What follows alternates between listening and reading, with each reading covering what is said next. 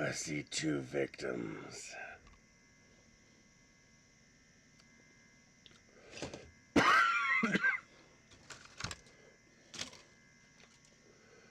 Yamaha 26, how are you?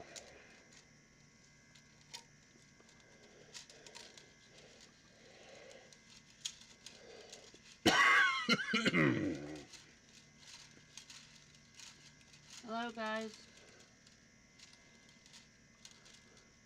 Hello, Jerry.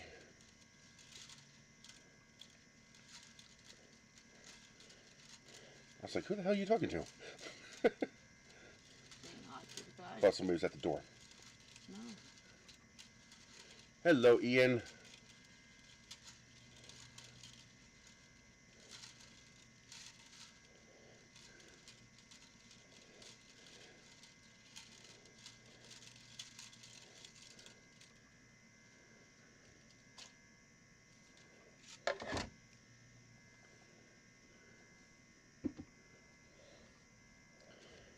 Did you feed him yet?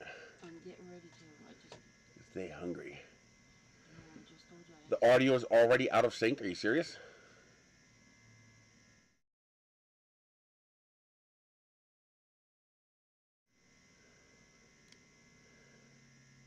How's that for sync? Is it better now?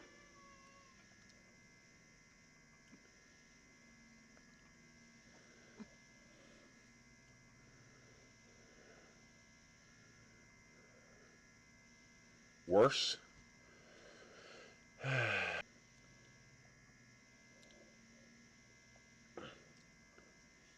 Alright, I just rebooted OBS. We'll see if that does anything.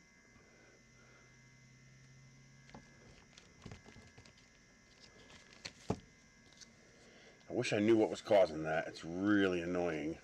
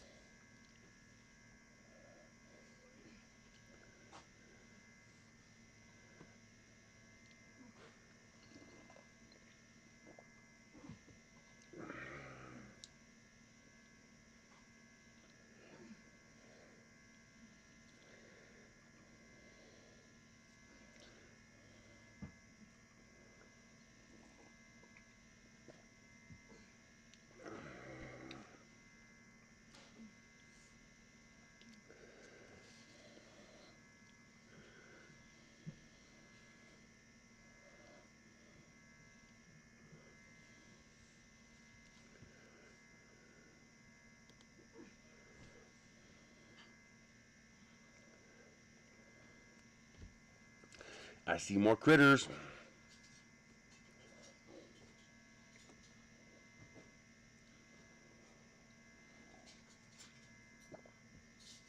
Ah, that's good.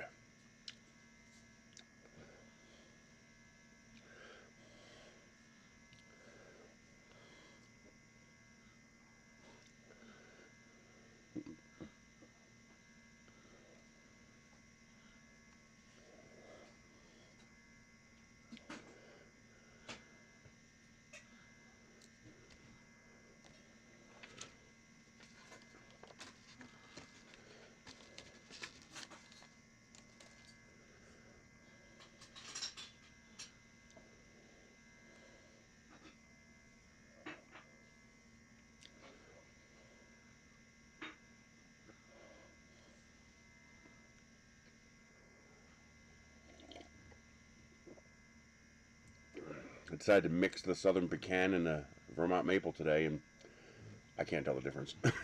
It's still delicious, though.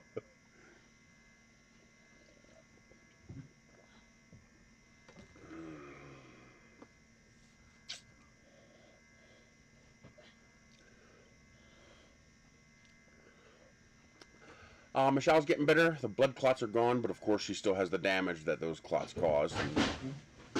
What the hell was that? Your freaking pot fell. What pot? When you moved the cabinet thing over here by the table. Mm-hmm. What pot? A big silver pot. Oh, the big giant pasta pot? Yeah.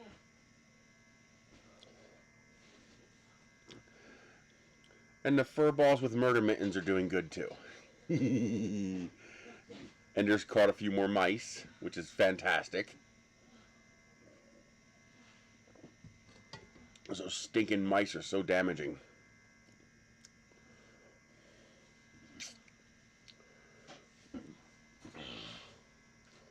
I found this absolutely adorable little APS camera. It's orange. I had to have it. It was a gamble. It was as is, untested, for $5. Seems to work fine. It loaded the film and seems to be perfectly okay. Your battery goes in there. Film goes in here. Doesn't even have the panoramic, just C and H. But you know, most of the time I never use the modes. I leave everything on H and then I just crop it myself later on. But yeah, they're fun. So that's going to be fun to play with.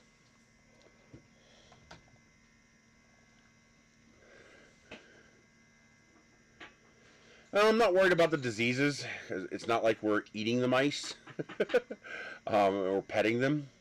But it's kind of weird. You want your cats to catch the mice, but you don't want your cats to eat the mice because diseases and parasites. Our cats don't eat the mice, but they also don't kill them. He catches them and then he plays with them. When the mouse stops struggling, he puts it down and waits for it to run again. And then he catches it again. It's like, come on, cat, put it out of its misery. Don't toy with the poor thing.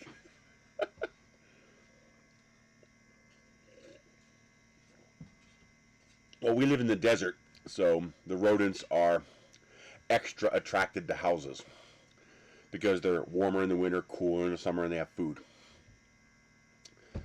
So, yeah, they're always trying to get in. I found a bunch of holes around the house that have been filled with foam and steel wool because the previous owner, you know, decades ago tried to Ender and Jerry show.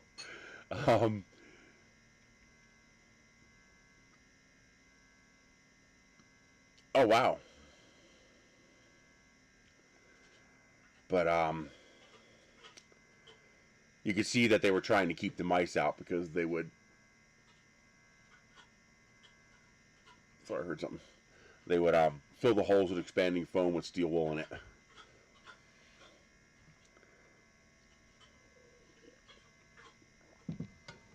I got one in my bathroom, and I think they're starting to make a new hole because on the left-hand corner of the house, the east-north corner of the house where the bathroom is underneath the sink, I can hear something trying to, every now and then I hear something trying to chew. It's like it's trying to get in. And Ender is very keyed in on that closet. He'll open that door every now and then and look in there. He's waiting for it. He's like, go ahead, come through. Then you're my play toy. Weirdo cat.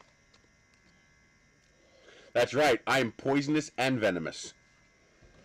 Don't forget it either.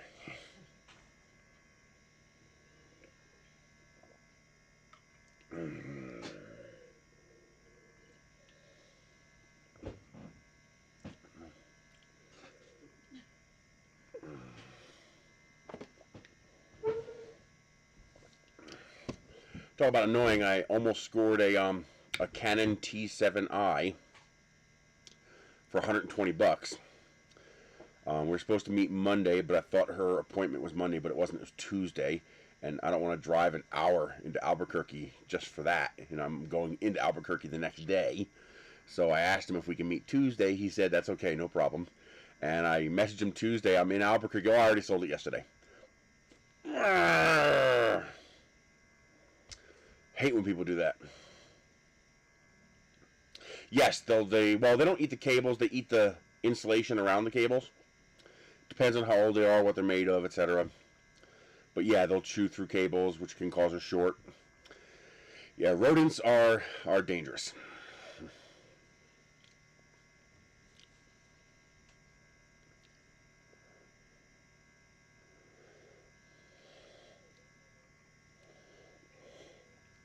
They are no joke. Oh wow, it is a tight fit. Okay.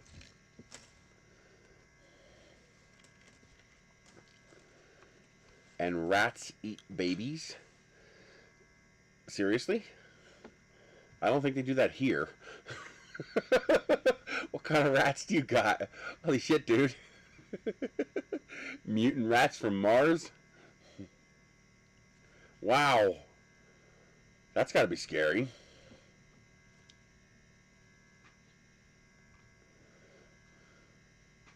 That's the only thing that's been keeping me from getting chickens. I've wanted to get chickens. I just think it'd be cool to have chickens. And plus I love eggs. But my understanding is that chickens bring rodents. And the last thing I want to do is bring rats to my house.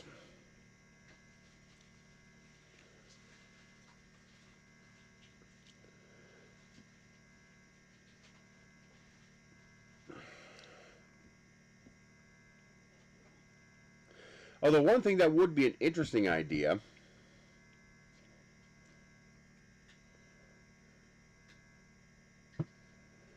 oh wow. That's crazy. What the heck was that? Oh. It sounded weird. I found that, a dog will sit by its dead owner for hours or days, while a cat will begin to eat its owner 10 minutes after death. And they start with the eyes because they're full of liquid and squishy. It's like, thanks a lot, cat.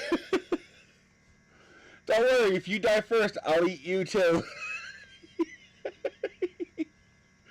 Oh my god.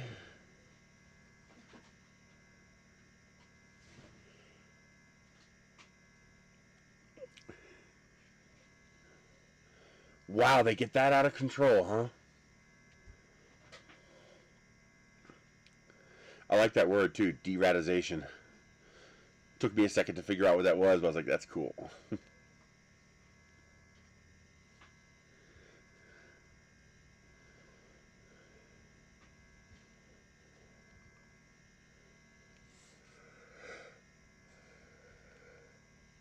Yeah, it cost them a lot more, I bet.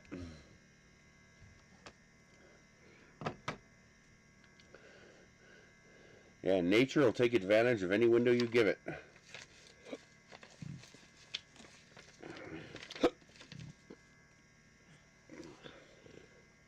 So today, I finally got one of these.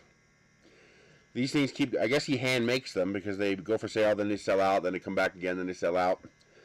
And I've heard mixed reviews. Some people say they work great. Some people say they suck. My guess is it's an art form. So it's a matter of getting down the technique. And I'm guessing that once you get down the technique, it probably does work. Because that fit is real tight. I mean, that is the right size for filament. I mean, that just barely fits in there.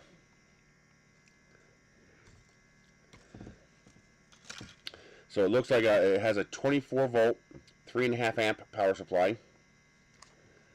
Hello, DeWitt! It plugs into here. It has a on-off switch here.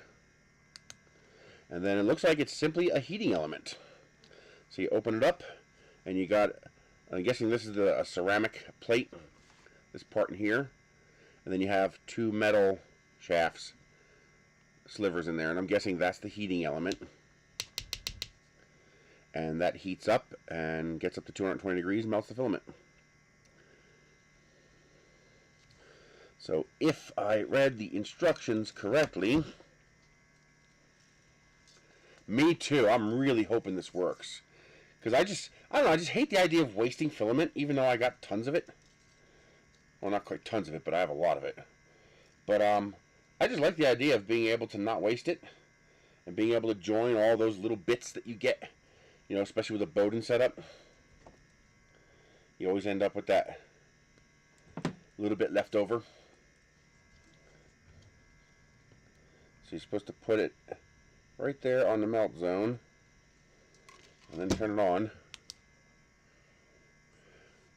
I'm subscribed to Sean Woods. He's great.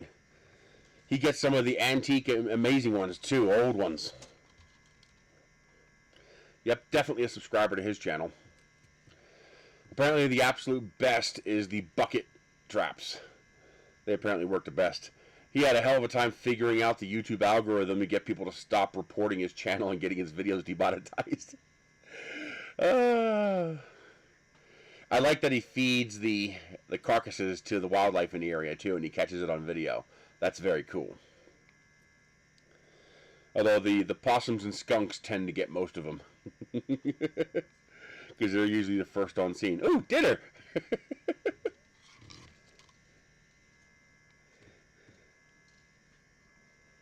Oh, I think I could feel it heating up. The only issue I have is that there's no readout. I wonder how hard it would be to put a thermistor in this to allow us to have a readout of what temperature it's reaching.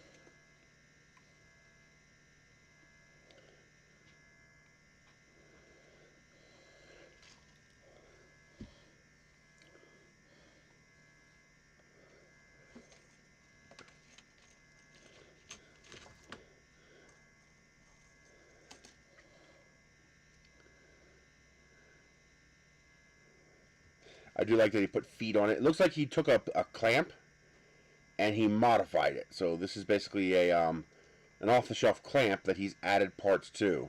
So like he's got this 3D printed cover here. Let me switch views here. Where is my friggin' mouse cursor?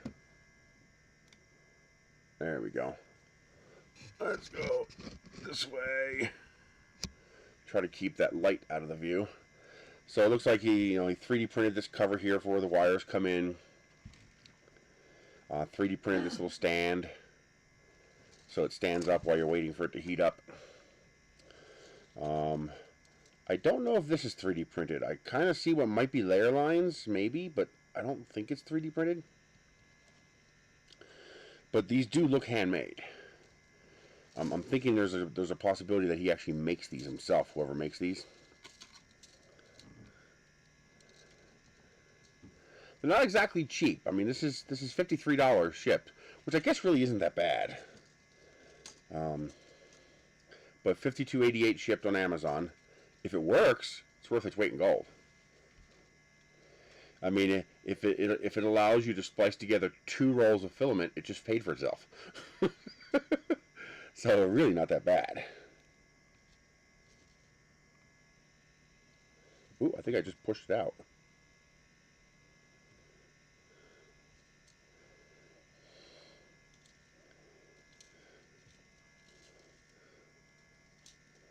Which means I have no idea where the end is. Yeah, it's there. So you push the 2 ends in. It does its melty thing. And I just extruded filament, which is probably not good. Then we turn it off and let it cool down.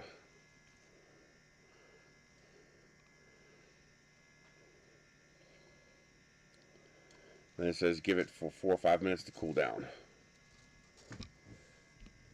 I think I squished it out that time. So I imagine this is going to be a bit art. You know, learning the technique, figuring it out.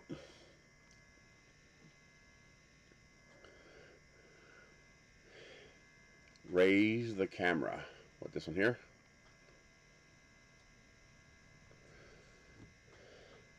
I think the one thing that'll help is to have a Sharpie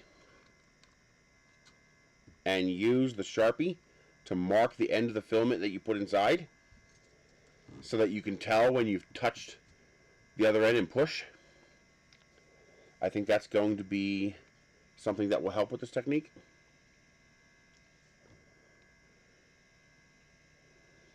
I'm Groot.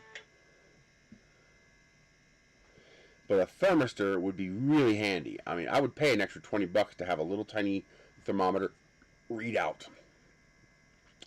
I wonder if I can use like a cooking thermometer.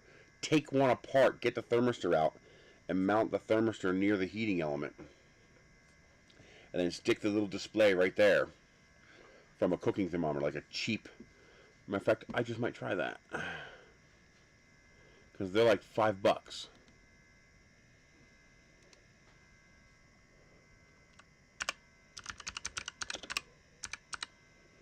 Cooking digital thermometer. So what I need is an ultra cheap one. Something that I won't be afraid to tear it apart.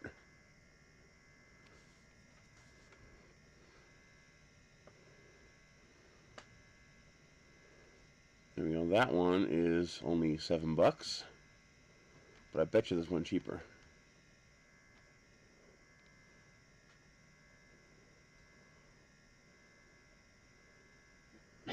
Oh, sorry about that. It says max temperature 220C, although that looked hotter than 220. Oh no, I guess yeah, that is about 220. Yeah, 220 is going to be pretty melty. Yeah, that's right. I'm thinking TG temperature, but no, it's going to be right at the melt temperature. Sort by price low to high. And we want prime shipped.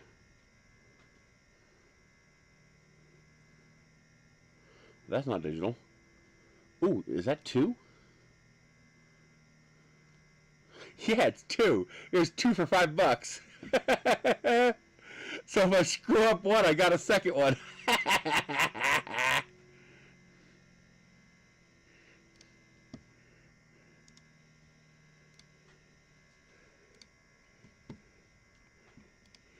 $2 for $5. Yep, I'll take that. This way, if I screw one up, I got a second one to play with.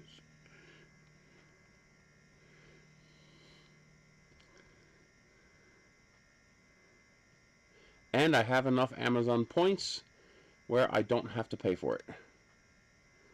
Good, because I really don't have $5. Alright, place order. Well, it's a meat thermometer. I assume it can go high enough. I mean, cooking temperature for meat is 165 to 220.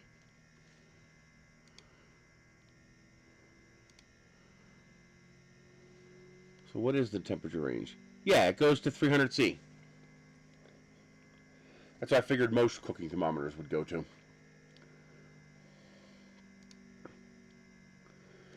So now, my idea is that I'll put a monitor on. It's one of these. So I'm figuring inside that tube is a pair of wires and a little thermistor on the end.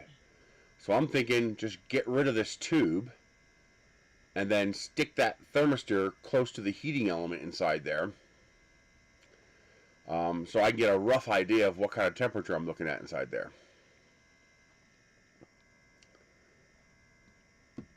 It's an idea.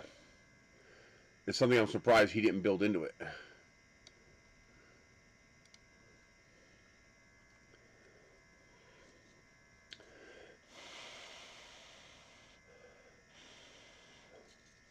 I don't want to open it early, because if you open it early, you will ruin it.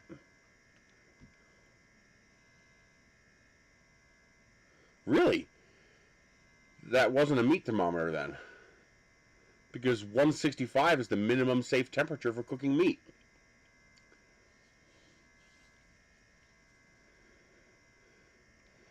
Every meat you look at, well, what's the minimum safe temperature? 165.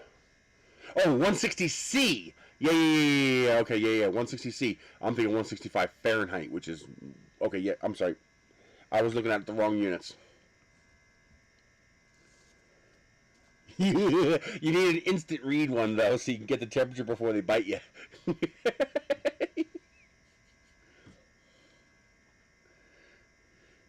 So, yeah. I might even be able to do that this week because I have one of these thermometers. I actually have this exact thermometer.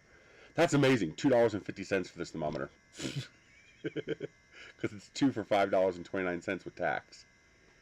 So that's like dirt cheap. Meaning I won't cry if I ruin it.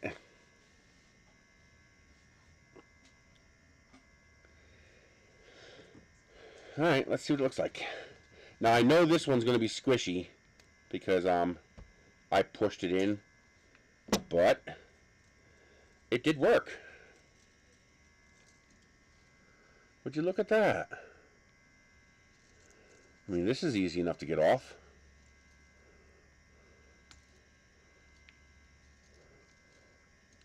I'm betting I can just take my knife, do a little scrapey. Oh yeah.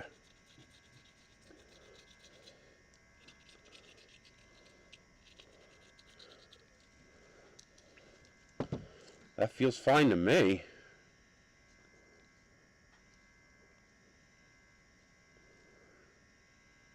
Huh. Now it comes a little piece of PTFE. I'm betting that's so we can check fit. And it comes with little bits of sandpaper too, so if you need to sand it down. For a first go, I'm pretty impressed. Are you gonna mess with me on purpose, or do I have to bite you?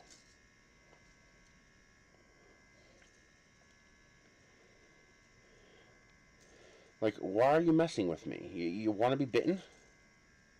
Seriously? You put yourself in a knot?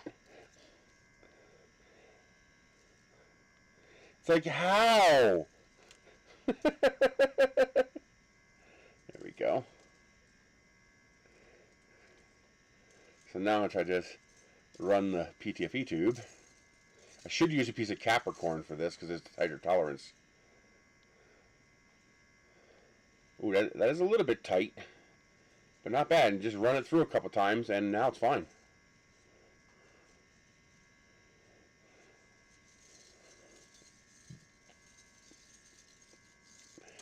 Well, for something handmade, $52 really isn't that bad. Because I'm guessing, based on the fact that they keep coming in and out of stock, I'm guessing these are handmade. Well, part of the benefit of multicolor filament is not the color change, but the transition of the color change. So this wouldn't replace that. What this would do, though, is allow you to, well, not waste all the little scraps you have. I'm guessing I can just use this sandpaper to sand down that joint a little bit. And now we have a nice clean finish. I am happy with that. And it looks like it's properly melted together too. I mean, that's not coming apart. Oh, that's cool. Okay, let's try it again.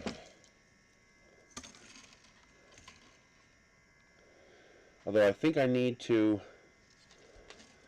start doing this on a spool. Yeah, it looks like it worked fine to me.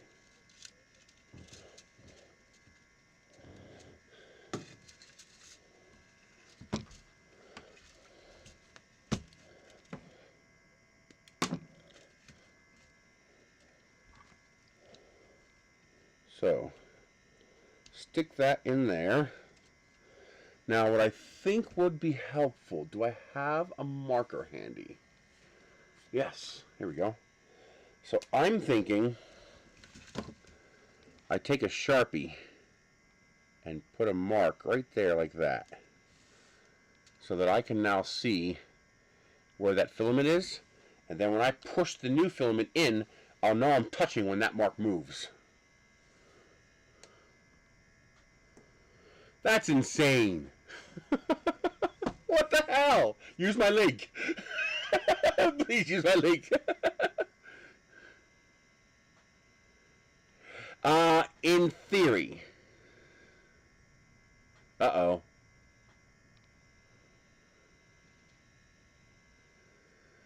Dude, be careful. People underestimate the effect of sugar on the human body. Sugar is no joke. Yeah, just, one of those big crazy prints that you're not going to paint, and it's like a structural print, it's just a useful print, and just go crazy with the colors. And once you have enough filament, print something with it. So now we turn it on. See, the other problem is I don't know when to put it in. When do you stick it in?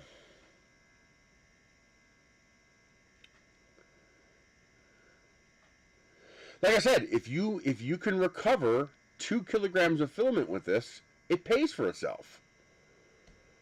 I'd say that's worth it. I mean, I'm already impressed after the first join. I mean, even little bits like this. Now, the only downside is you got to be careful, because usually those little bits have already been through the feeder on your printer. So that means that filament is now compromised. So when you're done doing this, you might want to put the roll in a dryer first.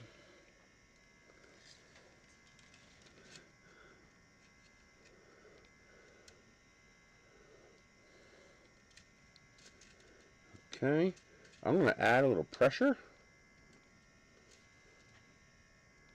Let's get this in here.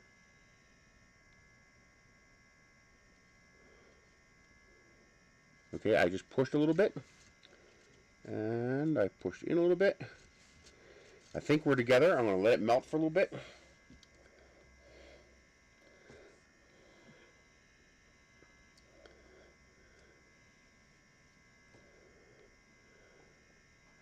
Be careful, Rick, though.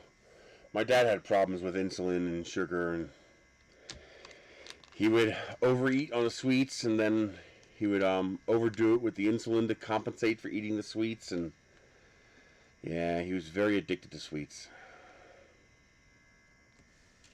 That was not good. Oh, there we go. I could feel it. You can kind of feel it. It got a little squishy there.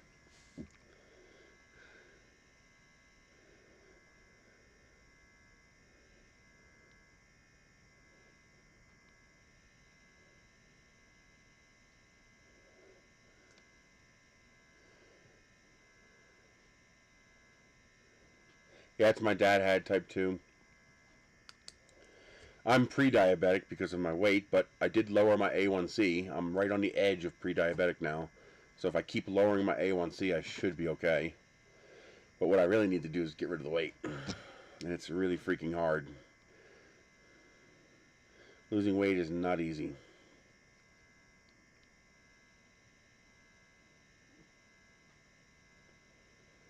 Well, it depends on how big the thermistor is inside the thermometer. Because remember, what you stick in there has to be smaller than the filament. So it can't be more than 1.75 millimeters in diameter, and the thermistor definitely is. Yeah, carbs suck because carbs are affordable. Yeah, we have our priorities so backwards in this country, where all the carbs are the cheapest foods. So we tend to eat a lot of pasta and macaroni and rice type dishes because they're cheap. If you want to eat healthy, good luck. It's expensive. If you want to have even just like a little, 5 or 6 ounce piece of meat and some veggies and stuff and beans to go with it. And good for you, Matt. Thank you. It probably because he said ass, which is dumb. There's nothing wrong with that comment. But again, it's an algorithm, so. But, I mean, thankfully I don't have my dad's sweets problem. So far, it's working great. We just joined our first piece, and it looks fantastic. Look at that.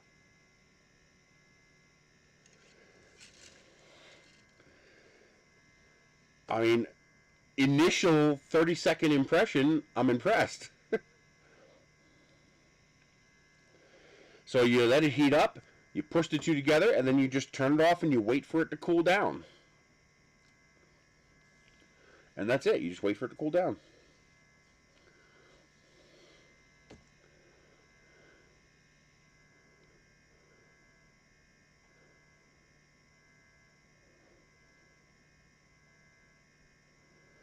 or just being able to join all your scraps together. There's a link down below while they're available. They're $53. I also put a link down to some. Oh yes, it's still too flexible, so that's not cooled down yet.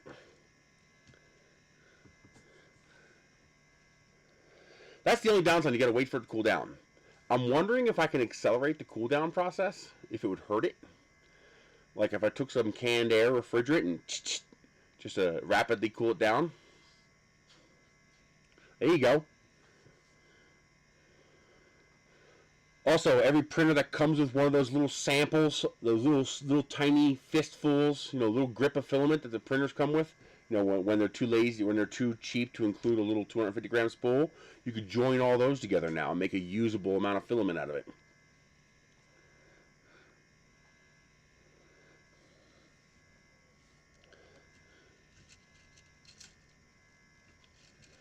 Let's see what it looks like.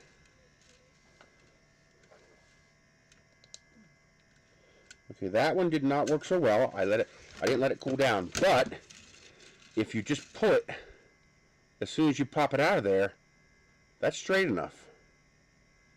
There, now it's cooled. And you just tear off the little excess there, and another good join. Take the sandpaper, sand it up a little bit. And I'll be printing this with a 1.2 millimeter nozzle, so if it's not perfect, I don't care. Not bad. Alright, let's wrap this up.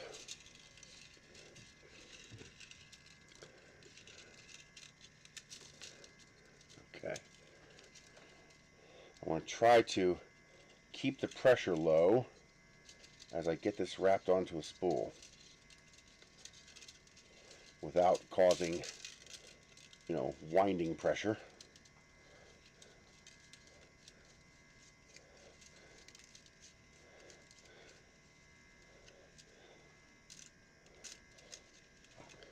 Okay. I also wonder, I better just stick with the directions because he knows what he's doing. Okay. And I think marking it did help. So I'm going to do that again. So what I did there is I put a little mark on there so I can tell when I've pushed it in and it moves.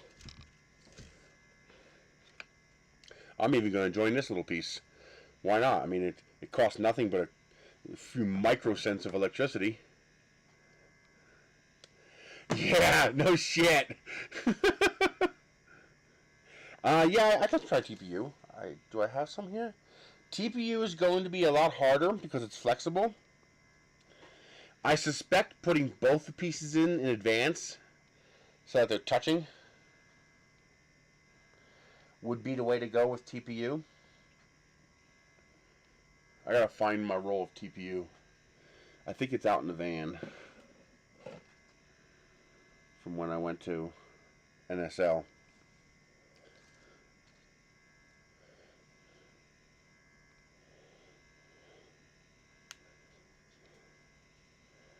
Yeah, it should work though. You just got to be careful. That TPU is one you're going to want to let fully cool down before you open it, because TPU already stretches, and now you're going to be stretching it while it's molten. You'll wreck it. It'll join, but it won't be the right diameter. So you're going to want to, put it in there, heat it up, and let it let it sit for 10 minutes. Let it fully cool down.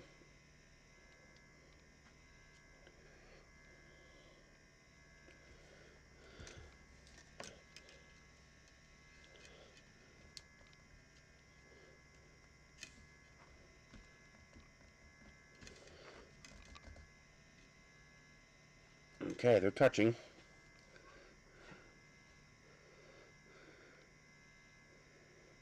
Well, it says 4 to 5 minutes to cool down, so.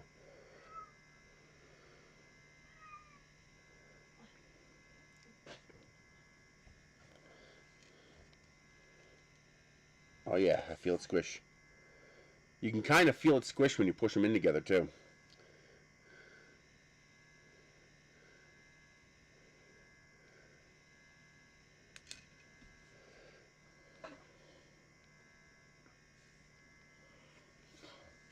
I've been trying to get one for a few months, and you reminded me, so I appreciate that. Because your reminder about it actually caused me to go and look again, and I saw that it was available, and I grabbed it. Because I've been trying to get one for like, 8 months now, and it's always, out of stock.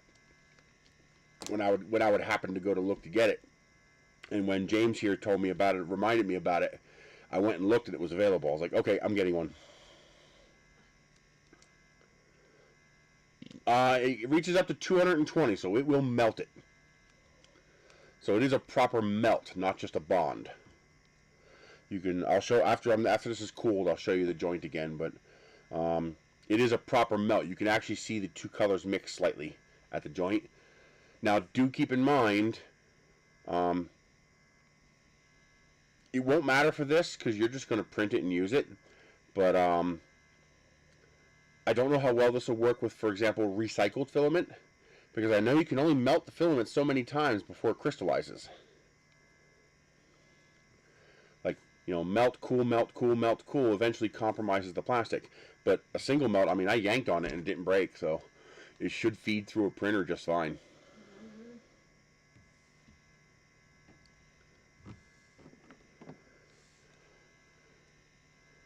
Did the fur balls at Murder Mittens eat? Did Noel eat all his food? Michelle? She must have headphones on.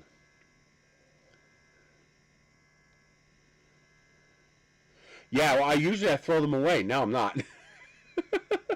Now I'm going to keep them all and do this. I mean, even little pieces like this. This is what? Half a meter? And you just join it. Who cares?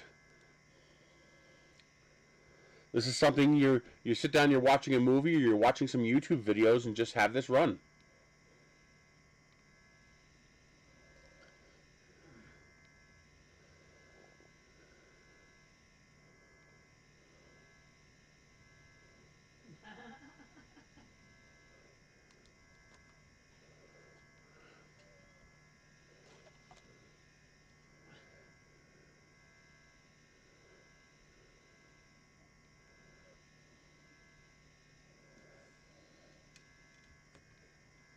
And you can tell when it's still too warm, because this is really easy to move. It bends real easy. So the actual fusing takes seconds, like 2 seconds, and the filament's fused. What takes a long time is waiting for it to cool down so that you can remove it without wrecking it. Yeah, I mean, like I said, two rolls of filament, and you've saved the cost of this thing. Because what's an average price for filament? $20-25 a roll. So 2 or 3 rolls of filament, and you've saved the cost of this. So what I do is I'm gonna I can feel it starting to tighten up a little bit, but when I wiggle this around, it wiggles really easy. So I know it's still molten inside there. It's still too soft. So my guess is waiting. Yeah, look how easily that moves around. Oh yeah, that's all floppy. If you have this in your hand, you'll know what I'm talking about immediately. This moves around like it's a wet noodle. Like you can just feel how soft it is. Right here at the joint, you can feel how soft it is. I can't demonstrate this on video, but you can tell. If you take a piece of filament and move it, you can feel the stiffness in that filament when you try to move it like that. When you're holding one end, you try to move the other end. But here, yeah, I was eating a banana. I was like, hey, banana for scale. But when I try to move this, I can feel how easily it's bending the filament, so I know it's still molten. So I would wait until you can feel this stiffen up. And when you feel this, like this side's getting pretty stiff already, this side's still pretty soft. So once this side feels like this side, then I'll open it up. And also try to keep it so that it comes straight out like this. Because that joined area is stiffer. It's a little bit stiffer than this part. So if that joint has a kink, you might have trouble feeding. But you just take some sandpaper, sand it down a little bit. You could also try pulling it apart a 1/4 millimeter, just a tiny bit. Stretch out that center part, make it a little thinner. But I suspect that's probably not a good way to do it. You're going to get inconsistent results. It's easier just to sand off a little roughness. So I'm going to leave it alone. Okay, now that feels stiff. Okay, so now we're past the TG temperature. You can tell right away. Look at that, I can pick it up. So we're definitely getting to the TG temperature. So I'm going to give it another 30 seconds. Oh, I missed that. I will show you in a moment. It's what I want to say 2 millimeters wide. I think this is some sort of a ceramic, and then there's 2 aluminum plates inside that connect to the elements. Once I pull this out, I'll show you. Let's get a little closer.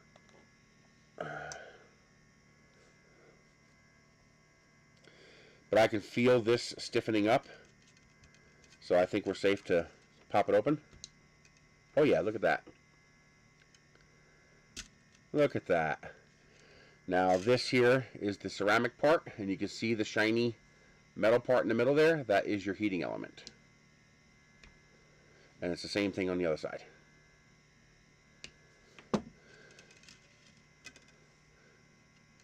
And this just tears right off. And literally you just take your fingers and tear it right off. It just comes right off. The little flashing. There, gone. You can either take your knife and give it a little scrapey scrape, just to get the flashing gone. And that feels just fine to me. Or it comes with a bunch of little pieces of sandpaper, and you can give it a little bit of sanding. But take a look at that. Oh, too bright. There we go.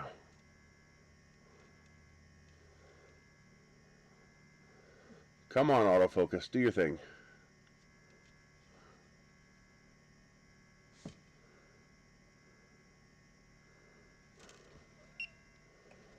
How do I dim it? There we go. There we go.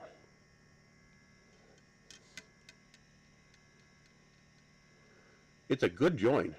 I mean, I can't pull it apart. It does not pull apart by hand, that's for sure. I mean, it took a lot less time for me to clean that up than it did to do the job. I mean, I have no issues with that. I'm happy with that. I am very, very happy with that. Roll it on, and let's get it ready for the next color.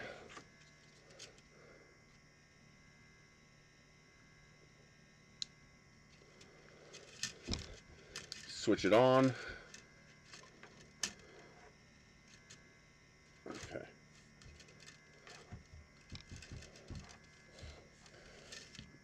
Okay. Next up, we're going to join this one.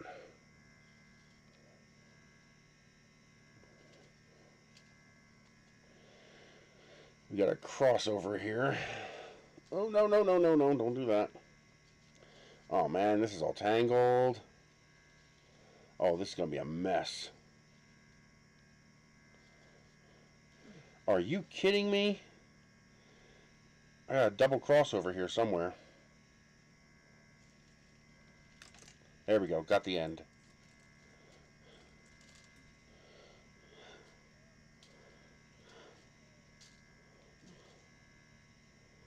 Okay.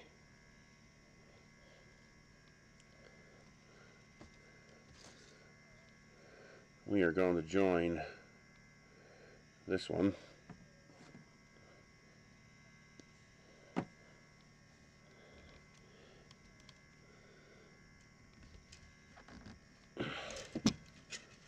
I wonder, can I just stick that in there and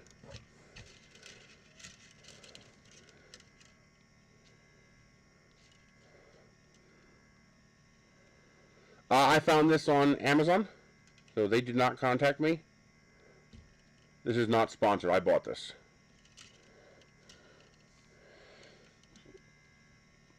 Ah! Wow, it melted quick. Okay.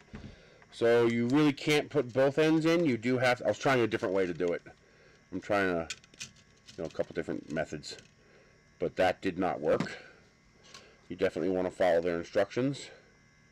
Insert one piece.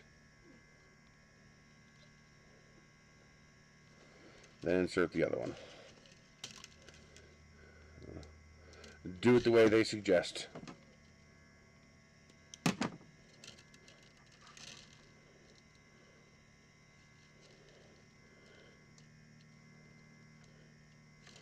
Alright, they are together. Turn it on, heat it up.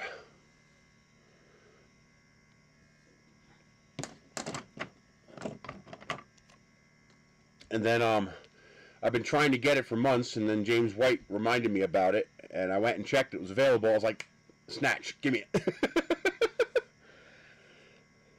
It actually just came in 2 days ago. Yes, in the description of the video, there is a link. So if you click on the description, you'll see the very first link at the top.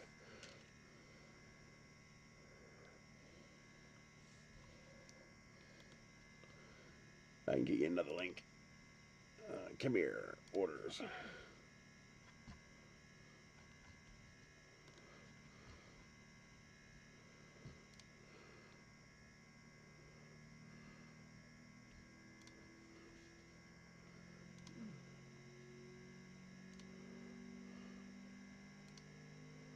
Yeah, probably. There's usually only a few at a time available. Here's a link in the chat. I have no idea if this is going to be useful, but I'm thinking about trying to rig up one of these little $2.50 thermometers to help monitor the temperature. Wow, 58 pounds is actually cheaper than what we pay here. Nice.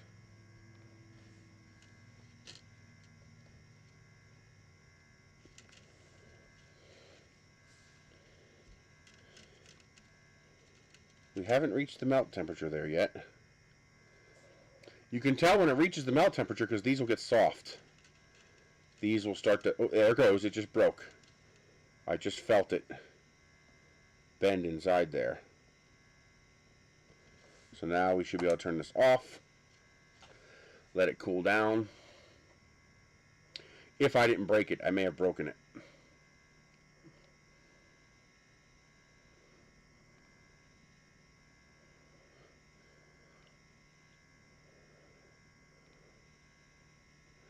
Learning experience, just play with it.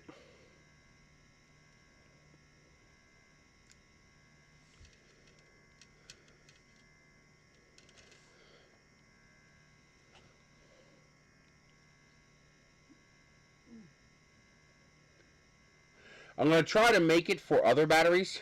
So they're talking about my little Ryobi battery connector. So that connects to your Ryobi battery. And this is a 12-volt DC light bulb. So it's an E27 bulb, but it's designed to work off 12 volts. A lot of campers and RVs use 12-volt systems. And when you plug it into a Ryobi battery, you get a light.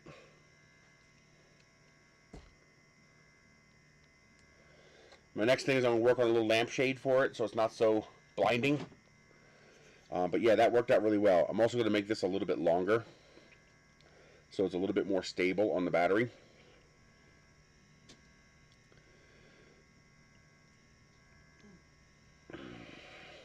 But that's available on Thingiverse.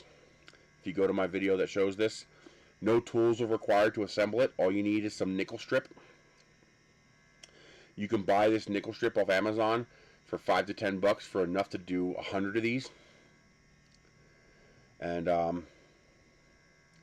so you just run nickel strip through it. So you can see the nickel strip is right there wrapped around, and it's on the bottom wrapped around, and so that touches here and here.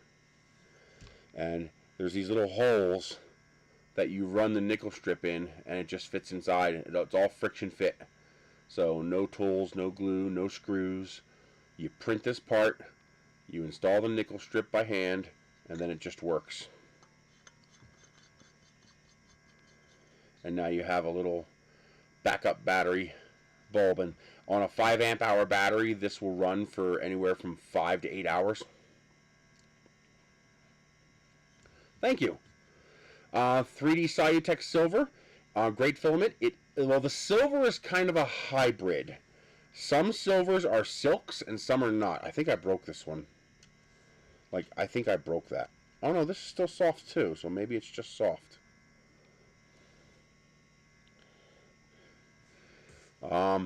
So usually the metallics and the silk filaments, you want to print at a slightly higher temperature. 5 to 10 degrees Celsius hotter than you might normally print at. Also, structural parts tend not to work too well because here's the weird thing. Oh, I'm sorry. They add elastomers to the filament to give it the shiny shiny.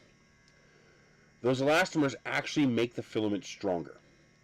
Silk filament is stupidly strong. The problem, however, is it's strong this way, but it's not strong this way. So the layers don't have as strong a melt bond as normal PLA. Yeah, so far it's working great. And apparently it's only 58 pounds in the UK.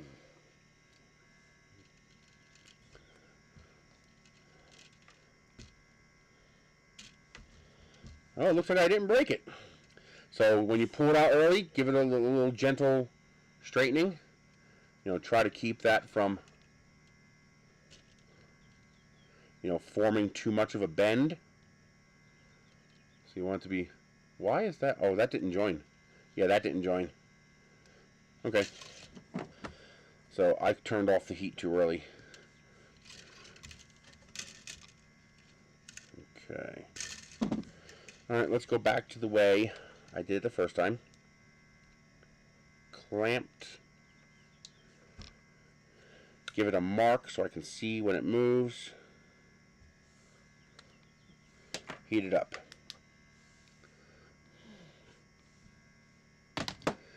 Yeah, so far I'm impressed. It actually works.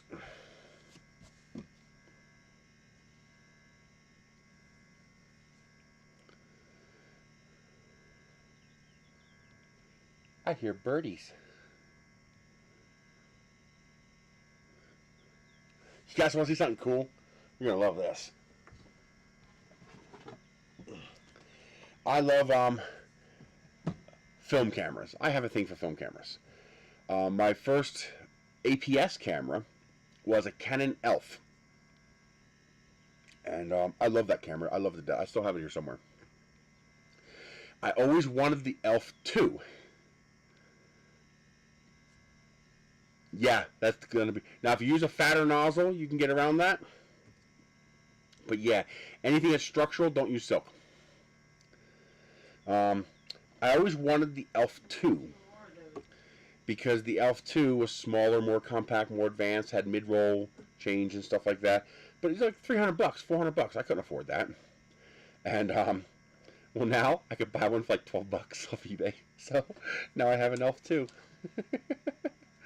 Look how tiny this is. Isn't that crazy how small that is? It's just so small. And it works fine. So now I have an ELPH 2. I also grabbed the ELPH Lite. Basically a plastic version without a zoom lens. And a really cool one. This is the Nikon Nuvis S. So this thing is slick. So that pops out like that. And watch how the zoom lens comes out. It's kind of funny. It's like a dance. Isn't that cool? And then, yeah, give it a close. And there you go. Isn't that awesome? This is like $400 new. Or more. This is a stainless steel case. I mean, it's beautiful. And now you can get one of these for like $20. I love that. But it got me thinking. Did they ever make an SLR that was APS? Did they ever make a Advanced Photo System film SLR? The answer is yes. They actually made 3 of them. And I got all 3. So, it's all tangled in my mess of lenses here. You have the Minolta. They made an SLR. So that's an Advanced Photo System SLR. Let's bring this up a little higher.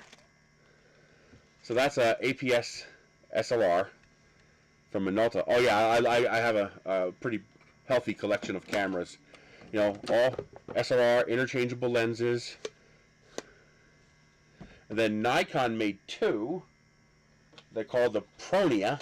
You had the Pronia, and then you have the Pronia 6i. So there's the Nikon Pronia. I actually have an antique digital camera, the Kodak DCS 330, which I'm trying to restore. That's actually a digital camera based off the Pronia body, which is kind of slick. But again, you know, all interchangeable lenses. And what's really cool is this is Nikon F-mount,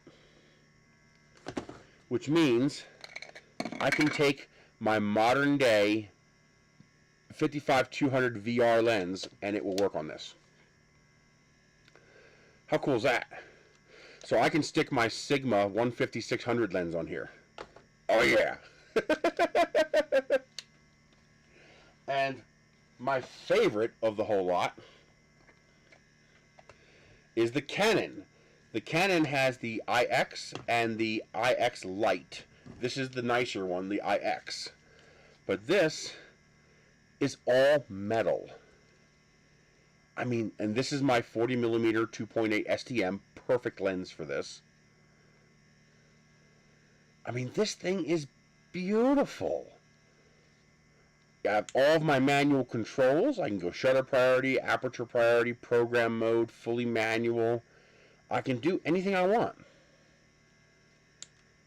And this thing is a tank. I mean, this is a heavy chunk of material here. This is not a cheap camera. I mean, I don't know what this thing calls. Oh, that's definitely putting out some heat. I think we're ready to insert the filament.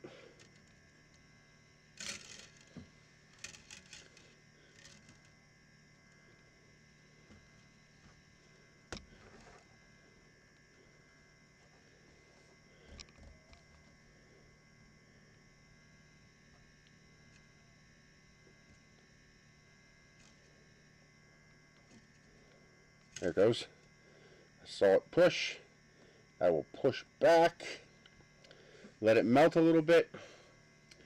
But this thing is a solid chunk of metal. This is a high quality camera. And here's the cool part. It works with all of my modern glass. So, my 5DS 50 megapixel shooter with my 70-200 2.8 Mark II lens. Yeah, I can put that on this.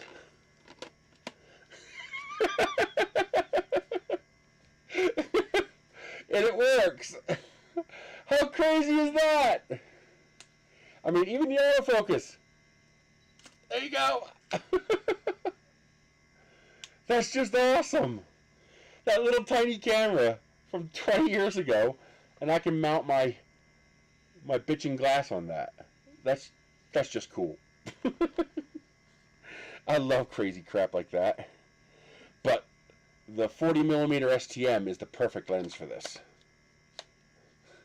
It just looks perfect, fits perfect.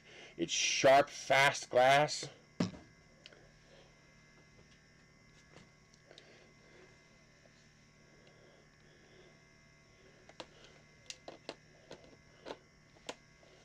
Yeah, that's my baby. That's my lens right there.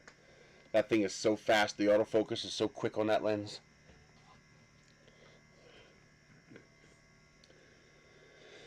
I'm just trying to keep... I think we are melted.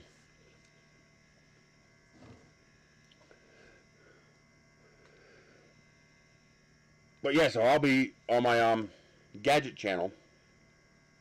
I'll be doing lots of videos on that soon. And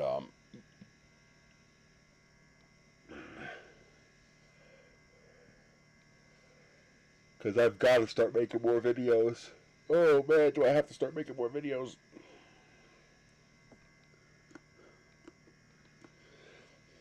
What's annoying is that that camera predates EFS glass.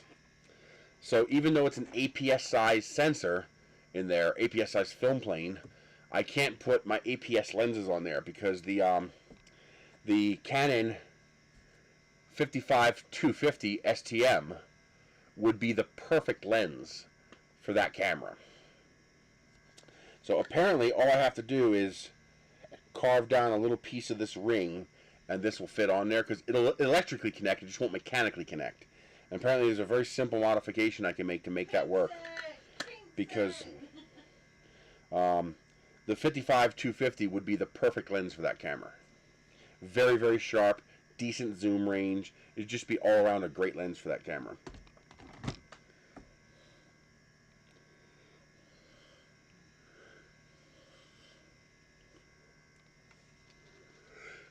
Hey, Guido.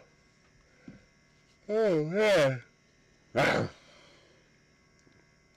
Come on, focus. There we go.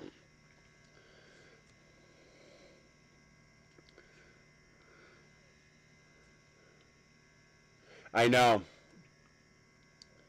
That's what I need to do. That's one of the reasons I'm getting some of these gadgets, is to start making videos about them. Because I need to increase my income. I'm not making enough money. And it's my fault. I'm not making enough videos. That's why I've started making more published videos versus lives. Lives are fun, but lives don't make the money. The published videos make the money.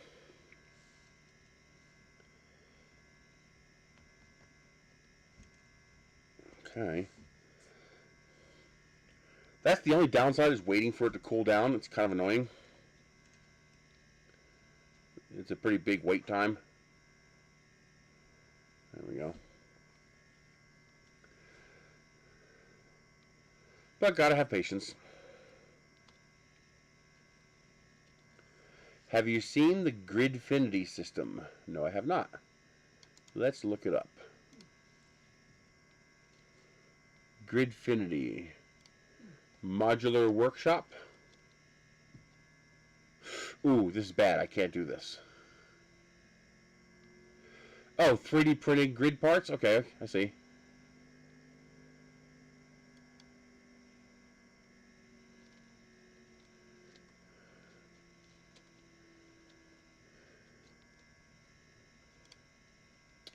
I also want to get into developing. I found out you can develop color at home now, and a simple, 24 megapixel SLR is good enough for scanning negatives. So I want to start developing my own film. I used to do that, and I really enjoyed it. Ultimately, I want to get into large format photography because, well, I have a 50 megapixel shooter. Okay, so I even already have medium format right here in my hand. I mean, this is a 50 megapixel camera with good glass. But large format, with large format, I can start dabbling in the 100 to 200 megapixel range, which would be fun. Oh, that's still too soft. I can feel that it's too soft. Oh, really? I've been trying to find a cheap one, but they're hard to find cheap. They're just so expensive. Or I'll find a cheap body, but it doesn't come with a lens. So it's useless. But eventually. Well, that's what I mean. Large format film. I could never afford large format digital. Forget that.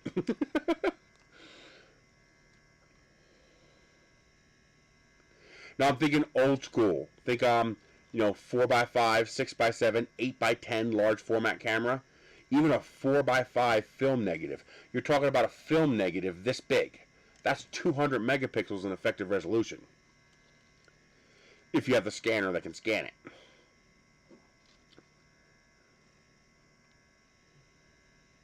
Exactly, 4 by 5 inches. So you're talking about not quite this big. You're talking about a film negative, not quite that big. So it'd be about that big by about that big. The negative. Well, actually, hang on, 4 by 7. So you're talking about a film negative about that big. That's a big freaking negative. That's a lot of resolution. But that's why I want to get into that. Now there is a cheap way to get into 4 by 5 film-wise. Yes, I've seen people do that. The guy sets up the big, large format camera, and he does the tilt shift so that the stuff that's close and in the middle and far away is all in the focal plane. It's phenomenal. It takes him like 20 minutes to 30 minutes to set up a shot, but the shot he gets is just wow.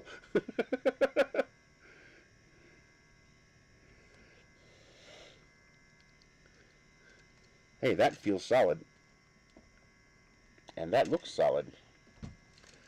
Very nice. Let's get you down and close again.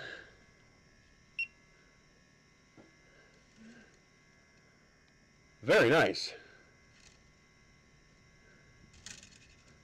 Should have the mirror part down. Oh, it broke. So that did not meld together that time. That's kind of annoying. Did I not let it get hot enough? Or unless that was just a bad part of the filament. Let's see. Oh, yeah. Yeah, this is breaking easy. Let me back it off to here. How about here? Yeah, that feels better.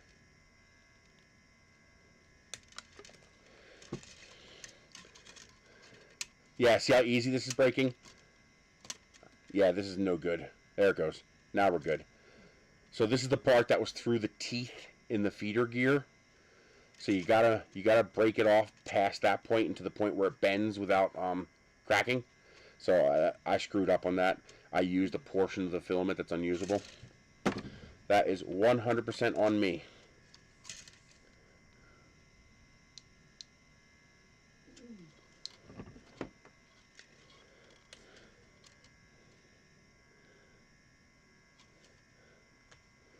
My bad.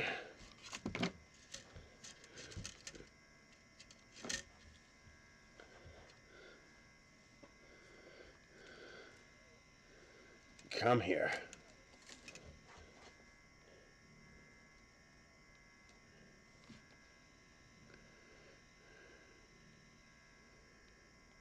You got to make sure it's not brittle first. So bend the end of the filament. If it snaps off, you can't use that part. Or you have to dry it. So keep snapping. Do what I just did there. Keep snapping it until it stops snapping off. When it stops snapping off, then you've got good filament. Same thing when you're reloading filament you've already used. Always check the end of the filament and try bending it. If it snaps off, that's a bad part. Keep going back until it stops snapping off. That doesn't matter. There's no such thing as it wasn't brittle because it was new. I've had filament that was brittle out of the bag, and I've had filament that was so brittle that inside the shrink wrap bag you can see it was broken into 1,000 pieces. All right, so you know how PETG it goes snap, crackle, and pop as the water sublimates to steam when you put it through the hot end. You have to dry it. Well, PLA, it gets brittle when it absorbs water, and so it snaps easy. So just the joint was brittle, you may have gotten it too hot. You may not have let it melt long enough. Like on this one here, maybe I turned off the heat too soon. Although I think it was just brittle because these broke. You'll see these parts here. Oh, that one's pretty good. You know, they'll just snap. See how it just snaps in half instead of bending. If you get the temperature too high, yes, joining can make it brittle. Or think of it like a cold solder joint. If you don't let it melt long enough, it can get brittle. So too hot or not enough melt. Either one can cause problems with joining filament. And it's possible you might just have a filament that just doesn't like it.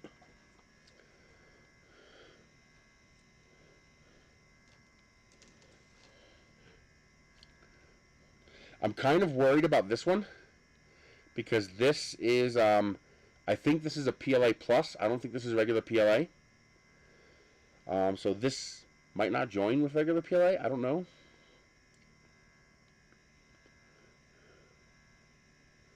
Oh, nice.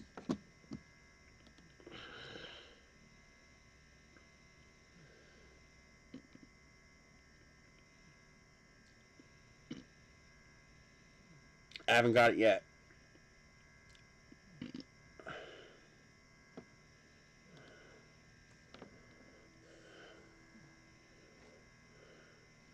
Oh, weird. I've never seen anything like that either.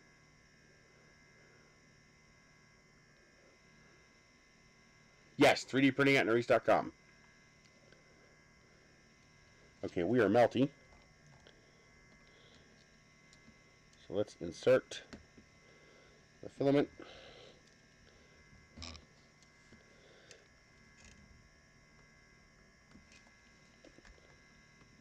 There it goes. Okay.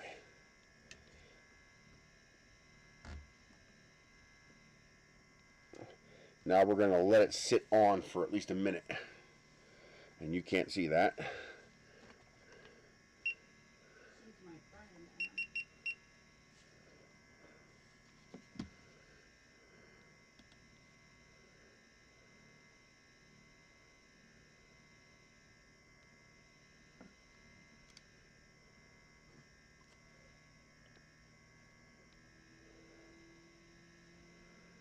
Yeah, you're right. It was caught in spam. Not spam.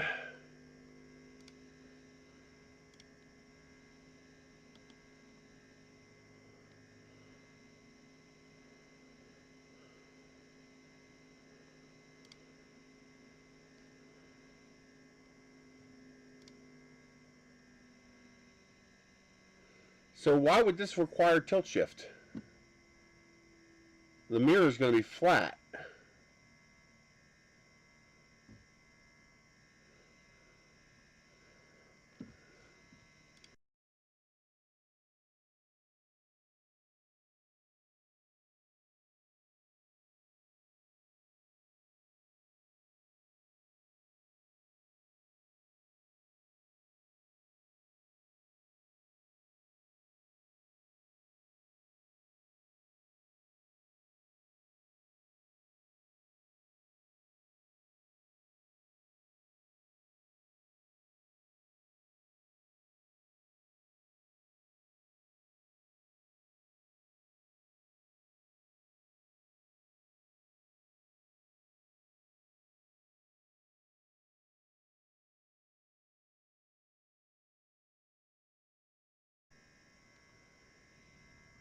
Okay, sound should be back. And we should be more than melted.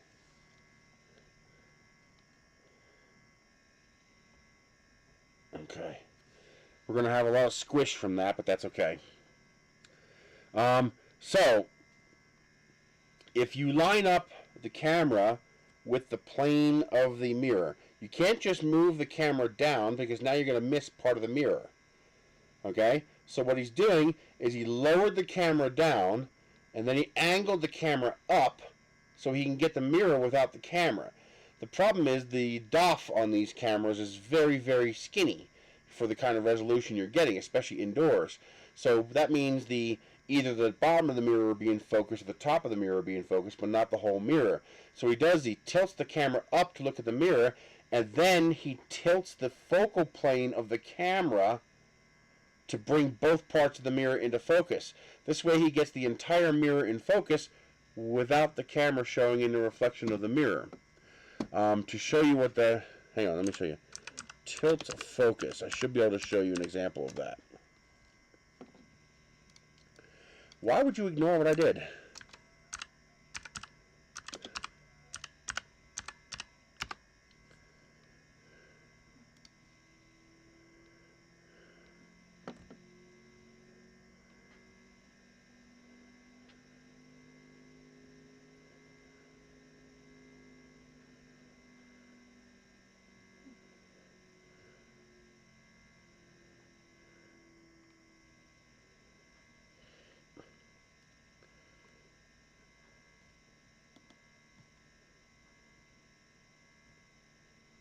Why is it only showing me modern?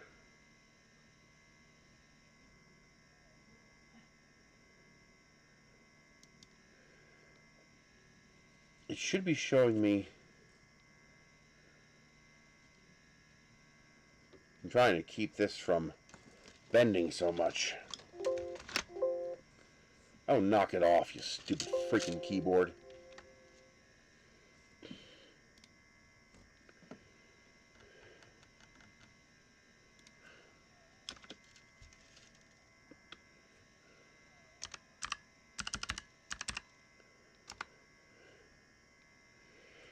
That's the tilt focus.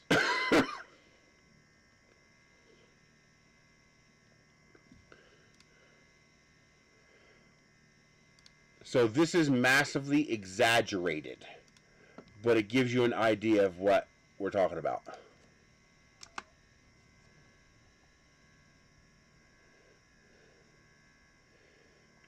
Well, my portable printer is the Ender 2. Who is it? It's Chep. No. 3D printing professor. He's the one doing the arm-mounted Easy 3DX1.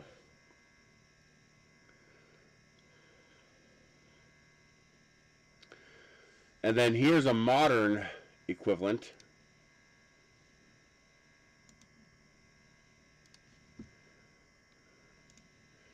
Which I didn't even know existed.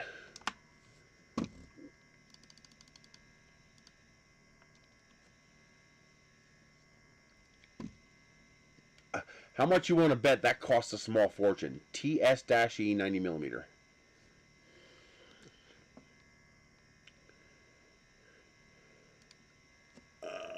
Canon.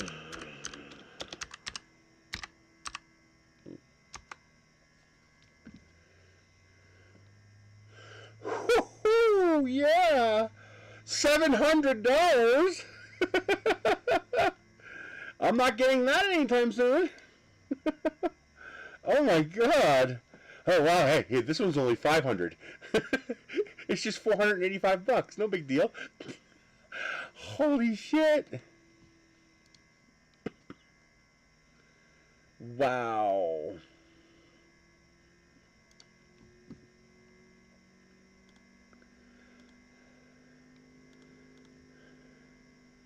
That's just a little pricey.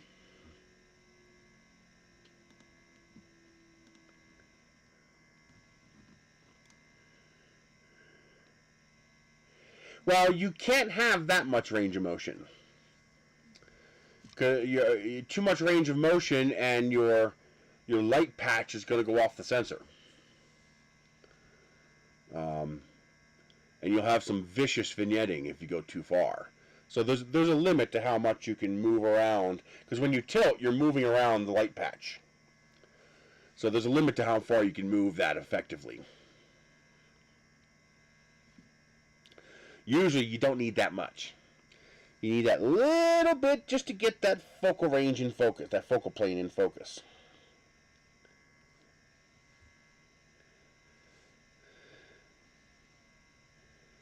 I think we're about cooled down. Yeah, I wish. At this point, I would take any 4x5 with functioning glass. I don't got the kind of money to buy good stuff. I don't got too much plans for the Easy 3 just because it's, I guess I should. I have it sitting over there. It's not doing anything. Maybe I'll take a little, what do you call it?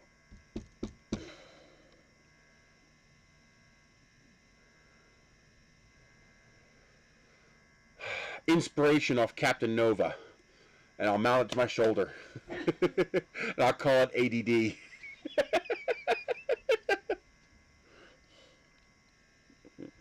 Now, for a low-budget movie, that movie was actually pretty good. I enjoyed it.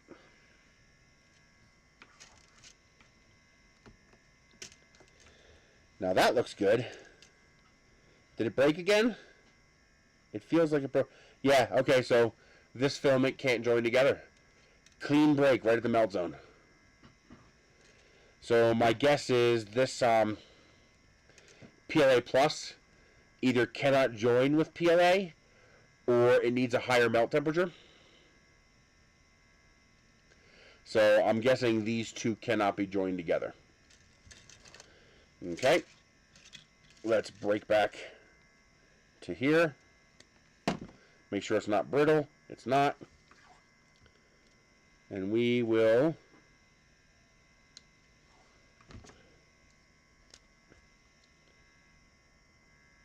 mark it. And we'll join another piece of yellow. But it looks like that's not going to work.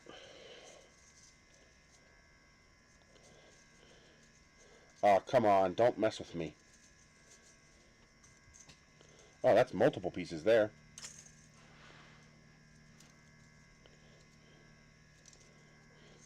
Okay. Make sure it's not brittle. It's not. Okay. Once it heats up, we will join this one.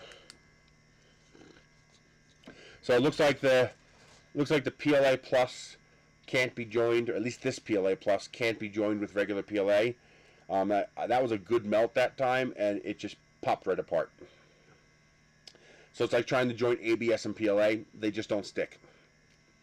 Now, what I do wonder is, can I join PLA Plus to PLA Plus? We're going to try that next.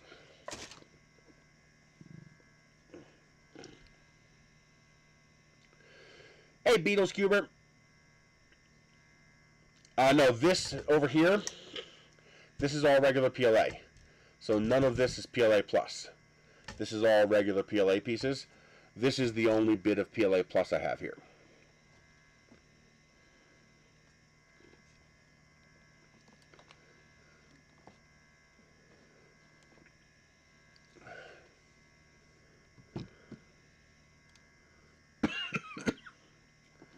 It's hard to make a small core XY. Oh, wow. 300mm 4.5 is not bad. I wouldn't call that fast glass, but for a 300mm, that's not bad.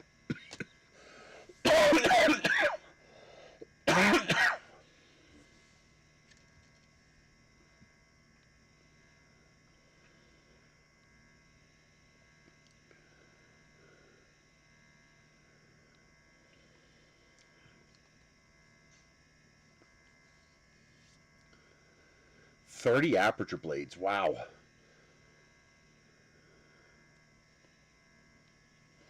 That's going to give you, if you can get bokeh out of it, that's going to give you some super soft bokeh with that many aperture blades.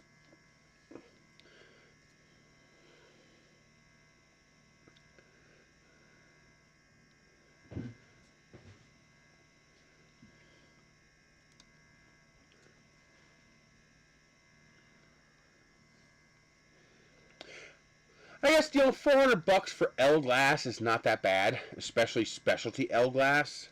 I just can't afford it. Oh, you don't have a camera to mount it to. 1915. Jeez. That's 107 years old. That's amazing. I don't know if I would want a 3D print a mount for that. Because, man, if that broke, either your camera or it is going to be in, you know, pain. I'd want to get something CNC'd for that.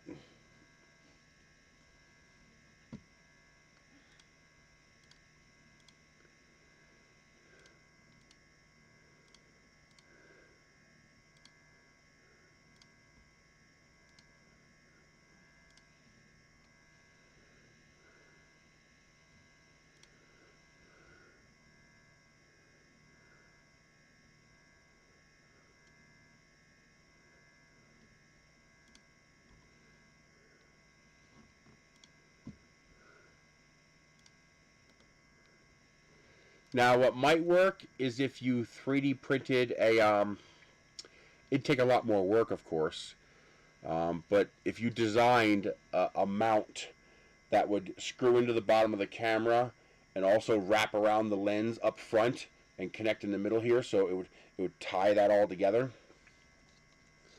So this way none of the force would actually be on the mount itself. Kind of like what they do here. So on big boys like this, what they'll do is they'll put a tripod ring on the lens. So this, I can actually rotate this 90 degrees if I want, but this way I can mount a tripod to here, and so the camera, this camera is actually pretty balanced right there. But if I tried to tripod mount it here, you know, on the camera's tripod mount, it's going to want to do this. Okay? So they put the mount here, this way it takes the stress off that joint. I'm doing something similar to that. No problem. I'm excited about it. Okay, that is soft, which means we should be able to insert the new filament on this end.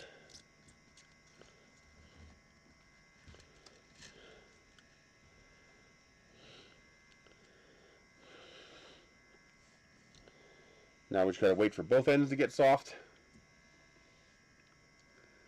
Thank you, Beatles Cuber. I appreciate that.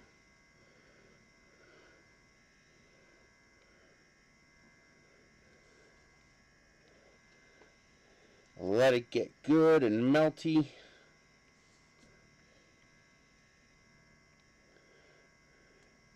Now for yours, what I would want to do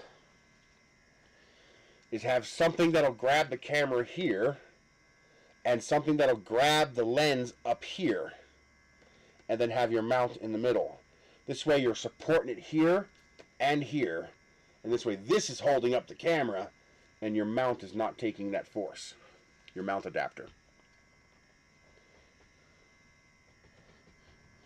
Actually, that reminds me, I need to cash in my Google rewards. How do I do that? Live chat. I forget how to do that. Create a poll, add reaction. How do I used to have a button here where I could pay myself.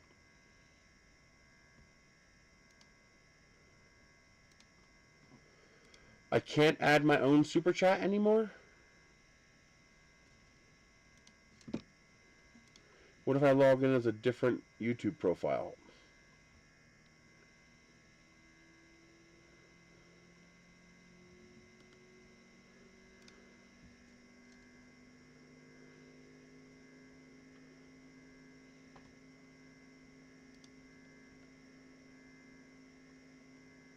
There it is. Okay.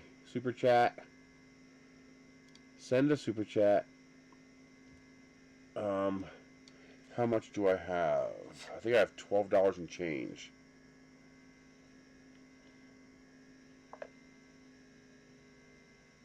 Well, you can't go directly to PayPal. You have to give yourself a super chat, which really sucks because that means Google is taking back 30% of the money you collected on Google rewards, which really fucking burns. Because Google takes 30% of all super chats.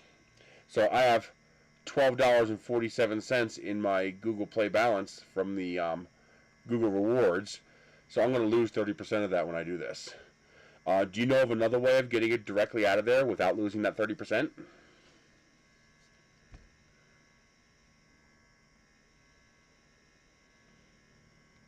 Because I'm not aware of any other way to get the money out.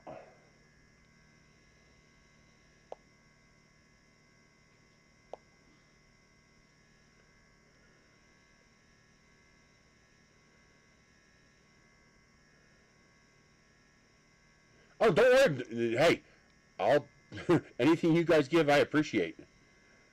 So I could do 12.47.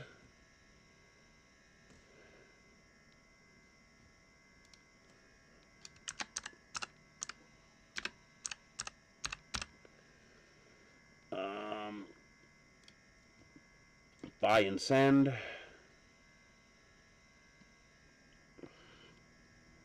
Google Play balance. There we go. So now I just gave myself the $12.47 from my Google Play balance. And what will I get? 12.47 times 0.7. So I'll get 872 out of that. And then I'll also have to pay taxes on that. So times 0.82. I'll get $7.15 of that. Of that 12.47. But it's better than nothing. It's $7 I didn't have before.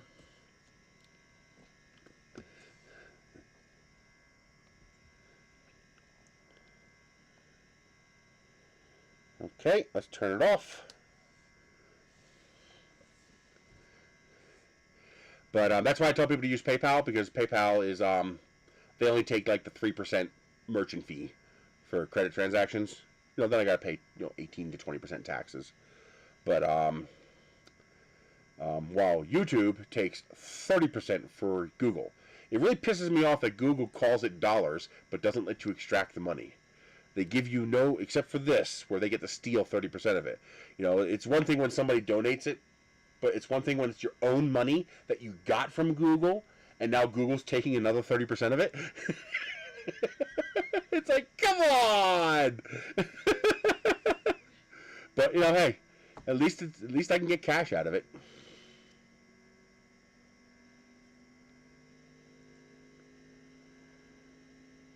Yeah, I agree.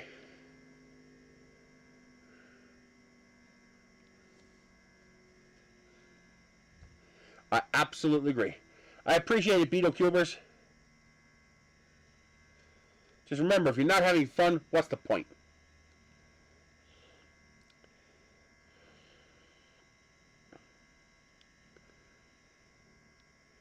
It's one thing when they take half the ad revenue. I'm totally okay with them taking 50% of the ad revenue because it's their servers and their infrastructure and their hard drives and their network. So that I get. But when a person gives you a direct donation, taking 30% of it is theft. It's just pure theft. But what can you do? It's their system. There's nothing you can do about it.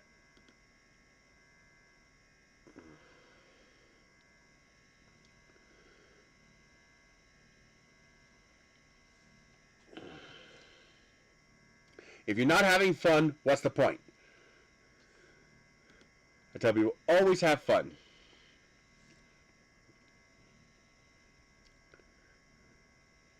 And then lose your YouTube channel. You can't fight Google and win. Only the government can fight Google and win. That would solve the problem. That would definitely solve the problem.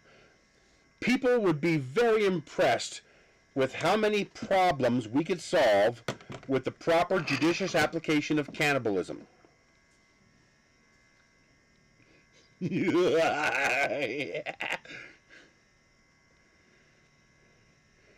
I think people would be amazed how effective that would be. And here's something, well, it wouldn't solve world hunger, because you'd be surprised how few of them we'd have to eat. I mean, think about it. My go-to printer, as a new user, as a brand new person, call me a fanboy. They don't even send me printers anymore. Okay, so it's not like I have an in with them. If you're on a budget, Ender 3. If you've got a little bit more for a budget, Ender 5. Those are my two favorite current modern printers. If you want to go big and you don't mind making slight changes, look at the Anycubic Chiron. Replace the hot end with a nicer hot end, put a 1.2 millimeter nozzle on it, and you've got a 444 printer that will just crunch through hundreds of kilograms of filament and not care. And you can get a Chiron pretty cheap. But the advantage of the Ender 5 is it's much more stable. It's far easier to put together correctly. There's an important distinction there. There's a difference between put it together and put it together correctly. The Ender 5 you pretty much can't put together wrong, because it comes with pre-assembled squares that you then assemble. And as you tighten the bolts, the printer basically self-aligns itself. So you pretty much can't put it together wrong. The Ender 3 is $150 cheaper. If you go to Micro Center, $250 cheaper. I mean, there are still ways to get an Ender 3 Pro, my printer, for $100. You can't go wrong with that, but you can assemble it wrong. And poor assembly will cause you printing problems. It's not difficult, you just have to be aware of it. So if you can put together IKEA flat pack furniture without it falling apart, you can put together an Ender 3.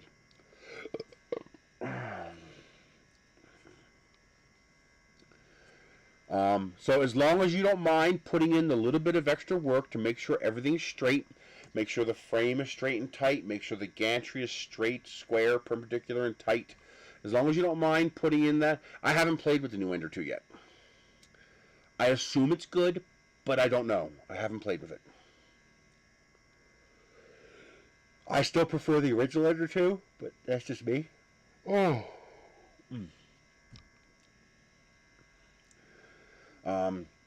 So if you're on a real budget and you just can't afford the $350 for an Ender 3 or Ender 5, then get an Ender 2. Or I'm sorry, Ender 3. You can't get Ender 2s anymore, sadly. I wish they still made the Ender 2. It wouldn't cost them much to keep making it, especially the higher power one. There's multiple revisions, but 2 primary revisions. The last revision was able to well, it uses a flex plate now, right? So you can just replace that with something else. I also don't like the spool holder on the side. I mean, part of the reason I like the spool holder on the top of the Ender 2 was that it kept the printer very compact. You put the spool holder on the side, the damn thing's almost as big as an Ender 3. When all they really need to do, and I keep telling them to do this, and they don't want to do it for some reason, is all they have to do is include a piece of PTFE like this, about twice as long, and then machine out the entry hole for the feeder to accept this piece of PTFE tube. Then the filament will stop cutting into the feeder. It'll just slide through this. No, I have not seen that yet.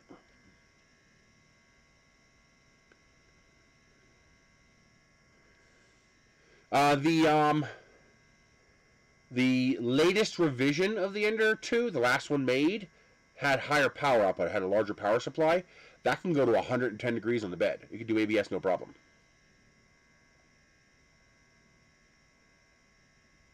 Well, an Ender 3 is already taking up a lot of space. So if it takes up a little bit more space for the spool holder, it doesn't matter. But the Ender 2 is compact. And you defeat the compact point by having all that stuff.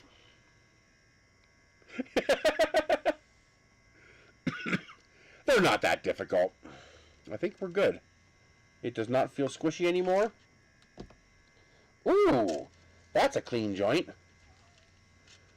And it is not coming apart. So you can't join PLA Plus. That's a good joint. I have no problems with that joint. Just take off the flashing.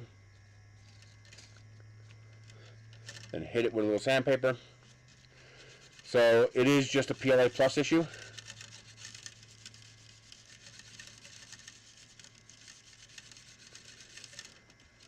Yeah, that feels fine to me.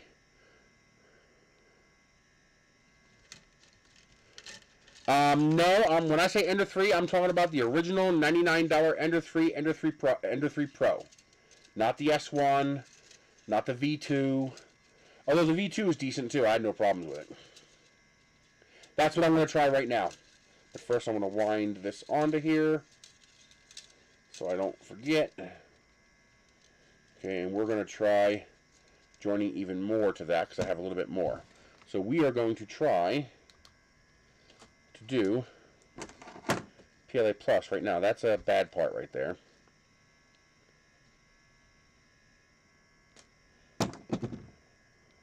That feels flexible enough. Okay.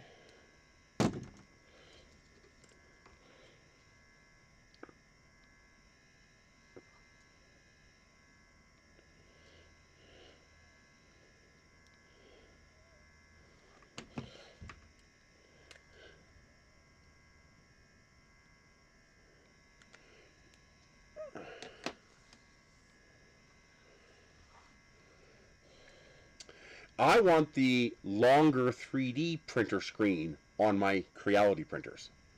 If you've ever played with the longer printers, like the LK4 Pro or the LK5 Pro, those printers are fantastic. And the UI, the touchscreen UI, is second to none. No one has managed to make a UI as good as longer yet. So now we're going to try joining two pieces of PLA Plus and see if that works.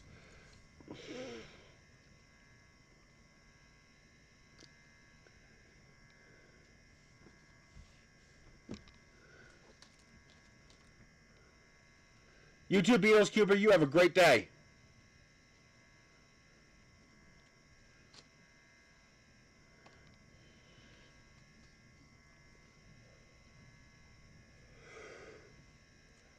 Oh.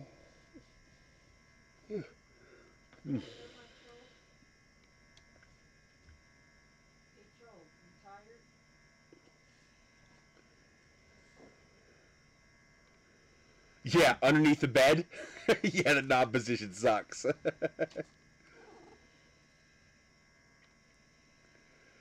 The Monoprice Mini V2, which is a decent little printer. Just, not really that great nowadays, but, it's a decent little printer. Well made. But, the screen and the knob is underneath the bed, so the bed moves over top of it, so it's really annoying.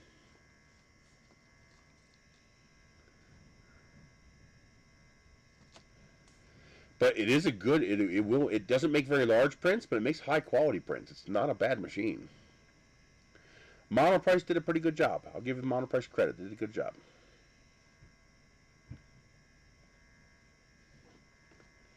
It is windy as crap out today. I wonder if that's from the fires, why we're getting so much wind.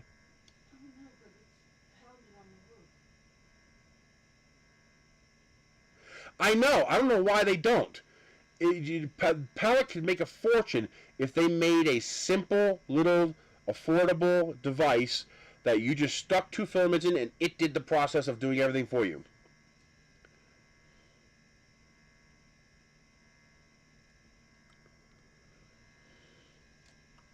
No, it's not slow. It's pretty quick, actually. Because it's so small, you can move it pretty fast. I was actually thinking that, a 0.8 millimeter nozzle on a Monoprice Mini kind of thing, with a little tiny 200 gram spool on top, would make a great portable printer for, making small parts, small 3-inch parts, centering rings, small nose cones, motor retention, little rocket parts that you need out in the field.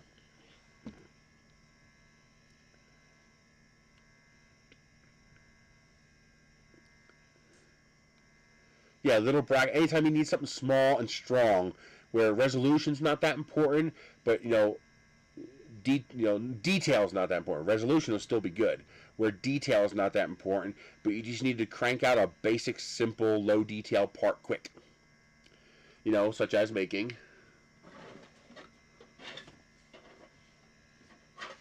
It'd be perfect for things like this. You need a little nose cone, no problem. Just crank out a little nose cone.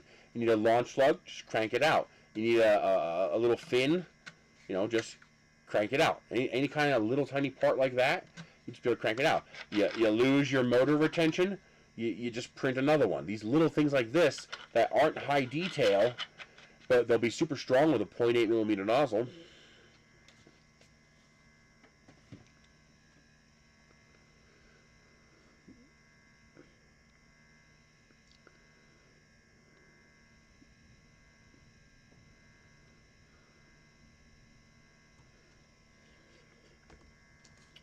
I would like to eventually work on making a compact printer. It just needs a 4-inch print volume. Ideally, 4x4x6. So 4 inches by 4 inches. So basically 105 by 105 by about 150 millimeters tall. Or go even smaller. Go, 50 millimeters tall for the little parts. But then you couldn't do nose cones. But you could have a dedicated machine for nose cones. But having a little compact machine like this big that could just do centering rings and motor retention and stuff like that. Hell, a dedicated machine just for doing centering rings would make me happy. No, the Voron V0 is too big. I want smaller. But it gets difficult to make anything smaller than that because there are certain components that don't shrink. Now, see, the 3D's not durable enough. I need something more durable. I need something I could chuck in the back of the car, that I could run all day in the back of my truck in the blustering sun and dust and sand, and not have to worry about this thing grinding itself into nothing. I need something that's, basically what I need is a shrunken down Ender 5. I need a little tiny Ender 5. Something that's just super durable. But I guess 105 by 105 by 50 millimeters tall would be more than enough. A Prusa Mini is you know what the Prusa Mini is? Prusa Mini is finally Joseph Prusa going, damn it, the Ender 2 really is good. Let's make a copy. Tell me I'm wrong. Tell me I'm wrong.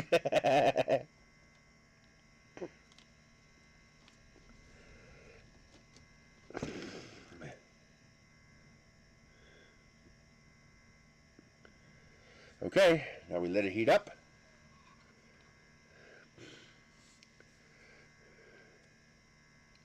I do want to build one eventually, but it's a matter of money. Parts cost money, and I have a problem tearing apart a perfectly good printer to make parts with. That bothers me.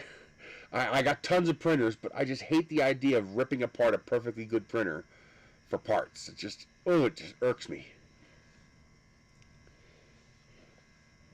Woo, that got squishy. But that's good. We need that to be squishy. Okay. cm, centimeters.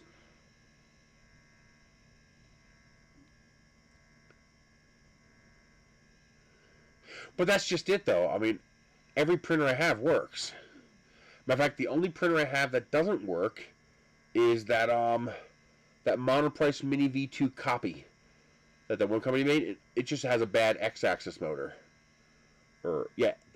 X-axis. Just the X-axis stepper motor's bad. But that's a stamped plastic thing. I can't take that apart to use it for anything. There's no extrusions and stuff. There's no usable parts in it. So taking it apart wouldn't do any good. Because what I need is extrusions and stuff like that. But I should just tear some apart. Okay. I think we've got, let's give it a little more push. Let's make sure we get a good melt.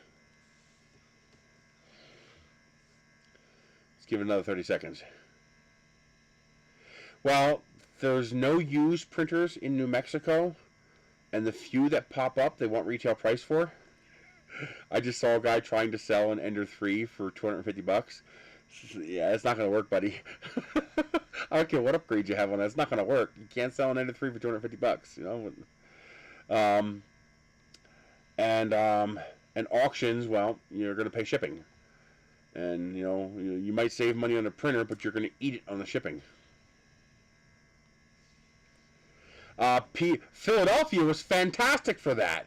I got so many good deals on used 3D printers and old 3D printers, and I bought a CR10 S5 for $700. At the time, they were selling for a hell of a lot more than $700. And I got my cupcake for $125. You don't get no money selling printers. Yeah, Philly is just so dense. You have. I mean, and I can reach everywhere with my electric car, so I didn't have to spend gas. I had a guy try to renege on the deal at we met for pickup. He said, "Okay, I'll buy it from you." It was a garden tiller. It was a nice tiller that I was selling, and I actually wanted a smaller one, so I got a smaller one, and I was selling the big one. I get there, we agreed on $150, which was a good deal. Oh yeah, Pittsburgh's not going to be as good. Pennsylvania's huge. Most people don't realize how big Pennsylvania is. It takes you like 5 hours to cross the entire state. So I get there, and I'm like, okay, $150. He's like, well, I got 100. I was like, well, then I'm going home. And he's like, what? And I was like, I'm going home.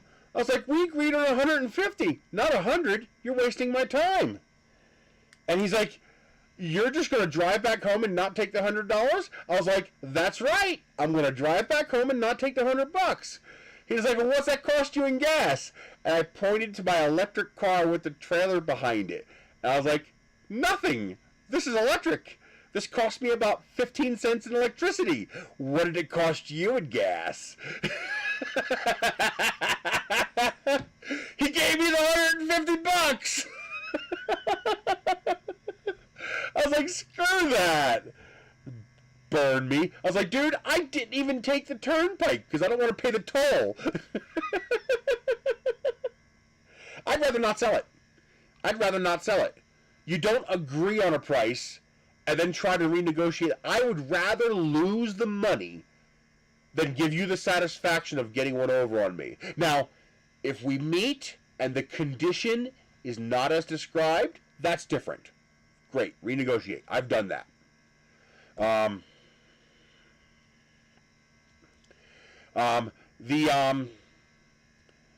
But if the condition is as described and you agreed to $150, that's what you pay, buddy. There's no additional negotiation on site. You're not going to hold anything over my head. It cost me, 40 cents in electricity to come meet you. Bye. I mean, but here, look at it this way. Let's say,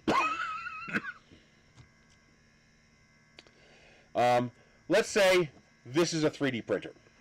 Okay. It's a, well, first of all, I can't use Ender 3 because I would never sell an Ender 3. An Ender 3 is an ultimately useful printer. If I'm going to sell any printers, it's not going to be the printers that are actually good and useful to me because I can use them. I gain more value out of using them. So it's going to be the Ender 3 clones, the ones that I don't necessarily want. So let's say I have this Ender 3 clone that I'm going to sell. Okay? Ender 3 clone that I'm going to sell right there. There it is. We're letting this cool down. It's still too soft.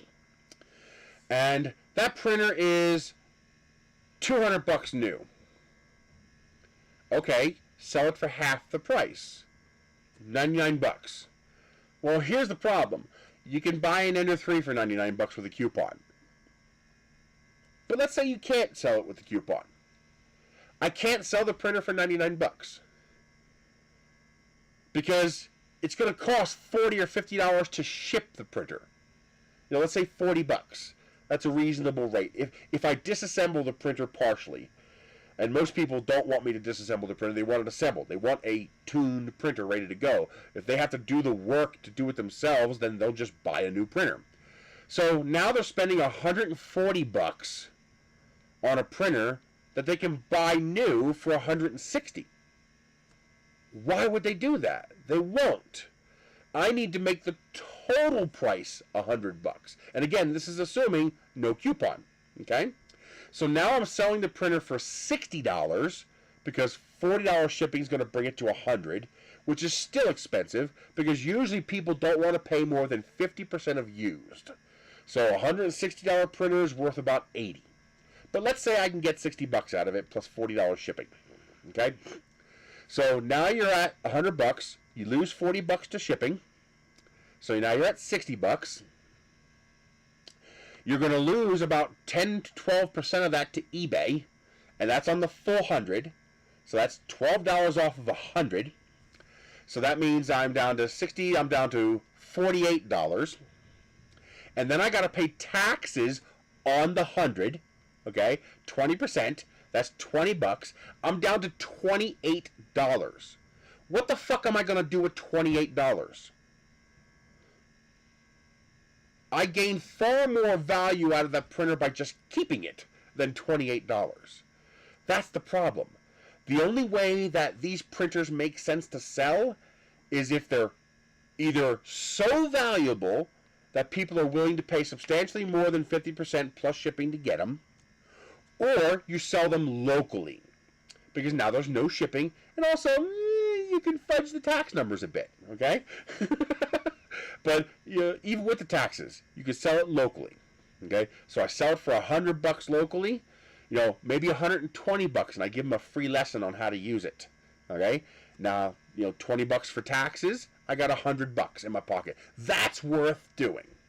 But $28 profit after paying the PayPal fees and the eBay fees and the government taxes and the state taxes, it's just not worth it. It stops being a value at that point. What am I going to get for 28 bucks? I mean, sure, if I had 500 of these printers and I can move all of them, that might make sense. That's a few $1,000s I can make there. And that's not even counting my labor. That's not counting. I have to get a box to put it in. I'm assuming I might have a box I can put it in. I got rid of all the boxes because I have so many. Exactly. If you're now in Philadelphia, I could sell printers, and I did. I sold a few printers in Philadelphia. Here in New Mexico, no one wants it. At least I'm not willing to pay for it. Sure, if I put it up for 50 bucks, somebody will buy it. But now, again, I'm not making anything if I put it up for 50 bucks because I'm going to pay $12.50 in taxes, and I'm only making $38. And that's if it's a name brand printer. If it's an off-name printer, I might make less. So the benefit of where I'm living is the cost of living is very low. The downside of where I'm living is that it's one of the poorest states in the country. And it's one of the lowest population densities in the country. New Mexico is the 5th largest state in the country. It only has 2 million people in the entire state. Now, good news, half those people live right here. So, Albuquerque is like 600,000 people. And then if you include all the outliers around Albuquerque, I've probably got 1 million people within an hour and a half of me. Heard of it, haven't touched it yet. There's just not a lot of value in it. You'll see a lot of things not sell here because people want full retail price for it, and nobody's willing to pay full retail price for it, and they refuse to lower the price. Sometimes you get lucky. I had somebody, they had 2 water tanks that I wanted, and it's very hard to broach this topic because people can become insulted, and then, like me, with the guy trying to haggle me down to $100 on the spot, he thinks he's got me by the gonads because here I am, ready with the device, and I don't want to drive back home with it. So he thinks he's got me by the balls. He thinks he's got me by the short and curlies, and he could say, "I'll just give you $100. What are you going to do? Go home?" Yes, I'm going to go home. But if I'd driven out there on the turnpike with a freaking Suburban or something like that, I'd probably take the $100 because I don't want to go back home with it. But that's another reason why people don't meet. They don't want to waste their resources to come meet you just to have you fuck with them when they meet. So that's why a lot of times people don't want to meet. No, you come to me. You spend the resources to come to me. So now you're the one who's leaving money on the table if you try to back out of the deal.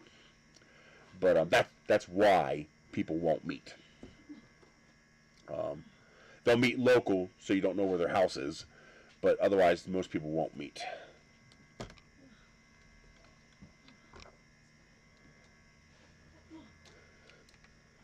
Okay. So did it join? Okay, PLA Plus to PLA Plus works. I can't break that. So plus to plus works, plus to regular does not work.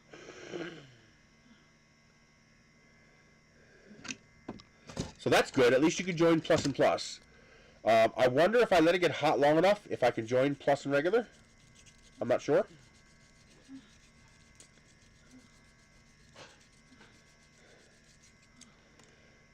Yeah, good joint. Let's see, does it break? Nope.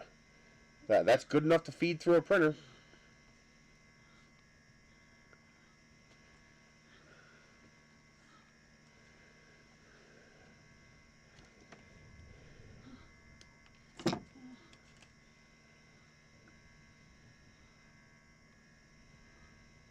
Yeah, if you live in an environment where that works, that's fantastic. Now, what I can sometimes do, it's hard to do because, again, a 3D printer is a very niche product. It's people who don't need one don't see a lot of value in one. Like, how much is a weed whacker worth to a person who has no weeds? Well, it's worth zero. It could be a $300 ego, but it's worth zero to a person who doesn't have any weeds. So a 3D printer is worth $0 to most people because most people don't need a 3D printer and don't want a 3D printer and don't care. But sometimes I can barter. So sometimes I can trade. Hey, I got this 3D printer. It's worth this. I'll give you a little bit of lessons on how to use it.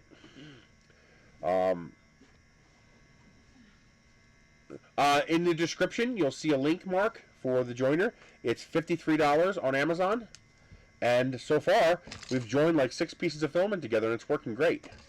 Now, I'm going to try once again to join PLA Plus and PLA. And I'm going to let the melt sit longer. See if that helps at all. But it looks like you might not be able to join PLA Plus and PLA. So far, we have not gotten a good join yet. But PLA to PLA works great. And PLA Plus to PLA Plus works great.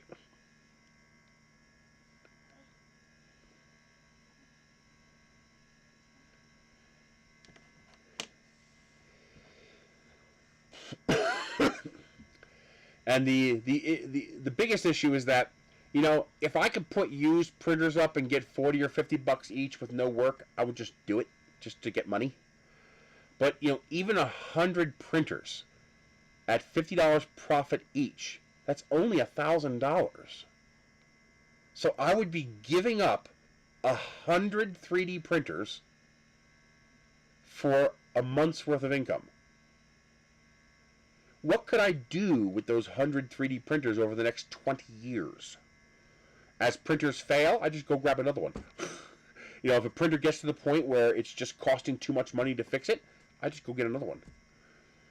I have a crate full of them, a container ship full of them.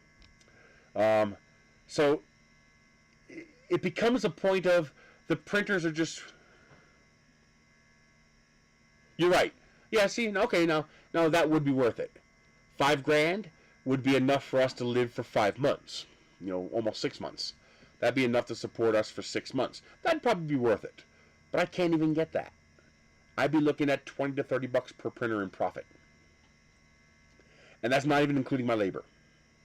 That's just ignoring my labor as a zero cost. I'd be making 20 to 30 bucks. If I can get 50 bucks a piece, I'd probably sell some. Because that'd be worth it. 50 bucks profit. So you're selling them for 100 to 120, but then taxes, shipping, eBay fees, PayPal fees, after you pay all that. Because, as a self-employed person, I can't claim them as a tax write-off because I got the printer for nothing. So, even though this printer was worth $200 new, like if I bought a $200 printer and sold the printer for 100 bucks, I would owe zero in taxes. Because the printer would be a $200 tax credit, and the tax credit would apply to that. So that if I bought a printer and sold it, I would owe no taxes. but I didn't buy these printers. And I don't fuck with the tax guy, so I'm not lying. Okay? Because that wouldn't survive an audit. So I can't claim a tax credit for the value of the printer because I didn't buy them. And that's exactly what I want to do. I want to sell rocket parts, do different things, find out different things I can do with them. And I can't really set up a farm because I don't have the power. I only have 100 amp service, and my house is all electric. So, you know, the microwaves, you know, 1800 watts, the dryers, 30 amps, the hot water tank is 40 amps, the electric cars, 30 amps, the mini split is 30 amps. So I'm already pushing the limit of my 100 amp service. In order for me to set up a farm, I really need 250 amp service so that I can run like a 125 amp service block just to one of the containers. And then just set up desks with rows of printers to do what I want. The other nice thing about setting up a container with rows of printers is fire becomes a zero issue. If a printer catches on fire, it doesn't matter. It's going to destroy the printers, and it might destroy some stuff in the container, but that fire is not going to leave that container. It's a solid steel container. It's a steel box. The fire will be contained inside that container. Especially if I make sure not to store filament in the same container. Then the fire will just burn out the little bit of filament that's above it and be done. So it's safer. But to upgrade my service to 250 amp service, you're talking $5,000 plus materials costs to replace that service panel and run new wire to the pole and transformer for 250 amp service. And then I would have to pay probably another, I'm guessing about $2,000, $2,500 to run a sub panel to the container, because that all has to be permitted. I don't need permits to do whatever I want with the containers, but if I want to run electricity to them, I need a permit. So I'd have to run a sub panel to that. So now we're talking almost $8,000 to upgrade my service and put a service panel out there. And that's before I've even hooked anything up.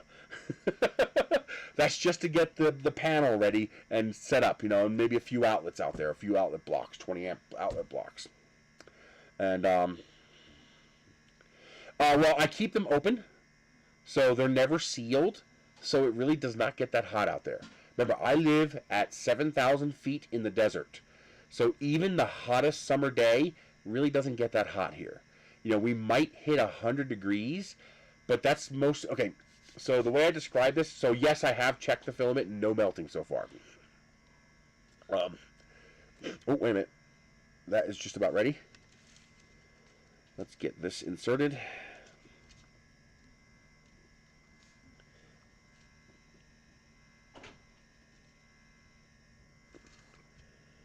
Let's push back. Let's push back. Let's let that melt and see what it does. So, there's two ways you get hot. You get hot by conduction, and you get hot by radiation. Okay? So, conduction is, put your hand in hot water. You're now conducting heat from the water. Okay? Touch something that's warm. You're getting conductive heat. Hold your hand over something that's warm. I can feel the heat coming off of this. That's also conduction. Because you need them to squish. And if they're both in there, it's hard to squish because they become soft. At least that's what the directions say, and I assume that's why.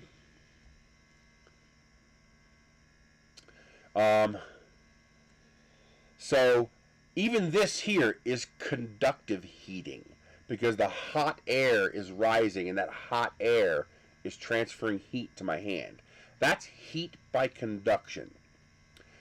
Now you also have heat by radiation. Not like the bad, oh my god, you're going to get radiation poison radiation. Light is radiation. Heat is also radiation. It's called infrared. Light itself can also heat you. You know, ultraviolet light could heat you.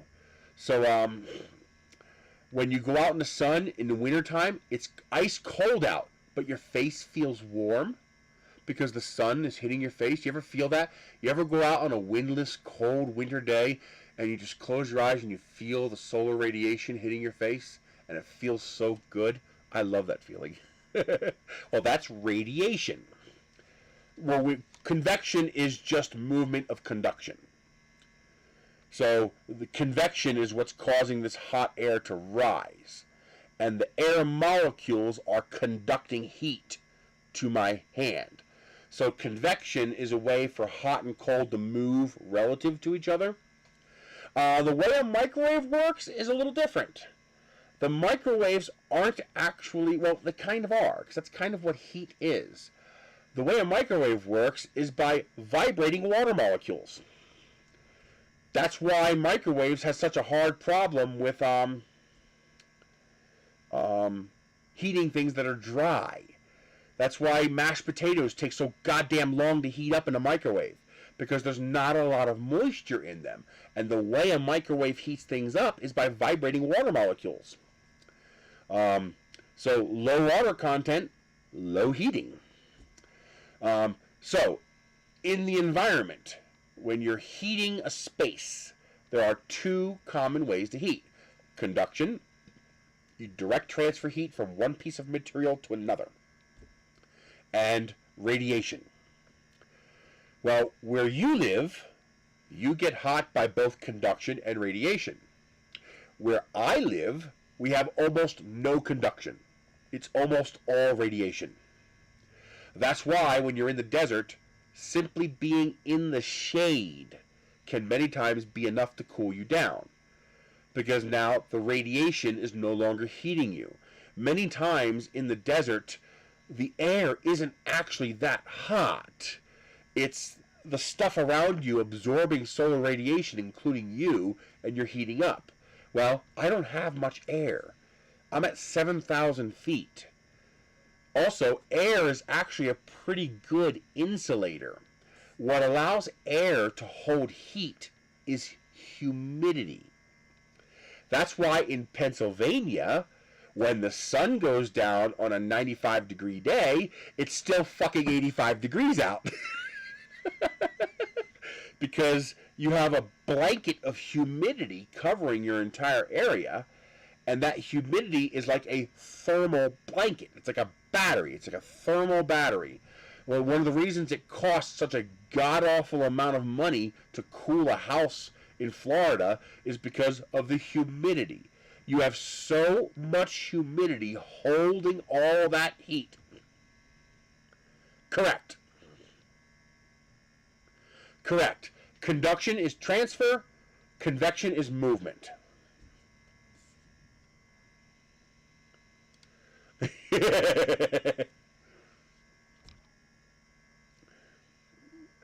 So think of radiation as transfer at a distance. You know, I'm sending you heat through a medium, while conduction is you touched something. In most cases, this is humid air you're touching. So during the day, the sun charges up the air in its humidity, making it hot. And there's the other problem, is you also cool by conduction. You can test this right now. So everybody, take out your hand and lick it. Okay? Now blow on it. Feel how super cold that little section of your hand gets? That is evaporative cooling. One of the reasons people overheat and can die during a heat wave is because your evaporative cooling system ceases to function. In order for you to evaporatively cool, there has to be a humidity difference.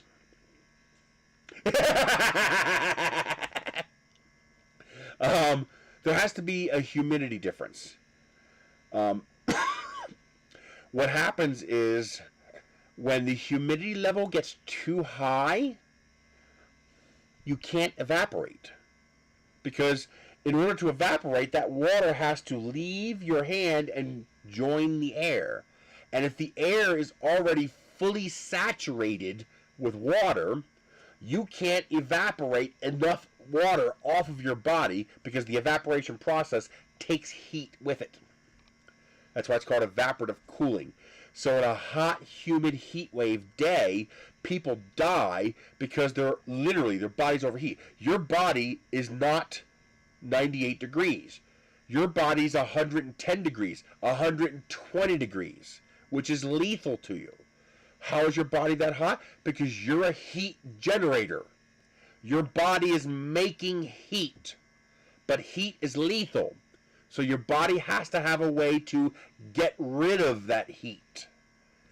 Some of it comes out of your mouth. You're expelling heat. Your skin is a giant evaporative cooler, just like a swamp cooler. All right, so that's why when you stop sweating, that's when you're in the danger zone. You're in the danger zone of heat stroke or heat exhaustion when you stop sweating. As long as you're still sweating, you're probably okay. It's when you stop sweating that you have to worry. And that's why people get in trouble in the desert. Because in the desert, you don't realize when you stop sweating. Because in the desert, your sweat goes away so fast that you feel like you're not sweating. So when you stop sweating, you don't notice the difference. And because of the low humidity, you don't feel like you're overheating. And you can die quick. This is why swamp coolers don't work in humid states. You need to live in a desert for a swamp cooler to work. Because a swamp cooler works by converting heat to humidity. You're exchanging heat for humidity. If you're already at 85% humidity, you can't exchange any more humidity. Here, that hygrometer says 20%. I guarantee you it's more like 10%. Most hygrometers can't go below 20%. They stop at 20%. They're not accurate below 20%. So I can give up a ton of humidity without becoming uncomfortable in exchange for a cooling effect. Well, out in the desert, the same thing applies. I have a lot of radiation heat. So as long as I can protect the filament from the radiation, then the filament won't get hot. For example, that's why if I made a cup like this out of PLA, it would melt even if it was 60 degrees outside. Because it's not the air melting the part. It's the solar radiation hitting the part and heating it up directly that's melting the part. That's why even when it's 5 degrees Fahrenheit outside, when you get in your car, you still have to open the door and let the heat out. Because it's still 140 inside your car. Because the solar radiation comes through the windshield and heats up the inside of the car directly. So even in the wintertime, when it's 20 below freezing, we can still... Exactly. You want things to be white. And that's because white reflects more radiation than other colors. Even silver. Even a mirror is less effective than white. That's why you want light-colored buildings, light-colored roof. If I ever redid my roof, I'd probably put a white roof on the house. Well, maybe not. I might actually go with a dark roof. Because the heat problem is such a small problem here that I gain a better advantage by making my roof hot in the winter than I do by making my roof cool in the summer. However, storage containers you want to keep cool.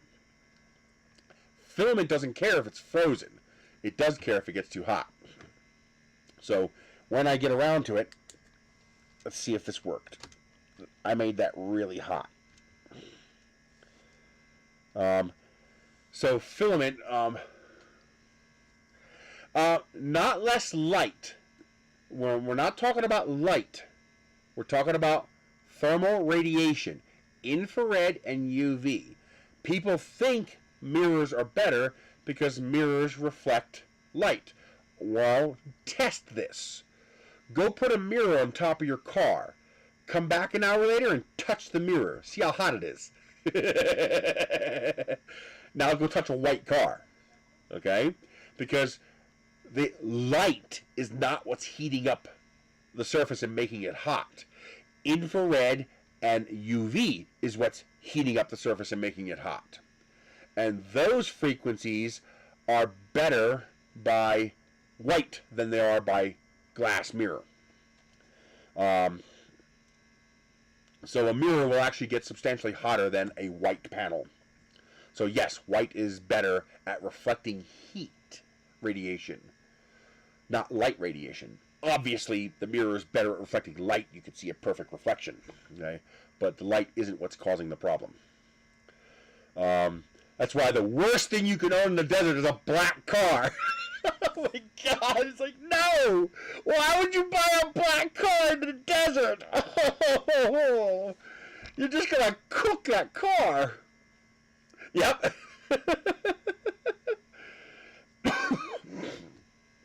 There was a case in Phoenix, Arizona.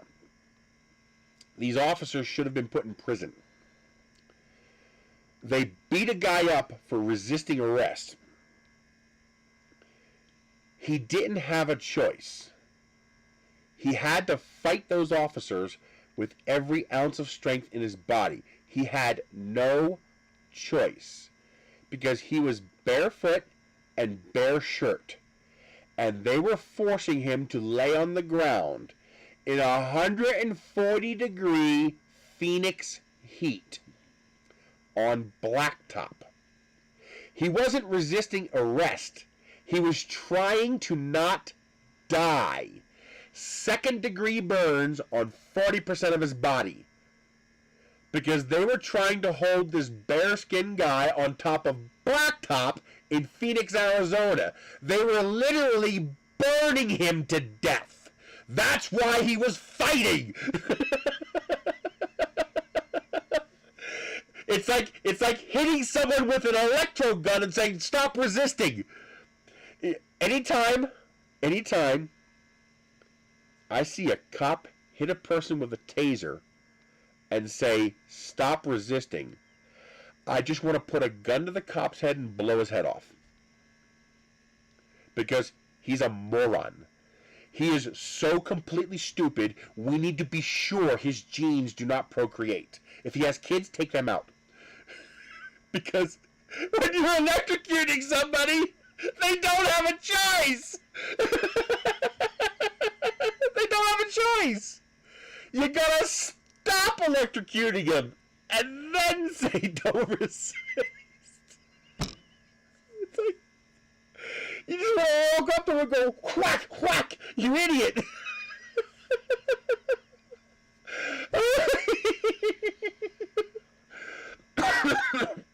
Well, a lot of it is,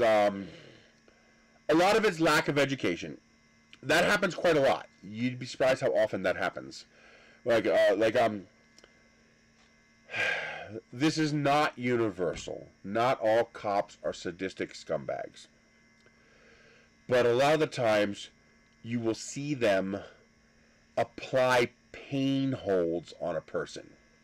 They will grab the person in a specific way designed to inflict pain. The sole purpose of touching the person that way is to inflict pain. They do this for punishment and retaliation, which is not supposed to be legal. They also do it when they want to rough somebody up and they need plausible deniability. Because if you hurt somebody, what are they going to do? They're going to try to move away from the pain. And what's that going to look like on a body camera? That's going to look like you're fighting them. It's going to look like you're resisting them. And now they have an excuse to beat you up. Some, not all, some cops are like that. They will use pain holds to make it look like you're resisting in order to justify then using an escalation of force against you. If you look at the Chavez case that that killed the black dude. I don't even want to say the black dude's name because his name is irrelevant. He was a scumbag too. He did not deserve to die there. Because this is not about the person who died. This is about the cop who killed him. If you look at the Chavez case, they have other videos from the cop cars and also from the building security cameras. You can see when they first take him out of the car, I'm guessing the guy was already going out. He was on drugs or something. Not much, but he was calmed down on drugs. They try to say he was overdosing. He wasn't. The doctors found minimal traces in his bloodstream. He was not ODing. But they probably relaxed him a little bit. You could actually see the cop applying pain moves. Like, they'll grab you in the elbow here, and they'll dig their finger in. I don't know where the spot is, but there's a spot where you grab a person a certain way and you dig, and it makes you resist. It makes you try to get away from the pain. You can see the cop, he was completely compliant. He got out of the car, he was talking to the officer, and the officer was applying pain moves on him. He was applying pain holds on him, trying to get him to react, because he wanted to beat the guy up. The guy didn't do it, though. He didn't react, probably because of the drugs.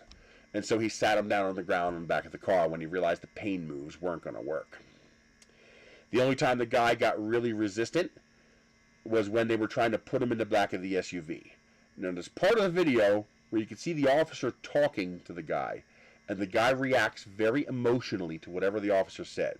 My guess is the officer made it clear that when we get you in the back of the car, we're going to kill you, and that's why he resisted going in the back of the car. Because he only resisted when they tried to shove him in the back of the SUV. And my guess is one of the cops told him, we're going to kill you when we get in the back of the car. That's my guess. And I think that is solid. Let's see if it held. I am not hopeful, but we will see. Nope. It just broke right away. Let's see. It broke away right at the joint there. This is the excess that I pushed through. If it was going to melt together, it would have. You can see it broke right there at the joint. So PLA will not stick to PLA Plus. That's just the way it is. So you can join PLA Plus to PLA Plus. At least this one worked. I was able to, here's a joint right there. I was able to join PLA Plus to PLA Plus. That worked no problem. But the chemistry of PLA and PLA Plus, at least this one, are different enough that they can't be joined. So don't try to do that.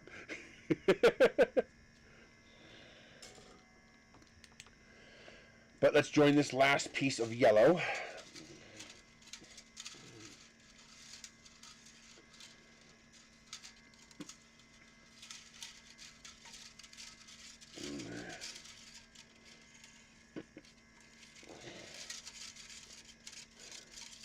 I have just this little bit of yellow left on here, so I'm going to join this to it.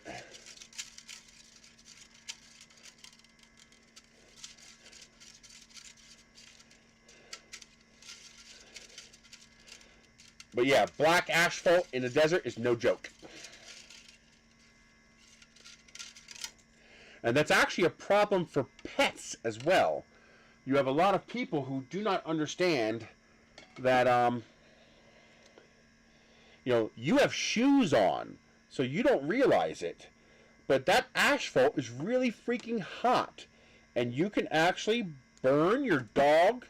Your dog's pads in his feet are like bare feet. And you can actually burn your dog's feet if you let them walk on hot asphalt in the desert.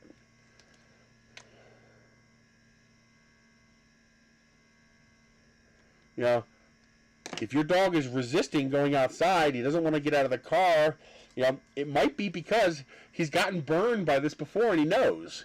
He knows that surface is hot and he doesn't want to get on it. So be mindful of this with your pets. Try to be careful and not, expose your pets to that. But yeah, that guy ended up going to the hospital with like second-degree burns over 40% of his body or something like that. I don't remember the details. I could be wrong on the details. But I know he was burned pretty badly. All over his chest and back was all like burn tissue because they were holding him down on top of asphalt. He wasn't trying to run away. He was trying to live. And that's one thing Mexico gets right. In the Mexico Constitution, It is not a crime to resist arrest, and it is not a crime to escape prison. It's considered a human right. You have a basic human right to be free of confinement. Now, that doesn't mean they're not going to arrest you, and that doesn't mean they're not going to shoot you. And if you hurt somebody or commit a crime during your escape, you'll be charged for those things. But you can never be charged for resisting arrest or escaping, because that's considered a natural human instinct.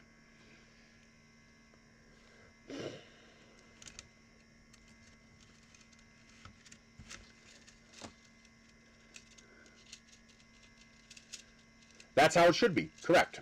That's how it should be. Now, people think, well, we should just let criminals go. No, that's not what anybody said. Nobody said let the criminals go. What we said is you can't tack on a fictitious charge of resisting arrest onto the existing charges. You know, the cops will still come after you and they will shoot you if you resist, but you're not going to get a resisting arrest charge. Your sentence is not going to be extended if you escape prison. They will just capture you and put you back in prison. The U.S. is a very punitive country. We're all about punishing, not rehabilitating, and it's sad. You know, it shouldn't be that way, but you know, this country was founded on slavery, and you know, recapturing escaped slaves, and we consider our prisoners to be slaves. Have you ever read the 13th Amendment? Slavery is abolished except in the case of incarceration. We literally converted our slavery to our prison system, which is why resisting arrest and escaping prison is crimes. It's all about how you look at it.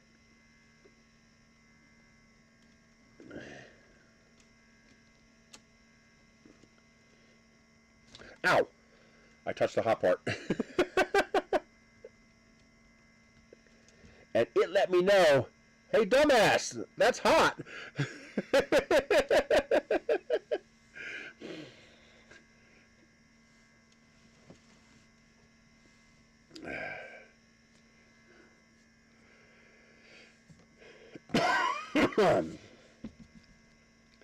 That kind of stuff is fascinating to me. You know, the nitty gritty of politics, fuck that. That's like arguing religion. There's no point. You're never going to change anybody's mind. But the history and the way people work, no problem. The way societies evolve and collapse and grow, that stuff is fascinating to me. I love history. It was oddly enough, it's kind of strange. History class was one of my favorite topics in high school, you know, second only to physics. And yet, it's the class I never went to. I got a permanent pass to skip history class. So, the way our history class worked. Yes, I love Leto's Law. He's not always right, but I love Leto's Law. He's a good guy. He's smart. I just watched his old, what was it? I forget. But I watched most of his videos. I like his stuff. Oh,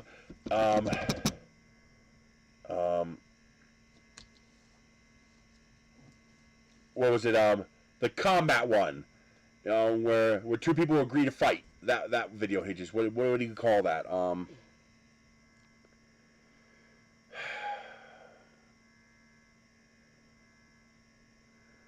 I didn't skip it. I can't remember the name of the episode. No. Was it consensual combat? I don't know. It was the one about solving a problem with two people consenting to personal combat and how it's not legal.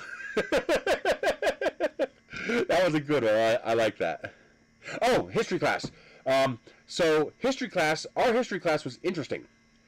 It was completely open book. The whole class was open book. Every quiz, every test was open book. You'd be surprised how many people fail. They think, oh yeah, this is easy. It's open book. I'll just, not pay attention until the test and then, open book test. Well, yeah, you'll get every answer you answer correct. And you'll answer about 10 of the 30 questions. Because you'll spend the whole period looking up the answer. So open book is kind of a double-edged sword if you don't realize how that works. If you pay attention, however, it allows you to score 100. Because, first of all, you're paying attention, so you're going to be able to answer a lot of the questions. But a question you're not quite sure about, well, now you have time to go look up that question because it's an open book test. And I did a lot of note-taking. I use those little paper tabs. I use Scotch tape, but the little tabs you put on pages to get the key points. So things that I think are going to be important, I'll tab the page. Well, I realized that his whole entire class was based on quizzes and tests. So I went to him and I was like, I got a weird request. This is doing right before Christmas break. I was like, can I finish all the tests now? And he's like, what do you mean? I was like, my drafting class is right after your class. And I would love to have a double period in drafting for TSA to get more projects done. I was like, can I just do all the tests right now? And then just skip class? And he's like, seriously? I was like, yeah. I already know it all.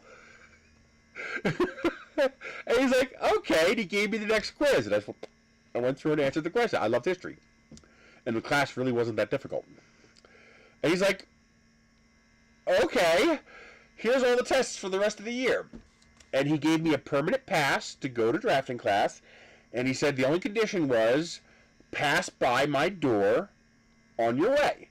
And if there's a special test, or if there's a video I want you to watch, or something I want you to do, I'll flag you down, and you come to class that day. And I was like, perfect! So I did.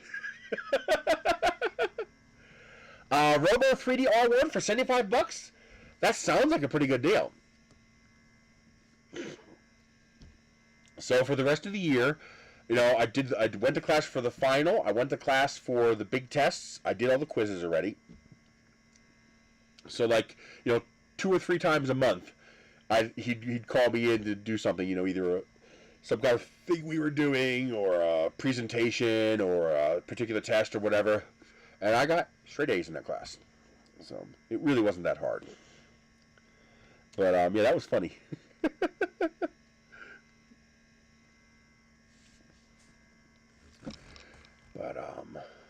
But yeah, $75. I'd probably grab one for $75.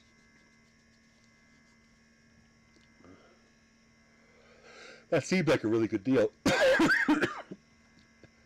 As long as it's not completely dead, if the printer works and you just have to repair something, that sounds like a good deal to me. Okay, let's turn that off, let it cool down.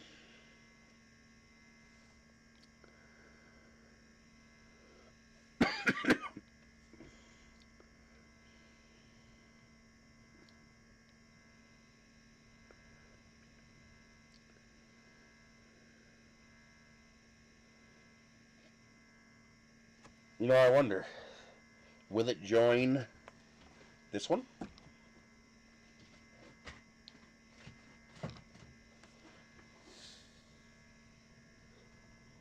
Come here. This is carbon fiber PC. I wonder if it gets hot enough to join carbon fiber PC.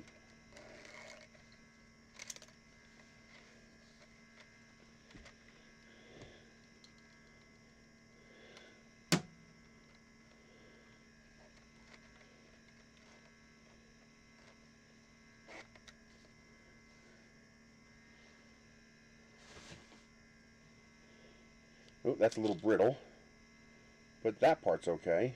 Yep. 220 might not be hot enough, but we'll find out. We're going to try to join some carbon fiber PC after this cools down.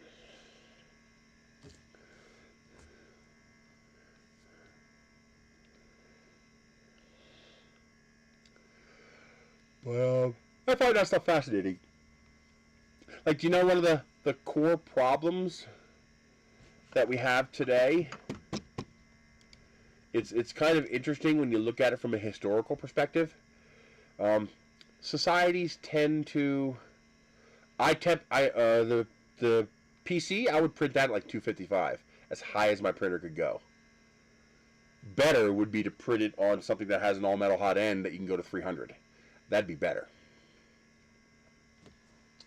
This claims 250 to 260. That's what they say it should print at.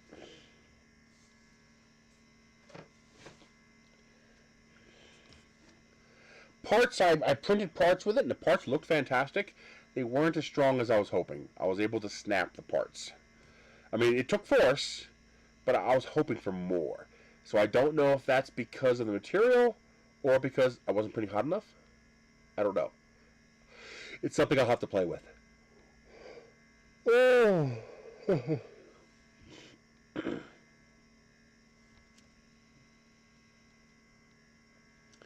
Still too soft.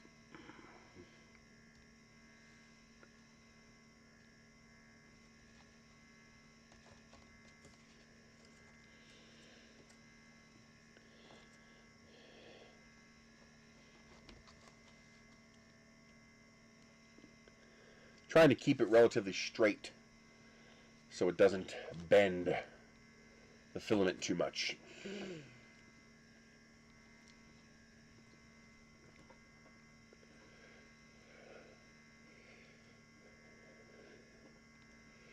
Well, it depends on if this thing has any temperature control.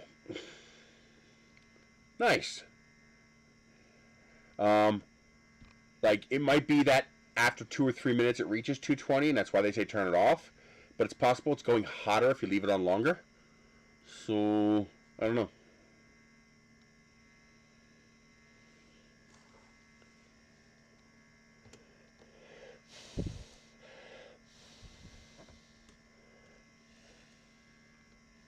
Oh, I think I took it out too soon. Yeah, it's a little soft. But I think it'll be okay.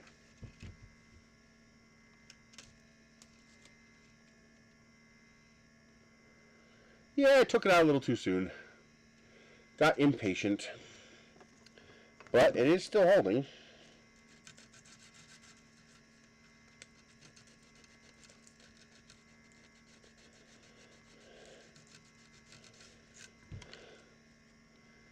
Yeah, see, I stretched it a little bit. See how it's a little narrow there? I pulled it out when it was too soft. But that might feed, or it might just break.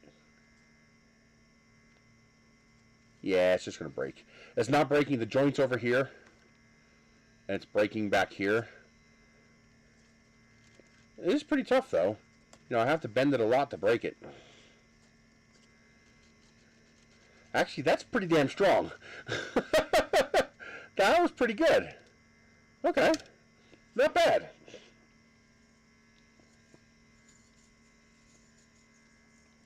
That was actually stronger than I thought.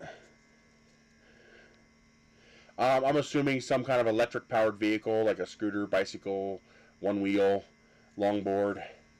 I'm assuming that's what he's doing. Okay. Let's get rid of the excess plastic.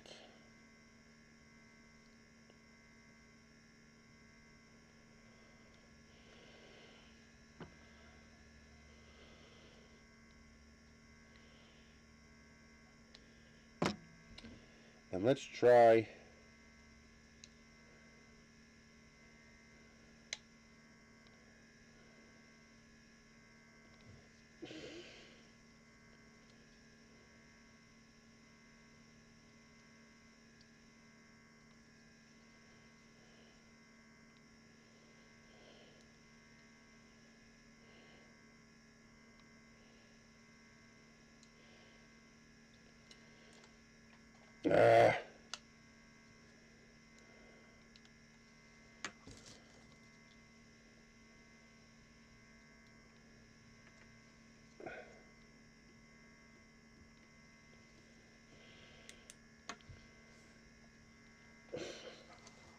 electric longboard, nice. I can't buy an electric vehicle like that. None of them. No matter how much money. I can't buy any of them. I'm too heavy. None of them will move me. Like, none of them at all can move me. I'm just too fat.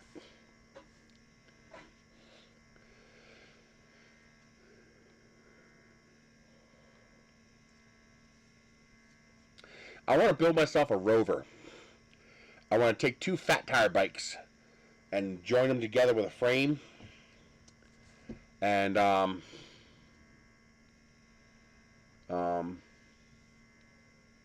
know, I would sit in the middle in a little cradle and have it be 2,000 watt electric motors, or 4 in all 4 tires, and have a lawnmower type setup where I just do this.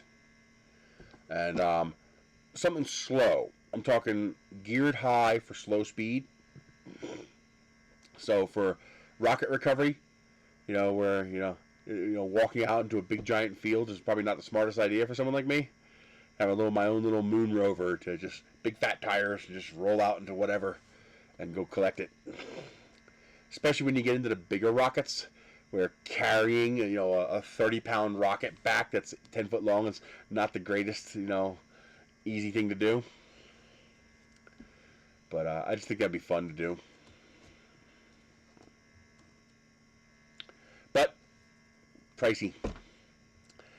I mean, the 2 bikes are $450 each. Golf cart's too heavy. So the first, they're $1,500 to $2,000, and they're too heavy. You know, something like a rover type trailer I could put on a small trailer behind the car.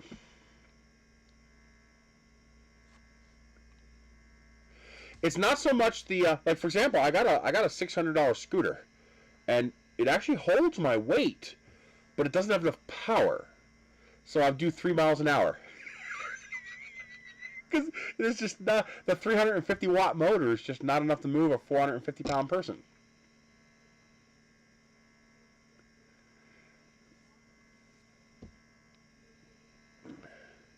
And a golf cart's just too big and heavy, and it'll get stuck too easy.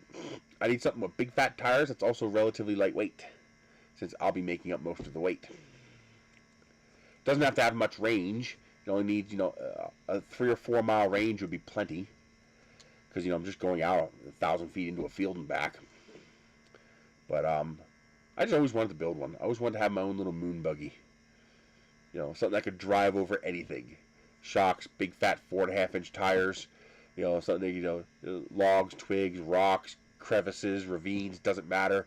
Just, high torque electric motors, just power through anything. I just think that'd be fun.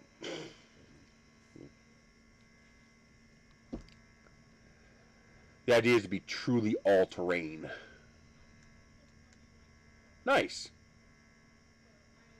Well, sure, there are electric bikes that are strong enough. They cost $4,000 or $5,000.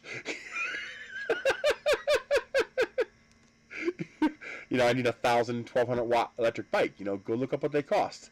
They ain't cheap. Let's see.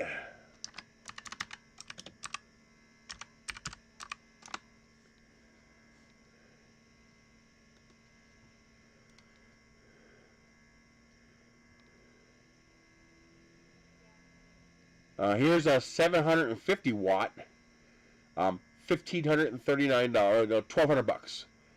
And here's a 1,000 watt. Does it have everything? Yes.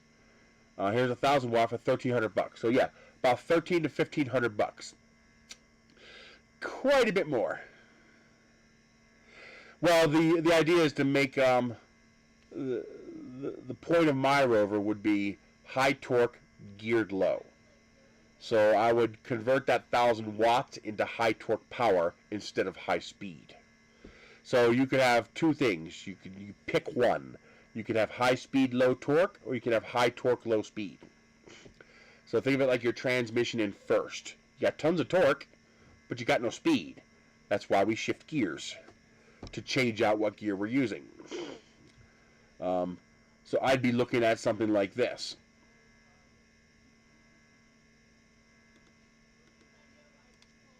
And this might actually hold me with some small modifications. but you'd be looking at $1,300. Actually, I should make that an Amazon link.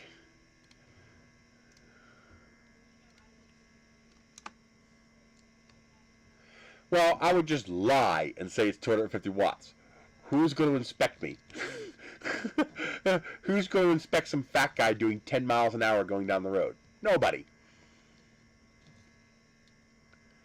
Woo! No thanks. You know what a well costs here in New Mexico? $12,000 to $24,000. Woo!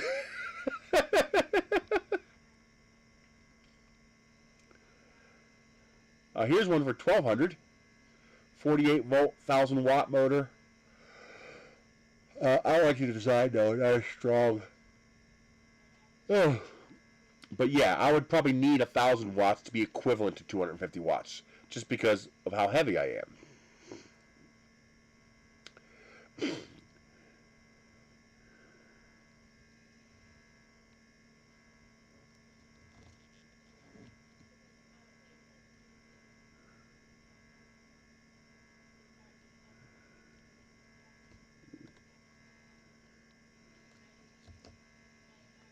Well, yeah, if you could dig a shallow well, that's great.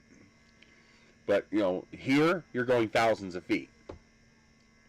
Maybe not thousands, but you're going deep.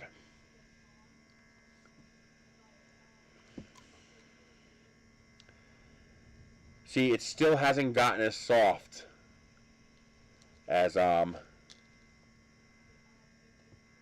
is pushing together, though.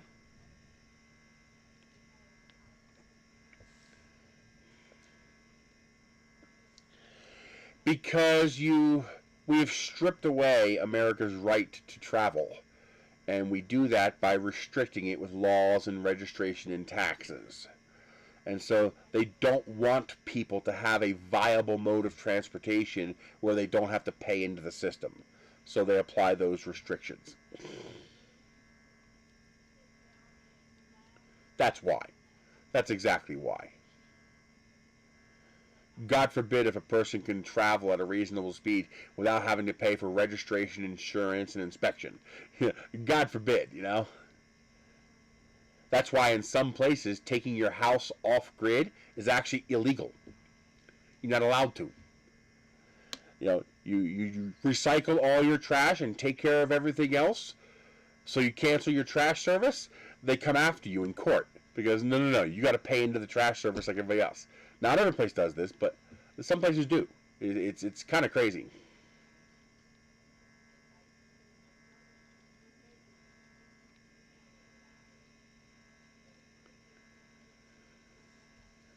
Yeah, palette is fantastic. It's just expensive.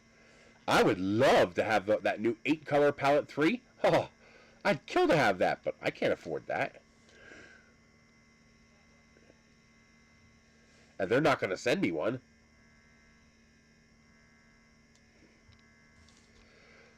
Yeah, we don't have municipal trash service here. There's private companies that will offer trash service, but it's $40 a month. That's the best price I could find. And you're allowed one 95-gallon trash can per week. I did ask them. They can't. I can't provide them with enough revenue to justify sending me one. So, yeah. No big deal. You know, it is what it is. I don't. That's why Prusa would never send me a printer. There's no financial incentive for them to. Well, if you're a 150-pound guy doing 45 miles an hour down the highway on your e-bike, you're probably going to get stopped. But, you know, 450-pound me chugging along at 10 or 12 miles an hour, they would never even guess the bike might be overpowered. So we have private companies that offer trash service, but we also have a local what they call transfer stations, where they separate the trash and take it to the dump or whatever. So that is $5 per cubic yard. So 3 by 3 by 3 foot, you know, volume of space, basically almost like a cubic meter. And you can go over that a little bit, and they don't care. They're not going to measure it. If you're approximately that, you're okay. I usually take 1.5 cubic meters with me to the dump, and they usually only charge me the $5. If I overfill the trailer, they'll charge me 10. And not only. So what I do is I have a trailer with stake body siding. I just collect my trash in the back, and when I think I have enough trash, I fill up the trailer and I cart it down to the trash dump. And because I'm electric, it doesn't cost me anything. We don't go by weight. We go by volume. So our trash is volume. Recycling is free. If you take down the recycling separate, there's no charge for that. So dry paper, cardboard, once it gets wet, no, it has to go in the regular trash. Glass is free. Metal is obviously free because they make money from that. Certain plastics, basically food containers only, those are free. You can dispose of them for nothing. Everything else, $5 for a cubic yard. And so basically what you could fit in a pickup truck bed.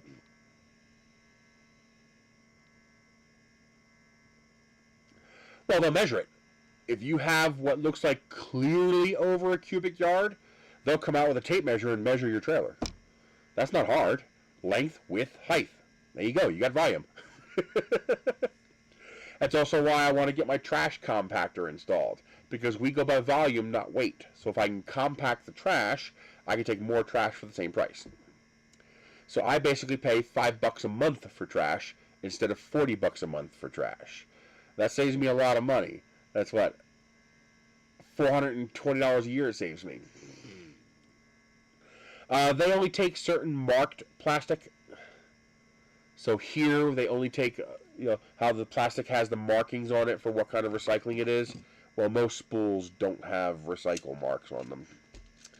I've never seen one with a recycle mark on it. So here they probably wouldn't take shredded plastic.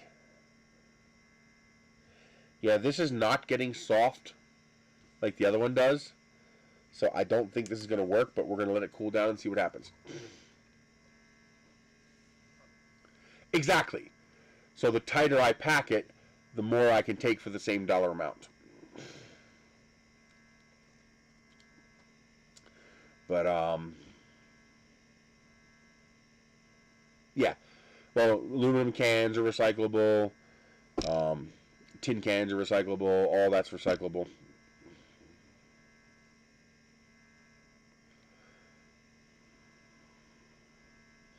Well, okay. Recycling is not about saving money. The reason they do it for free is they want to encourage you to recycle because it's good for everybody. Do you know what happens if I put non-viable plastic inside viable plastic? That entire batch of recycling gets discredited and thrown in the trash dump, meaning I just defeated the point of recycling. Like, for example, never ever put a pizza box in the cardboard recycling. You will cause them to have to throw out the entire load because the oil and grease in the cardboard will invalidate that entire batch of cardboard when they realize it has that in it because it cannot be recycled properly.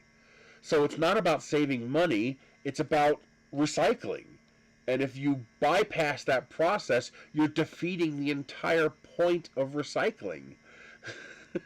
Recycling is a good thing. We want people to do it. We want to encourage it. So you don't want to break the process. No, we don't have buyback here. Yeah, don't. If they see pizza box in a load of cardboard, they have to throw out the entire load. They can't recycle it because the grease does something in the process. You cannot recycle shredded film. You mean like camera film? Yeah, that probably makes sense. There's silver halides and stuff on that film. And it's not plastic. It's polyethylene, I think it is.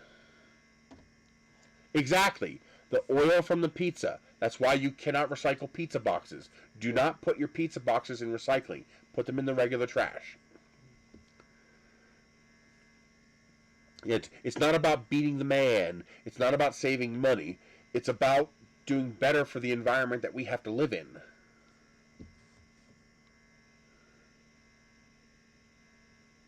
Well, see, most don't, because that kind of separation costs a lot of money, and you don't know how much of it's contaminated. Well, exactly. That's why batches get thrown away and put in the dump. So the better job we do of separating our recycling, the better job they can do of actually recycling the material.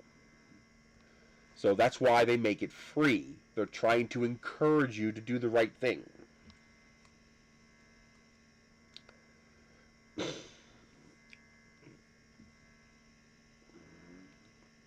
That makes sense. Depends on what they're made of. Now also, this depends on where you live. Some places might be able to recycle more stuff than other places. Like here, we have very basic recycling. You know, it's not advanced. They don't do a whole lot of separation and stuff like that. Yep. It takes very little. It's amazing. It destroys whatever process they're doing to recycling. It invalidates it. Makes it not work. I don't know the details around it. I just know it doesn't work. Now, see, for example, in Australia, they're very big on recycling. You can recycle almost anything and be paid for it. You want to watch some good recycling things, watch Polyprofit or E-Waste Ben. There's another one that I like to watch. I don't watch too many Polyprofits because they're very long videos when I don't have anything else to watch. Uh-oh. Low battery. But you want to encourage recycling. So you don't want to try to... It's not about getting over on the process. You don't put the non-recyclable stuff in there because you're going to ruin the recycling process. And that's one thing that pisses me off. Like, for example, I don't know if you guys know, New Jersey just implemented a ban on plastic bags. Because the process fails. They'll know when they see it, or they'll know when they try to recycle a batch and it doesn't come out right. Because those things actually break the process. The result, it's like you trying to print ABS at PLA settings. Well, how's he going to know it's ABS? Because the fucking print's going to fail. When the print doesn't work, he's going to realize something's wrong. He might not know why, but he's going to know something's wrong. It's not working. Well, that's what happens in the recycling. They do their thing, and it fails, and they go, fuck, why is it failing? Oh, shit, there's fucking peanut butter in here. Or there's a pizza box in here. So if someone sees a pizza box, they just dump that entire load rather than risk running it through the recycling process and it messing up the whole process. So that's why. Sometimes, yeah, if they don't notice it, they'll try it, and then it fails, and then they'll go, fuck, what happened? There must be oil in there. That's also why you can't recycle wet cardboard. So most of the time, I take down entire loads of cardboard, and I can't recycle it. And because something happens when it gets wet, it does something to the adhesive they use, and it spreads out. I don't know, something happens when cardboard gets wet, and it just doesn't work anymore. Exactly, you're wasting time, material, and labor, and so it comes on us to do our best to help that process. So here's the thing: they banned plastic bags in New Jersey, and they're enforcing it. So even at flea markets, they actually have the equivalent of plastic police going around seeing if any of the flea market sellers are giving out plastic bags, which they're not allowed to do anymore.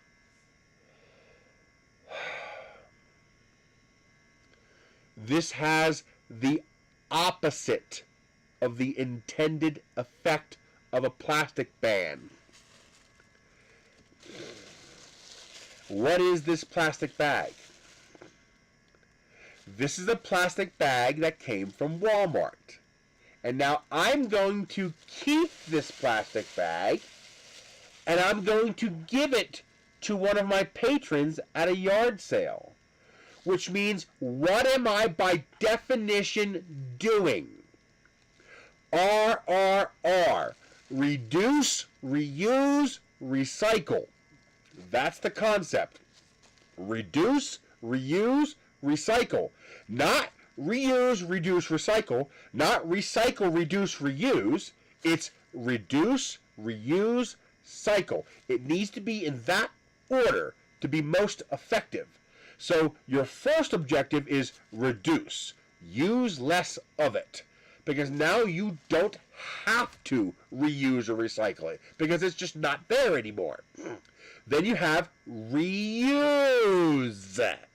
Well, they've got the plastic bags. You can't reduce it. It's already there. So now you're telling them we can't reuse it. And you can't recycle it. So it just goes in the fucking trash.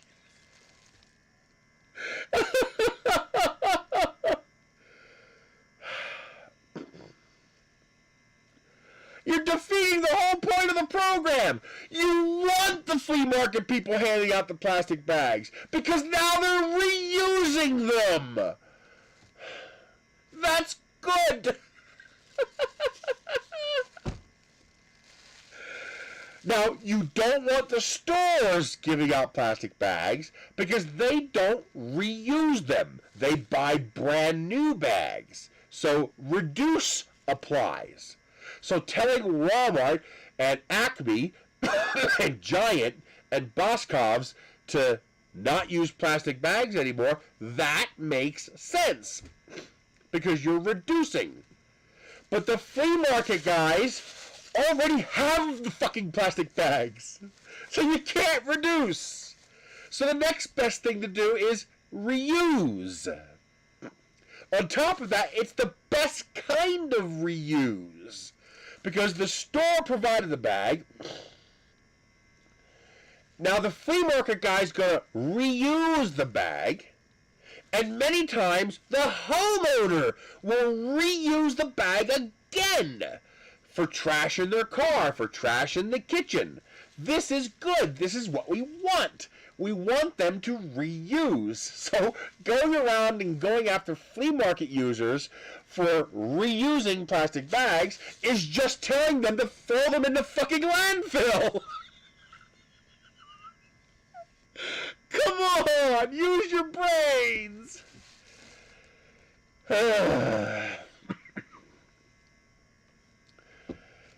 What are you gonna do? I don't know. It's like, come on, use your head. Now, if you see a flea market guy with a brand new container of plastic bags, then yes, you go after him for using them. Well, yeah, I get these, when I do, pickup orders from Walmart or from Smith's, sometimes they have these really heavy-duty plastic bags they give now. It actually says pickup on the bag. I keep those. I keep every one of them because they're great in the house for all kinds of things. They're sturdy. They actually hold up a whole lot better. These can, in theory, hold 30 pounds, but the moment you puncture it, that's it. It's done.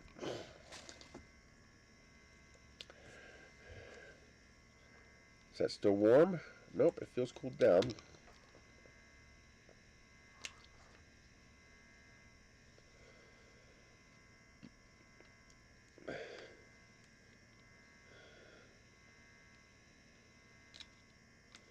Well, it looks like it's joined. And I got a good flashing squish. See the little bit of flashing? Yeah, that looks like a good joint. Now, I'm not going to pull that. I'm going to cut that flashing off. Because this filament's pretty soft as it is, as far as I'm breaking. So, I guess so there's the joint. So let's test here first. Okay, that's how much I can bend that without it breaking. Now let's try here. Just snap right off. That wasn't the joint, though. That was next to the joint, so that could just be compromised. So that was unheated plastic there. This is the joint. And that's pretty good. So it will work with polycarbonate. That's actually really good. That's actually stronger than the filament was by itself. So this will work with polycarbonate.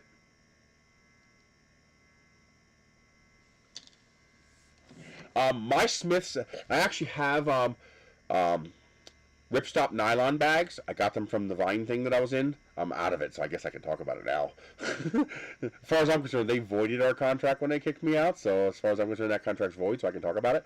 But when I was in the Vine thing, I got these adorable blue hedgehog bags. They're blue bags with hedgehogs. They fold up into themselves. I keep them in the trunk of the car.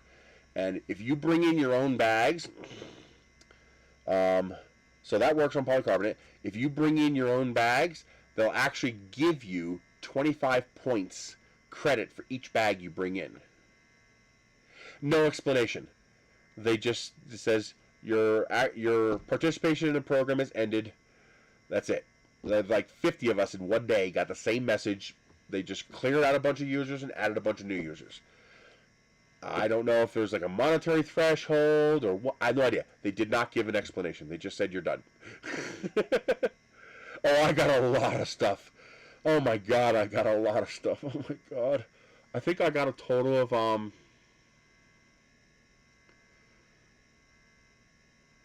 almost $190,000 worth of stuff. Now that's retail value, of course. Obviously, most of the stuff first of all, I'm not allowed to sell it. But most of the stuff wouldn't be worth a fraction of that. Oh no, I was posting reviews. Oh, I was a monster with reviews. I'm number 311 on Amazon's reviewer chart. I'm 311 out of hundreds of thousands. You can check your ranking for your reviews on Amazon. I'll show you. I get helpful votes almost every day. You know, I did good. I was very thorough with my reviews. There are some things that you can't really do much of a review on. Hang on. I really have a problem doing multiple things at once. I would never sell the OLED. I love this screen so much. I love this screen. Oh my god, I love this screen. Here we go. Check this out. Anything in here that I shouldn't be showing you? Nope, looks pretty clean. Check this out.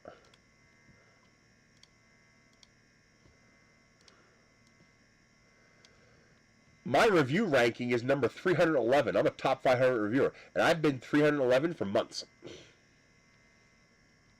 No, I'm not allowed to sell it.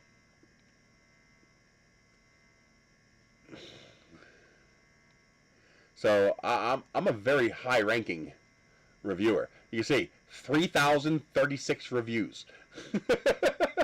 Okay? I got a lot of shit I reviewed. And I'm thorough. I even returned the reviews months later after using it for a while. I'm going to know. And Amazon's going to figure it out. They have found and caught people selling. Because you have to leave a fingerprint when you sell stuff. You're either going to have eBay listings or Craigslist listings or Facebook listings. It's not worth it. I mean, I guess now there's no penalty for me to sell stuff. Because I can't get booted out a second time. I'm not in it. But while you're in it, like, I won't even review stuff I didn't get from Vine. Because I don't want to take the chance that somebody could, you know, in Amazon could think I was doing a paid review. Do you know how many messages I get for people asking me to do paid reviews on Amazon? Offer me like 50, 60, 70 bucks to do a review on Amazon? Like, no. I'm going to risk access to that program? I don't think so. And there always is a chance to let me back in the program again in the future. People have gotten readmitted to the program, you know, a year or two later. So I don't want to do anything that would ever risk that. But, you know, a seller can just create a new account. Well, I tended to get stuff I needed. I tended to get stuff I can use. I mean, I got this OLED screen. I got this PC. I got this monitor I'm looking at. Most of the stuff in my kitchen. Most of the fixtures in my house. I mean, $400 sink fixtures, $300 Hunter ceiling fans, outdoor ceiling fans, air conditioners, portable refrigerators and freezers, winch for my pickup truck. I mean, all the stuff that I got. There is no guide. It's RNG. It's literally RNG, random number generator. I've seen people who are top 100 reviewers get invited. I've seen people who've never reviewed anything on Amazon get invited. It's just pure RNG. They literally just randomly pick people. And you can't apply. You have to be invited. So that is cool. I would call this worth it. Well, sometimes people don't know they've been invited. So let me give you the Vine link. It might be worth, if you're active on Amazon, save that link. Now, if you go to that link, it's not going to work for you. But, for example, I got an invite and never even knew. Someone said, hey, have you ever tried Vine? What's that? And I went to this page that says, do you wish to accept your invitation? Okay, so check out that page every now and then. If you have an invitation that you're not aware of, for example, your spam filter caught the invitation email and you never knew it, like mine did. It'll say, would you like to join? You know, if you're allowed in. And but hey, worst you can do is nothing would happen, right? But now remember, unless you have very special conditions like I had, have you really? Dude, do it! It's amazing. Just remember, you have to pay taxes on everything you pick as if it was cash income. So if I couldn't write off this TV, that's why this OLED is in my... Yeah, you get a sorry page if you're not invited. Dude, join. There's no penalty to join. You don't have to use it. Just join while it lets you. So, well, I'm in the U.S. We don't have tariffs and duties. But in some countries, it doesn't count as income. I think the U.S. is the only country where it counts as income. Maybe Canada.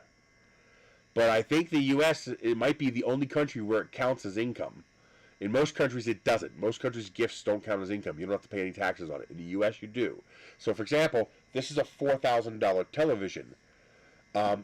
If I had to pay taxes on that, if I couldn't write it off, well, because I am in the business of reviewing, and because of the way they're doing it, it counts as a 1099 miss.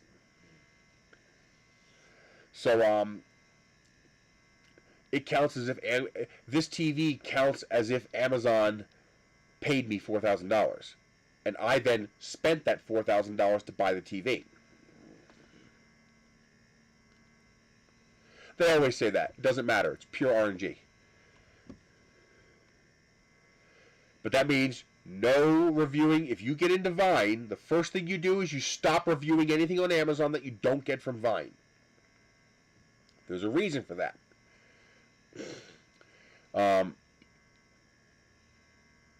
Reviewers will pay people to do reviews, and not reviewers, sellers. And if that seller does that enough, Amazon will catch them. And if Amazon can't figure out who's doing paid reviews and who's not doing paid reviews, they nuke everybody. Now, when Amazon nukes you, what that means, which is irrelevant to 99% of the population, so they don't care, you can no longer leave reviews on Amazon. Now, what happens if you're a member of an Amazon program that requires you to leave reviews and you can no longer leave reviews? You're no longer a member of that program. Okay? So, you need CYA. You need plausible deniability. Cover your ass. I got booted from Vine twice because of review blocking. And both times I was able to get back in by saying, hey, look at my, because it's an automated process, okay? They're not looking. It's an automated algorithm and does it. So you got to be annoying enough to get a hold of a person and go, hey, look, I'm a member of your Vine program. Look at my reviews. I only review Vine products. I don't review anything that I did not get from your official Vine program. Both times they reactivated my account. And both times they reactivated my ability to leave reviews.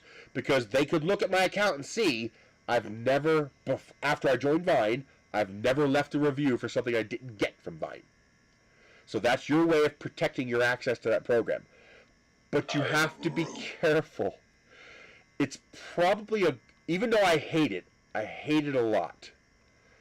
I hate the fact that I don't have access to it anymore because access to Vine allowed me to live below my means. It allowed me to live at an income level that should not be survivable.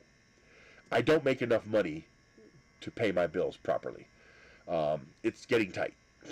And Vine allowed me to survive because I didn't have to buy anything. If I needed paper clips, I just waited. Eventually, paper clips would show up on Vine. If I needed I have thousands and thousands of trash bags. I have multiple pot sets, kitchen appliances, fixtures, Teflon tape I've gotten off Vine, screw sets, screwdrivers, tools. You name it, you'll find it. The worst thing is, you never buy anything ever again. You will never buy from Amazon ever again. Because the first time you buy something, a week later it's going to show up on Vine. It's like, you fucker. You probably could, but they'd probably catch that. And who would give it up? Who would give up access to that? $190,000 worth of stuff. $4,000 Sony OLED television. Yeah, of course. Now, you got to be careful. You're allowed to pick 8 items per day. Sometimes they'll let you pick more, but it's basically 8 items per day. Look for 0 ETV stuff. Anything in usually anything in toiletry, cosmetics, and food. Usually those things are free, meaning that the ETV is 0. If you're outside the U.S., you probably don't even have to worry about this. If you're in the U.S., you got to worry about it. So this TV is $4,000. That counts as if I got $4,000 paycheck from Amazon, as far as the IRS is concerned. As far as they're concerned, I received a $4,000 paycheck from Amazon, and then I bought this TV with that. Drinks should be 0 ETV, so 0 tax value. They should be. Not always, but they should be. It tells you. When you click on it, it tells you, ETV, it'll give you a dollar amount. So that's the reason I use this TV here in my lab and not in my bedroom, because I want to make sure this TV was a write-off. Because I'm using it for work. What's my profession? Doing reviews. That's what I do for a living. It's not a hobby. I do this for a living. I don't go to work. This is my work. So when you guys buy these things, I make a commission. So if you buy one of these, I'll probably make $1 or $2. So if 10 of you buy this, that's $20 I'll make. $10 to $20. I don't know what the commission is on this. Usually it's 1 to 10%. Usually ends up being 1 to 3%. And every time I've gotten tea, it was a 0 ETV. But I don't know. You'll find out when you get there. Now, food, if it's 0 ETV, don't hesitate. Food lasts for seconds. Seconds. Food, like that. It's gone. You see anything that you might want from Sony, Philips, Acer, snatch it. Because things like these TVs disappear within 15 seconds of them being posted. Because there's a limited number of them. There might be 500 people in the Vine program, 1,000 people in the Vine program in the U.S., and they might post 10 TVs or 5 TVs.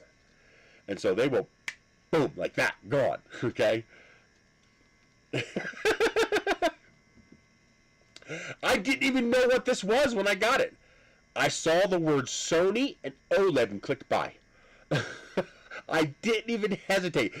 I woke up at 2:30, 3 o'clock in the morning to go to the bathroom. I decided, what the hell, let me check. And I loaded up the Vine page on my phone, I saw Sony and OLED and clicked reserve. As fast as I could click, I clicked it because I knew it was going to disappear like that. It took me, I then went back and looked at what did I just grab that was $4,000. Oh my god, a 65-inch OLED and their top of the line A90J model. Fuck yes! I went to post to the group to let them, we have a private group that we're in on Amazon. I went to post to the group and let them know that, you know, about the TV. It was already gone. This is 30 seconds later. It was already gone. So valuable things like that disappear very quickly. Where I tended to shop was the AI categories. For example, outdoor stuff. I got things like, you know, shelving units, you know, lawn art, you know, tarps, sunshades, you know, things that I could use on the property. You know, sink fixtures, ceiling fans, light fixtures. This antenna was Vine. This TV was Vine. This nice camera here, got that off Vine. This screen here is off Vine. This is off Vine. This $900 laptop was off Vine. This cup, this was off Vine. Sometimes you get 3D printing stuff. It's not super common. Laser burners, right before I got booted, laser burners seemed to be really common. I got like 3 laser burners. The last 3 or 4 laser burners you saw me review, I got off Vine. You know, several phones I got off Vine. This real nice Sony Xperia 5 Mark II. I got that off Vine. $900 phone. Laser projector, I don't know anything about them. I hear they're amazing, but I don't know anything about them. Every now and then I get filament. Anytime I see filament, I grab it. Especially resin. Oh man, half the bottles of resin I have, I got off Vine. You know, things like battery boxes, you know. I got the battery box off Vine. I got like 10 battery boxes I got off Vine. The arm for this monitor I got off Vine. I mean, shelving units I got off Vine. 12-volt refrigerators I got off Vine. Isn't it nice? OLED is amazing. It's not super bright, but oh my god, the picture is just... The dynamic range is mind-blowing. Now, I'll be honest with you. The average person is not going to see that much of a difference between a $400 Walmart 65-inch LCD and a $4,000 Sony OLED. There really isn't that much of an actual realized difference. If you put them side by side, yes, you will see a difference. Yes, the OLED looks significantly superior. If you're watching today's 3D print, you're not going to see a difference that is of any relevance to justify that $4,000 price. If you connect a $500, you know, Blu-ray 4K UHD player to your TV with a good sound system in a darkened room, sitting on a couch, yes, that movie is going to look amazing, and it will look better. Will most people actually see a difference? Not unless you point it out to them. The blacks are blacker. The dynamic range is amazing. I'm a photographer. I notice these things, and I like noticing these things. Your average Joe is not going to see the difference. Buy the sub-$1,000 65-inch TV. You will be perfectly happy with it. If you've got 10 grand in a home theater system, buy the Sony OLED. You won't regret it. It is gorgeous. It is an incredible screen. I mean, I love it. But average Joe, watching YouTube, watching Netflix, you're not going to see the difference. It's for the people who have that kind of quality at their disposal, and they want to eke every erg of quality out of it they can. So, you know, can they justify I think it's like $3,200 now. The price went down since I got it. Is the TV worth that much? If you're looking for that kind of quality, yes. I don't even have speakers plugged into this TV. The sound out of the default speakers of this TV is so freaking good, I don't even have speakers plugged into it. In fact, the speaker in this TV is so good, they planned for it. It actually has speaker input connection, so that you can actually integrate this TV into your surround sound system.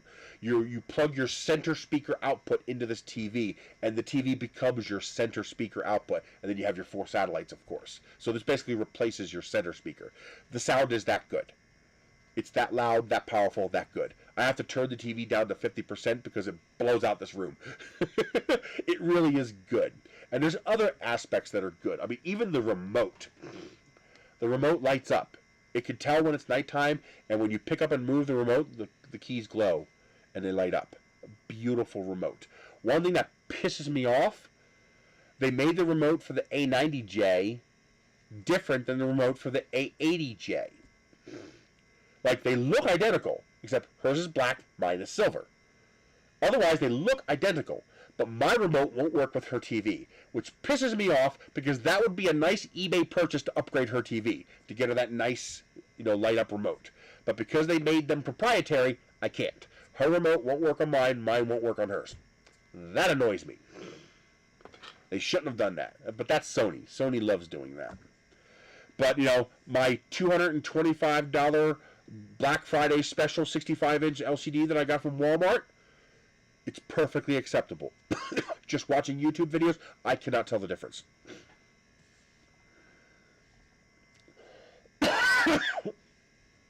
But when you do look at something where you can tell the difference, it's nice.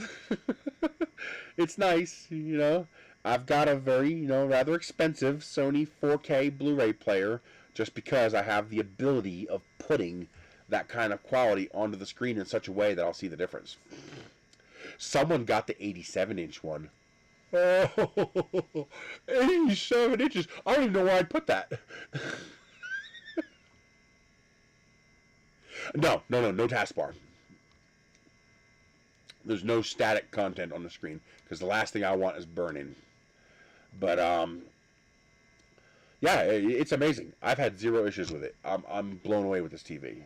But I could never have this TV if I didn't get it in this program. Never. I mean, even if I could borrow the money, how would I justify it? I mean, how would I justify, spending $3,500 on a television? I could never do it. But same thing with this, $900 for a phone? I don't think so. I'm not gonna pay $900 for a phone. Not a phone that small. It is a nice phone, though. It's a very, very nice phone. But so if I had to pay taxes on this, that'd be $4,000 of income. So that is 15.3% to the federal government, plus 4.5% to the state. That's 19.8% tax, and that's only if I'm in the lowest tax bracket, meaning I'm below the $12,000 threshold. Let's say I made $30,000. There'd be an additional roughly 9% on top of that. That's 28.8%. So $4,000 times 0.288. That would be, that would be $1,152 in income tax that I would owe for this. I can't afford that. I can't even afford the tax on it. Hell, the sales tax for this TV would be $320, $100 more than I paid for that 65-inch TV. Just the sales tax. So if you're in the U.S., be aware, all right? It can change your tax bracket. If you're making $30,000 a year and you get $10,000 worth of stuff from the Vine program, when you file your taxes, you're now going to be filing for $40,000 worth of income. Your $30K income plus the $10K from Vine. That could be a problem. You got to make sure you put aside, roughly 25% of whatever you get from Vine to be able to pay for the taxes, unless you can write it off. So you got to be careful.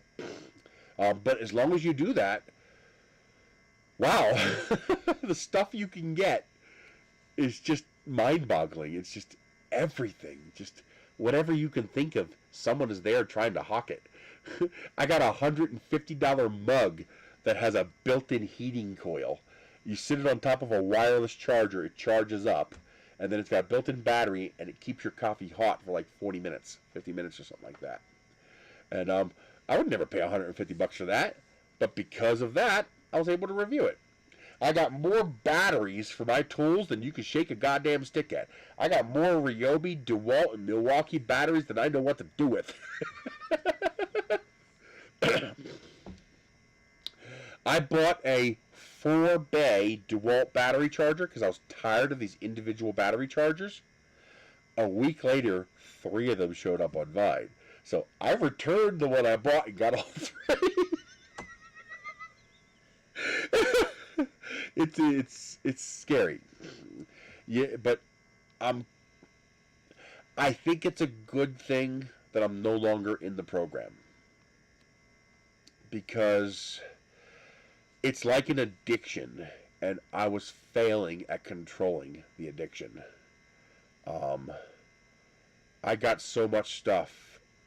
I mean, I'm still getting rid of the cardboard from all the stuff I got. I still have probably 2 trailer loads worth of cardboard to tear down and pack up. I got so much stuff that it's going to take me years to go through it all. If you're a hoarder kind of personality, it's a bad idea to be a part of that program. When I went to the post office to pick up my packages, I brought a trailer with me, and I filled the trailer.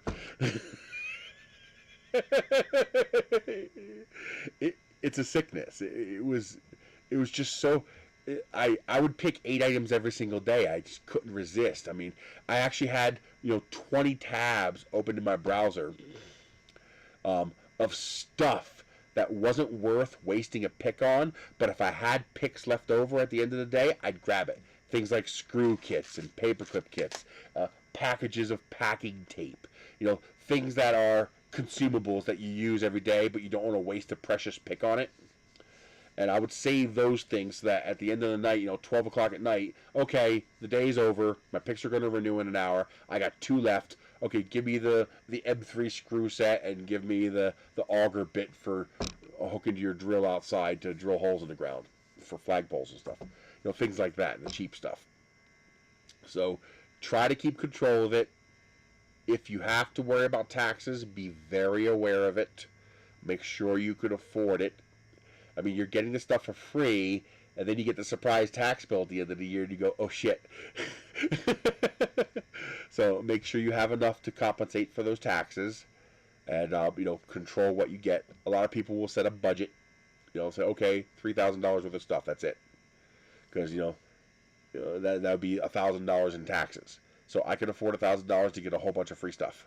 So they'll keep themselves a budget, and they'll try to stay under that budget. They'll hunt down the 0 ETV stuff, which doesn't cost anything. So I got so much cat food. I love it. I was getting anytime free cat food would pop up, snatch. Give me it. I got 2 little fur balls with murder mittens that'll eat anything I give them. So anytime cat food would pop up, I'd grab it.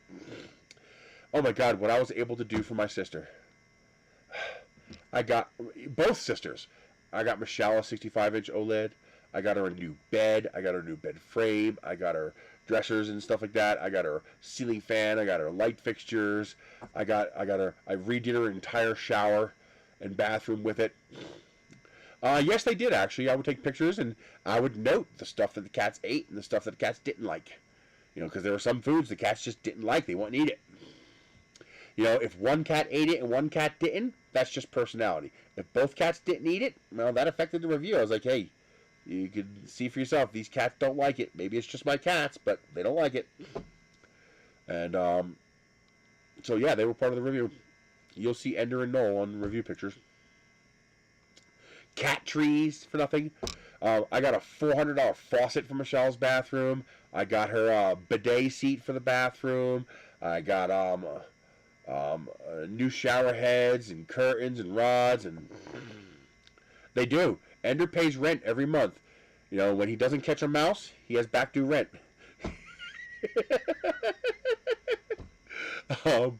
My sister, my other sister who just had a baby, I must have gotten her $10,000 worth of stuff for the baby that neither of us could ever afford.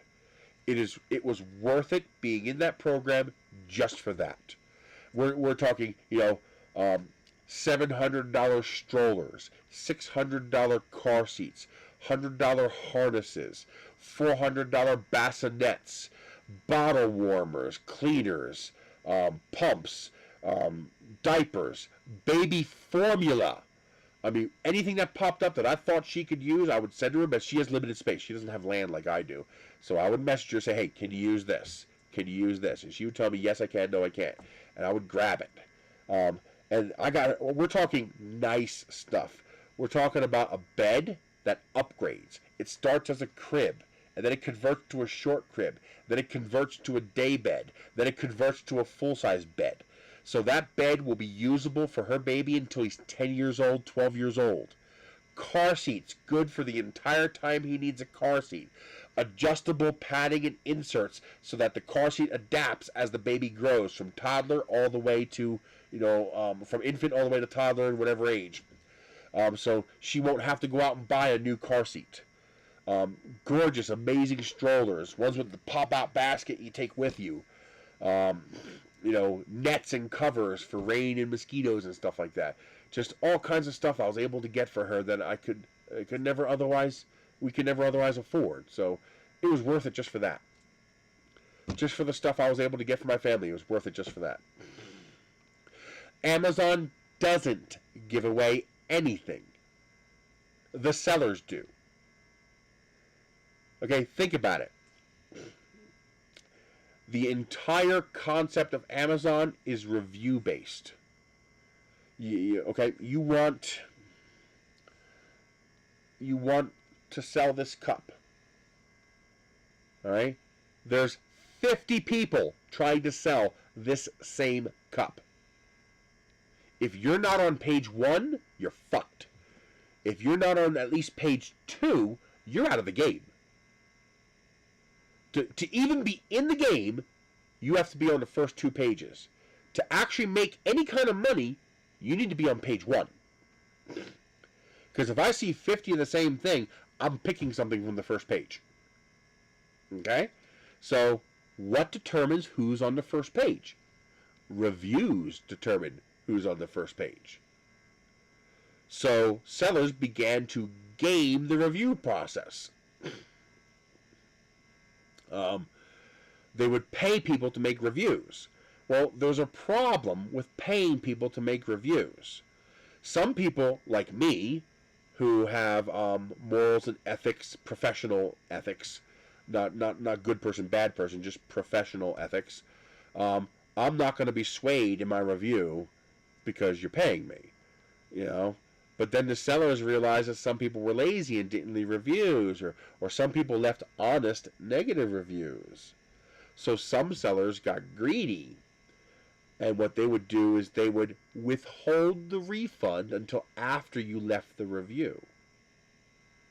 The good sellers would refund after shipping. That means you're unencumbered to leave an honest review. But if you're not getting your refund until after you leave a review, they don't even have to threaten you. The implied threat is there. If you don't leave me a 5-star review, I'm not sending you a refund. They don't even have to say it. People are just going to assume it, and correctly so. And so now you have fake reviews. Or you have people who just don't give a shit. They'll just they'll leave 2 sentences and be done with it just because I got my free thing, just give me my money back. Okay?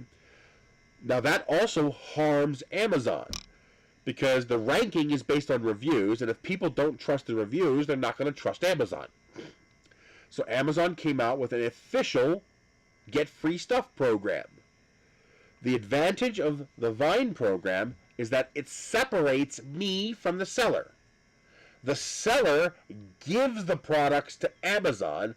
Amazon then gives those products to the sellers. In fact, the top categories, they have to pay Amazon to be in that program.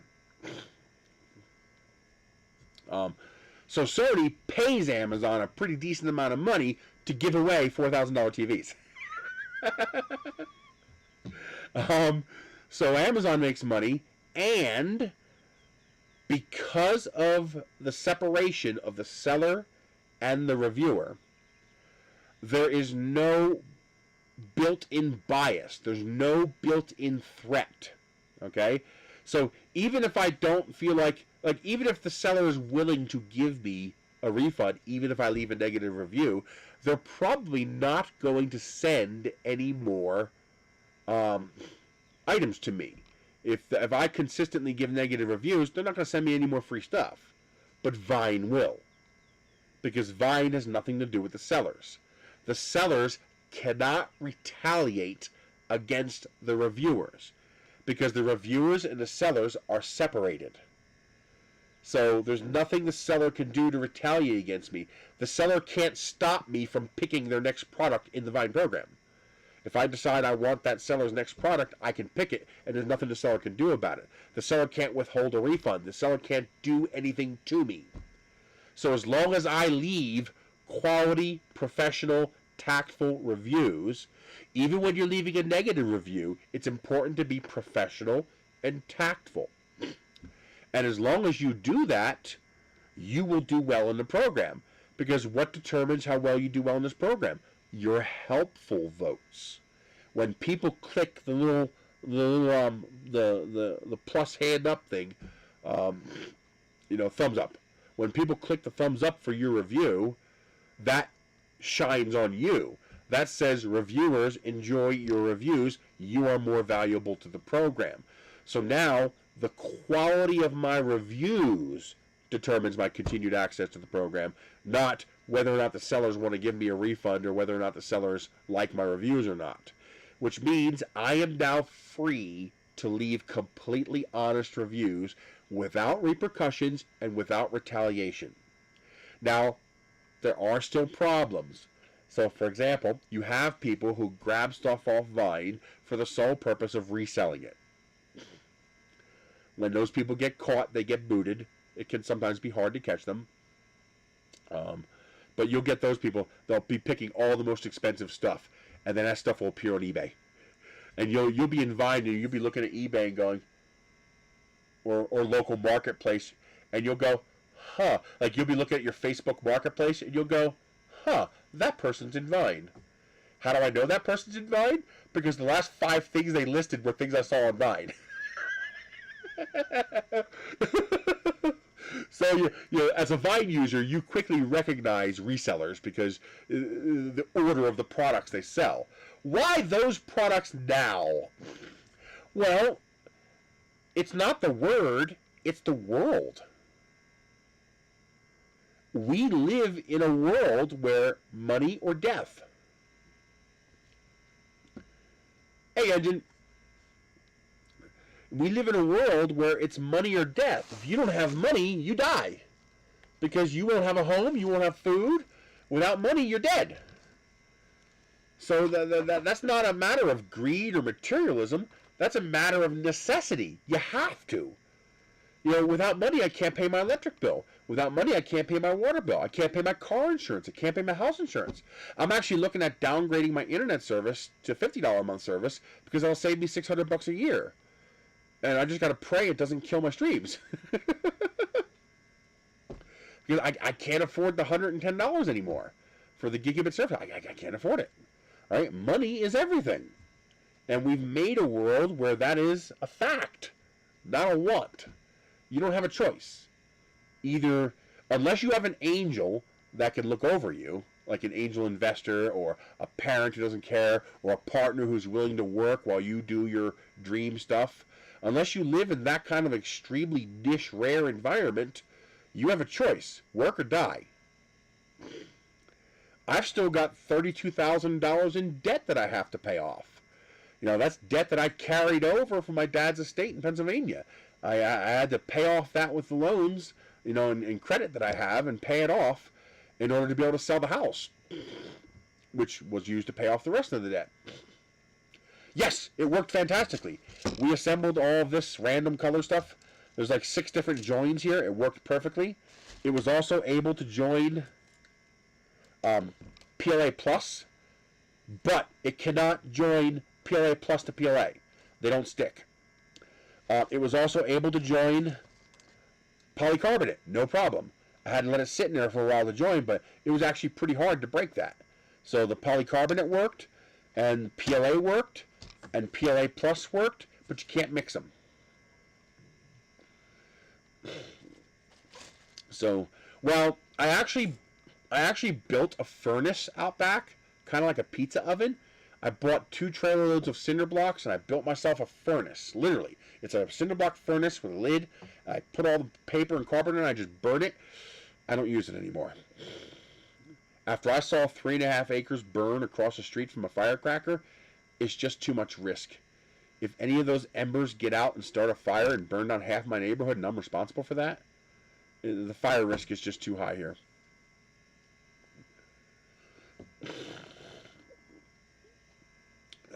So I don't mess with burning it. It's just not worth it. It's not worth it to save the $5 and burn down half my neighborhood or my own house.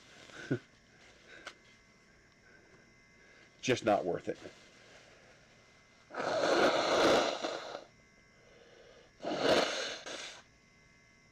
Yeah.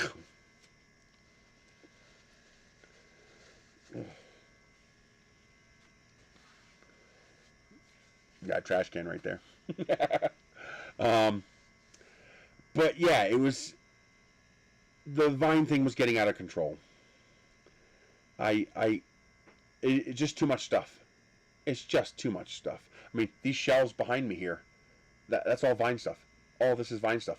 There's a lab quality digital scale right there.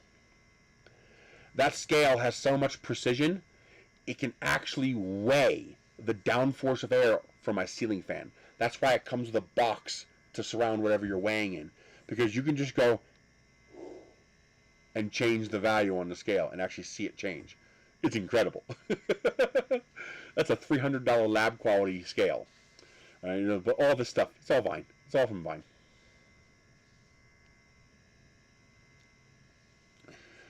This is nice. I am seriously impressed with this. I do not regret buying it. I mean, you make a few of these and it pays for itself. You just take all your scraps. Just make sure you keep same for same. PLA to PLA, TPU to TPU, PETG to PETG, PC to PC. You can't even join PLA and PLA Plus. I can join Plus to Plus. Like I took this, cut it in half, and joined it. It was great. But try to join this to the PLA, didn't work. And it's not because this didn't work. That's because the two materials just don't stick together. So that's not the fault of this. You got to use same for same. But yeah, I'm impressed. It comes with a 24 volt, 3.5 amp power brick. Nice power brick with a light. Looks kind of like a laptop power brick, but with the plug built in. And then it plugs in here, like that. It just plugs in. And then you have an on-off switch here, inline on-off switch. Turn it on. So what you do is you turn it on. You put one piece in halfway. You insert the other piece once it's hot. You push them together. You'll get a little flashing as it squishes out. Then you turn it off. You let it cool down. What will happen is you'll have the filament in here, and you'll feel it. This is really stiff. All right, but when it heats up, this becomes like a wet noodle. It's super. Like right now, I can feel it pushing on my finger, resisting. But once it heats up, it'll be no resistance. This will move like there's no resistance. And then when I turn it off, I just every now and then I check it. When both sides become stiff again, then you can open it. And what I would do is, when you open it, hopefully it all stays on one side. Blow it. Cool that hot center filament down in there, and then you can pull it out, tear off the flashing, a little bit of sandpaper. It comes with a bunch of this sandpaper, and this will do hundreds of joints, this one piece, because you don't have to do much. Just sand it down a little bit, or just scrape it with a knife. Scrape it down. No problem fitting through a PTFE tube. The tolerances in here are more than good enough for it to fit. And now you can use up all those scraps of filaments. Test the filament before you use it. So, for example, try to bend the filament. Make sure that you can actually bend it. You know, if you bend it and it stays like that, you're good. Go ahead and join it. All right, but if it snaps, keep moving back. So if you bend the end of the filament and it snaps, keep moving back until it doesn't snap. And get rid of the parts that snapped, because those are parts that are hygroscopically penetrated by water. And they're going to become brittle. It's just going to break on you. So keep moving back until it stops snapping. You know, see how none of this snapped? It's all good. You know, this is all good. See? It bends. So you know this is good filament. And then you cut it, join them. But yeah, this is 6 different pieces of filament all joined together. And I'm totally happy with this. I mean, I got 0 problems with this. Where's that joint at? Let me find it for you.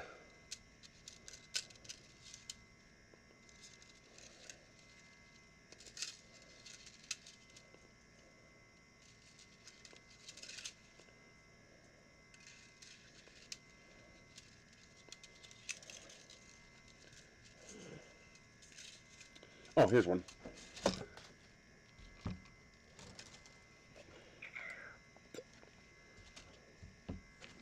Where's that? There it is. So there's our joint right there. And you see it's fine. No issues with that. There's my little Sharpie mark so I could tell when I moved it. And there's the joint right there. But yeah, that looks totally fine to me. That'll feed through a printer. Would I want to do high precision artwork with joined filament? Probably not. But when I'm printing out parts with my 1.2 millimeter nozzle, trust me, it's not going to care. As long as it feeds, it'll work fine. Oh, there's a joint. There's a joint right there. Alright. There. There's one of the joints. The green, the yellow right there. So yeah, I'm super pleased. So far, the only time it's the only time it's failed at all is when I opened it too early, so it was still too soft, or I tried to join dissimilar materials. So opening it early is my fault.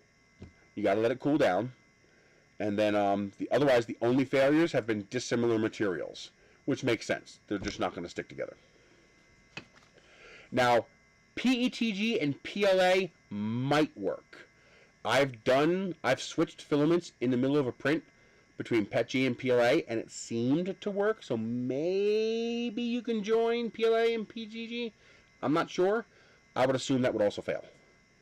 So you want to keep all your scraps like materials. You know, have a bucket full of PLA scraps, a bucket full of silk scraps, a bucket full of PETG, a bucket full of PLA plus, so that you don't join dissimilar materials.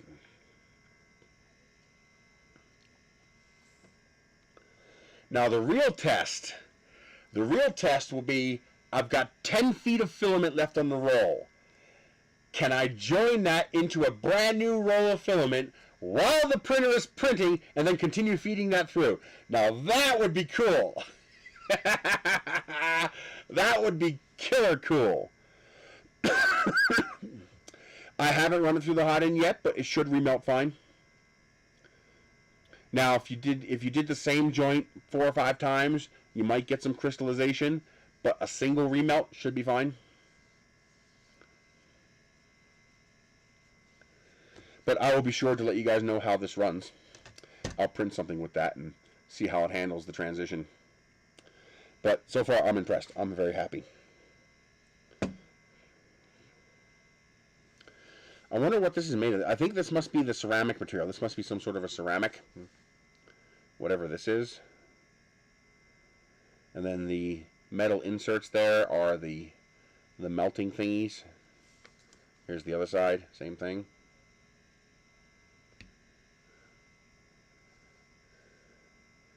I'm very happy with that. That was a lot easier than I thought it was going to be. I thought there was going to be a pretty hefty curve, a learning curve, you know, figuring out how to finesse it and get it just right. That was actually pretty damn easy. if you don't mind taking the flashing off, you push in until it splooges a little bit. That guarantees that you have a melt zone there. Let it sit and melt for like 30 seconds after you do that. You know, to make sure it gets nice and melty in there, then just turn it off. And give it 5 minutes. You know, do it while you're watching something on TV or something like that. The feet work pretty well. It just sits there. I might actually put some magnets on the bottom here so that it'll stick to my table. Yeah, I'm going to. I'm going to start saving my scraps from now on from partial rolls, or rolls where, you know, I finished like this one here. You know, obviously this is not a scrap, but it wasn't enough to do the next print I wanted to do. So being able to join long sections like this together to make whole rolls to do longer projects would be nice. So I'm very, very impressed. This is going to get a nice review from me after I make sure it prints. I don't see any reason why it wouldn't. That looks perfect to me. I see no reason why I'm going to have any problem at all, especially the big fat prints that I make. Yeah, maker boxes. Join all those samples together. Assuming they're, remember, same for same. PLA, PLA, plus, petchy. You know, you can't mix materials. But yeah, I got a whole bunch of samples. You know, just run it through and just, you know, make a print that has 10 different samples in it. Yeah, this is the alien box from June, and this is the alien box from March, and this is the alien box from April. That'd be funny. But, yeah, it should work fine. I'm very pleased. I was expecting that to be more fussy. I was expecting it to be finicky. I was expecting to have to play with it and figure it out and learn it. It's a no-brainer. The only change I made that helped was have a Sharpie handy. You know, having a Sharpie handy to mark the filament. So what I did, for those who weren't here when I did this, so you snip the end of the filament. You put the filament in so it's touching the melt zone there. Okay, and you make sure it's clamped down. And then after that melts, you then insert the filament into the other end and you push it. Well, how do you know when you've melted into this? Well, that's pretty easy. What I do is I put a little Sharpie mark right there. Okay? See? Now I have a little Sharpie mark there. Now, when I sufficiently push this in, this isn't going to work because it's not melting, but if I stick a wrench in there, that'll probably work. So when I push this in far enough to reach the other filament, you're going to see it's going to push the filament out. Well, there you go. Now I know it's touching the other piece of filament. And then what I do is I push this back in until it's about at the same spot as it was before. So now I know the joint is in the melt zone of the device. This was hard to push because it's obviously not hot. Okay, so I push on this end until that mark moves. Now I know I've just squished them together, and then I push this back to make sure that melt zone is where the hot part is, right in the center there, and then I let it sit for 30-60 seconds and just let it melt together. And then when I'm done, I turn it off and let it sit for 5 to 10 minutes, however long it takes. Now, when you have it in that melt zone, like I said before, this is really hard to push. Like, I can feel the filament pushing back against me because, you know, it's stiff, it's solid. When it gets melty, this is really easy to push. Like, it takes no effort, it just goes. So you want to try to line this up so the filament's coming out pretty straight. As it's cooling down, you just test both sides. You know, you have your filament in here on both sides, and you just test both sides. When it stiffens up on both sides, you're probably safe to open. But wait until both sides no longer feel squishy. When both sides feel like they're nice and stiff, then go ahead and open up and you'll have your joined filament. Be careful pulling it out. If both pieces stay on one side, blow on it. That'll further cool it down, make sure it turns into a solid. You know, gently pop it out, hit it with the sandpaper or the knife to get rid of the flashing, and you're good to go. It comes with a piece of PTFE tube so you can test it and make sure it's not bulging. So you can slide that over there and make sure that passes over the melt zone without a problem. You might have to do a little more sanding if you're using Capricorn.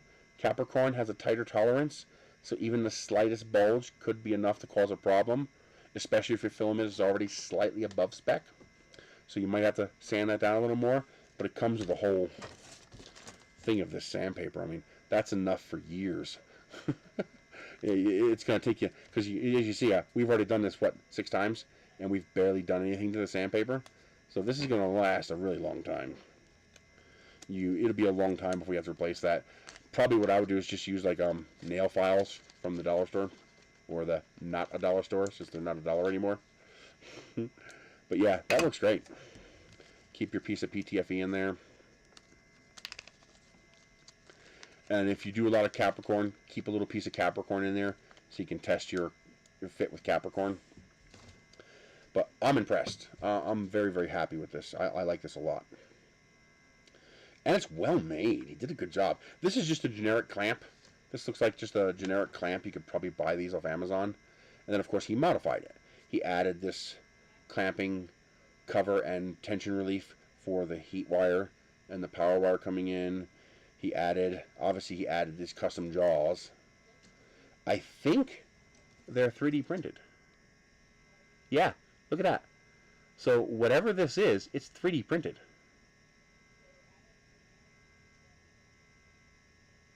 That's pretty freaking cool. So whatever these jaws are, they are 3D printed, and they have inserts in them. Look at that. Yeah, you're probably right. It probably is resin. A ceramic-based resin.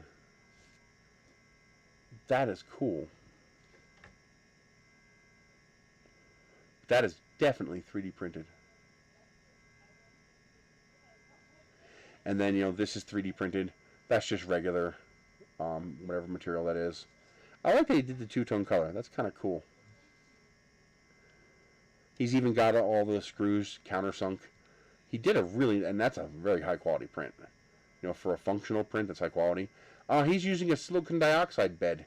He's using like an ultra base. See the square pattern? You see that on ultra base. So he's using an ultra base print surface for these little parts. And this is 3D printed. And it's all assembled and nice. It's nice. He did a good job. I mean, this is the cool thing about 3D printing, is micro manufacturing like this.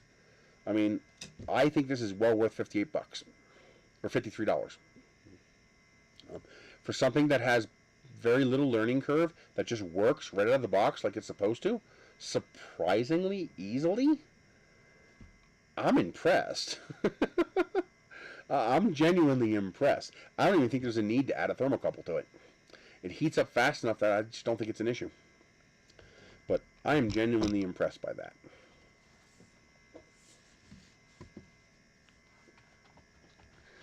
Oh.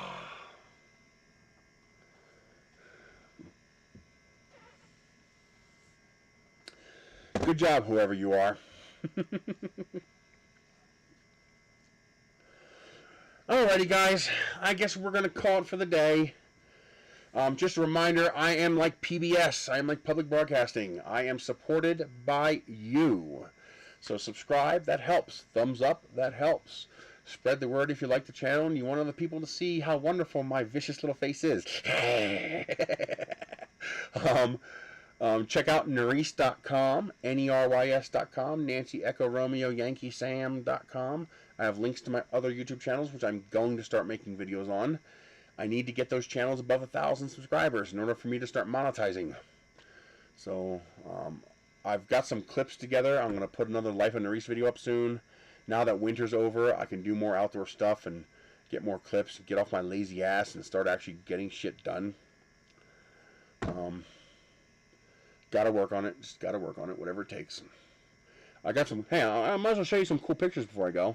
I went up to do a photo job up north, about 3 hours away, and I got some great pictures. This first one is my favorite. When do you see this?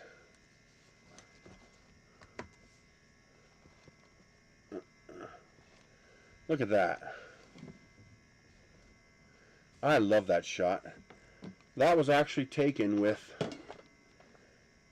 this phone, the Sony Xperia 5 Mark II. It's got a Zeiss lens on it. But look at that. Isn't that beautiful? She should be this way? Yeah. There we go. That's just so pretty with the shadows from the clouds and the deep contrast from the cloud cover. This is up just probably 20 minutes away from the border of Colorado. Halfway between the right and the left, almost in the center, almost in the dead center of the state. I had to go up and take pictures of a property. They pay me money to go take pictures of property sometimes. Every now and then I get a gig. But yeah, the range on this, and this is no editing, no Lightroom, no Photoshop, nothing. I just dropped that. Now, I like the highway. I like the side of the road in it. I kind of dig that. Now, for a panoramic, yes. Crop that to that for a nice panoramic. Yeah, I'm probably going to do that. But I kind of like the road in a shot like that. It gives it depth. It gives it, you know, some kind of common frame of reference. But yeah, I love that shot. And this was just a canyon. I didn't stop. I should have stopped. I might, if I ever go up that area again, I'll stop. But there's a cool canyon in the road here, and this here is a bridge going over that little canyon, going through the road. And this is just looking down the highway. This is what we have out here. This is what all of our mountains type stuff looks like around here.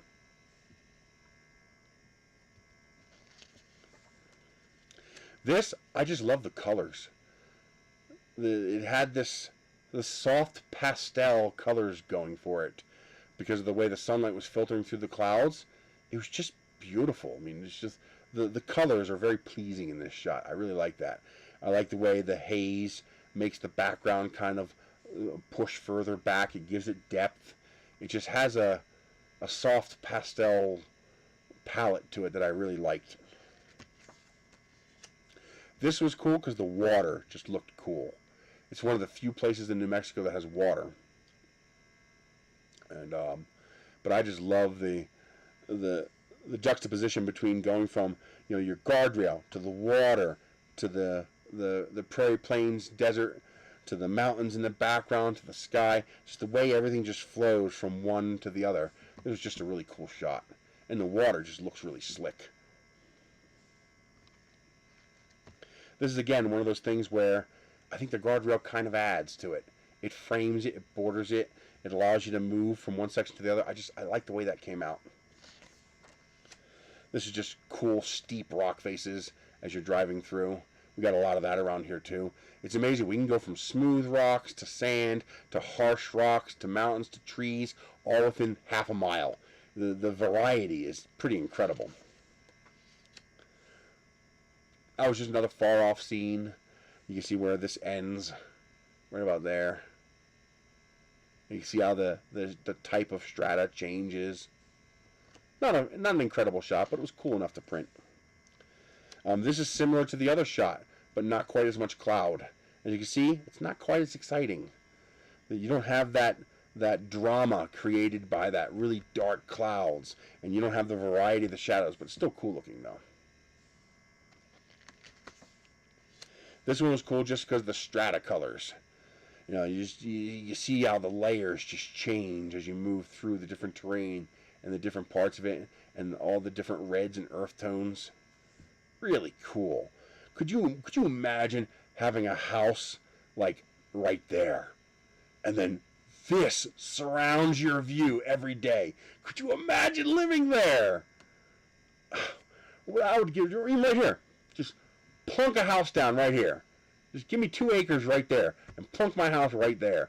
And every day I come outside to this. Wow!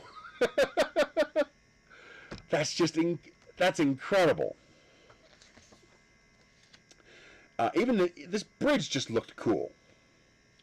It's colorful, vibrant, nice contrast. I have no idea what that says. I'm guessing it's Indian. It's one of the native languages.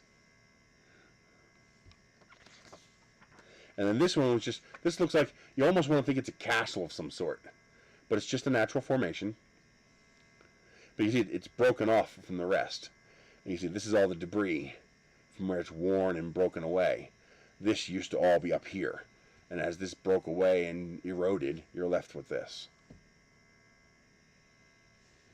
I just thought that came out really, really nice. But the kill shot for me is that. That's the Crown de Resistance. That's the money shot right there. That's just, I freaking love that picture. 12 megapixels. I should be able to do an 8x10 no problem. So I want to print maybe an 11x14. I want to get that blown up. That's just a beautiful shot. I love that shot. You know, this shot would not have been as good without the clouds. The clouds made this shot. They gave it the dynamic range. They add that drama and emotion that those dark clouds that are dark on the bottom, light on the top, the varied random shadows that give depth and color and range to the mountain range. I mean, you can see the difference. You know, look at the difference. You know, forget about the fact that one zoomed in, one zoomed out. These are different pictures, but just look at the difference in the feeling and emotions you get when you look at this with this above it versus this. This is just flatter, plainer. It's not as exciting. It's not as dramatic. It doesn't have the same depth and feel. This just looks like, you know, you expect the protagonist of your adventure novel to come, you know, walking over the mountain range or something like that. This is just good. 12 megapixel, yeah, I should be able to go poster size. 11x14, no problem. I can do that myself. I can do 11x14. I'll wait until Walgreens does another coupon, like half off posters, and then I'll get one of these done. But yeah, that's just beautiful. And I printed a whole bunch of other pictures. I probably should be doing this on Life and the Race, but I got cat pictures. The internet requires you to pay a cat tax, so we're going to pay the cat tax. There's Ender and Noel. Oh, really? You can do really high quality prints, like, you know, ones that are a little water resistant, like posters, not like inkjet prints? Fuck yeah, dude. Hell yeah. There's Ender and Noel. I printed two, so I brightened it up a little bit. It looks much better brightened up because he's a dark-faced cat. So Ender looks great no matter what. But because he's so dark, it looked better when I brightened it up a little bit. Now, let's see here. Clear out of space. So, nice! That rocks, dude. I appreciate that. This is actually going home from Albuquerque. So when I drive from Albuquerque back home here, you know, 24 miles, I drive through this little mountain range, mountain pass, because Albuquerque is about 1,200 feet lower than we are. So this is just a section of Interstate 40 just east of Albuquerque. And look how rapidly it changes, the terrain. Just different varieties and different kinds of terrain. I love it. He found that box within about 5 seconds. As soon as I tossed the box on the ground, they were in it. He's just a cute cat. And they're popping out like, oh, what are you doing? You see, they've already shredded the top of that post. Here's another one of Noel just chilling. Actually, that is supposed to look like... That's actually supposed to look like that. That is right side up. This is the top of the cat tree that he's in. He's a hard cat to photograph because you need lots of light or high ISO in order to catch him. And I love the bokeh effect on that reef in the background. It makes what would normally be a very plain, boring picture into a nice picture. So I take a lot of pictures of them in this cat tree. Is that upside down?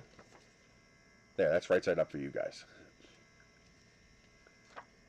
That's another duplicate. And we have I'm assuming a bull snake. I don't know what it is, but it's a snake protecting our local post office. We found this big boy at the post office. That's got to be 6 feet long. He's a big boy. Hopefully he's catching lots of rats. There's my boys in the bathroom. I found out the aspect ratio of my camera is different than the printer, so it cut off his head. So I had to change that. Here's my battery box catching on fire. This was right after I tossed it outside, when in a few seconds flames are going to start coming out of that again. Yeah, pick up his vine order. I knocked this over in the process. I chucked that out of the house so fast. I hit that and knocked it over. It didn't break somehow. But yeah, this thing burned for like 15 minutes. I have another one here where you can see it's in flames. There's my baby. That is just such a good shot. I got to change the color temperature of this shot to make it warm like that. Because I think this shot would look better with that kind of color temperature. But I have a poster of this printed. This is going on my wall. I shot this at 4:30 in the morning out my bathroom window. Okay? The moon came out fantastic. I was able to use a low enough ISO and a high enough shutter speed that the light from the moon came out fantastic. And then it's a little hard to see in the print, but here we go. So there is Jupiter, and there's Venus. Now somewhere right about here is Uranus, but of course you can't see Uranus from Earth. And then right about here is Mars, but I also couldn't see Mars. For some reason it wasn't visible. It was there, but it wasn't visible. But yeah, there is Jupiter, that is Venus, and that's the moon. Right out my bathroom window looking due east. I just thought that was cool. There's my boy. I got his paws and tail hanging out the other end. He's just such a handsome cat.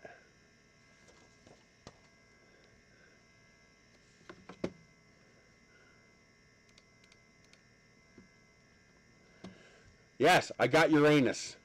Check for Klingons.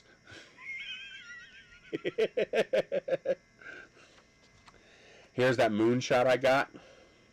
This was during the lunar eclipse. There's going to be another one on the 15th. I'm going to try to get one with the 50 megapixel camera. But this was with my Canon 7D with the 100 to 600 Sigma lens with a 2x teleconverter. I took like 20 shots. One came out clear. It was so hard to aim that because I wasn't using a tripod. I was hand holding it, just leaning against the building. It was so hard to catch that at full frame, but that's almost full frame. There's a little bit more past it. I did a little minor crop, maybe a 75% crop.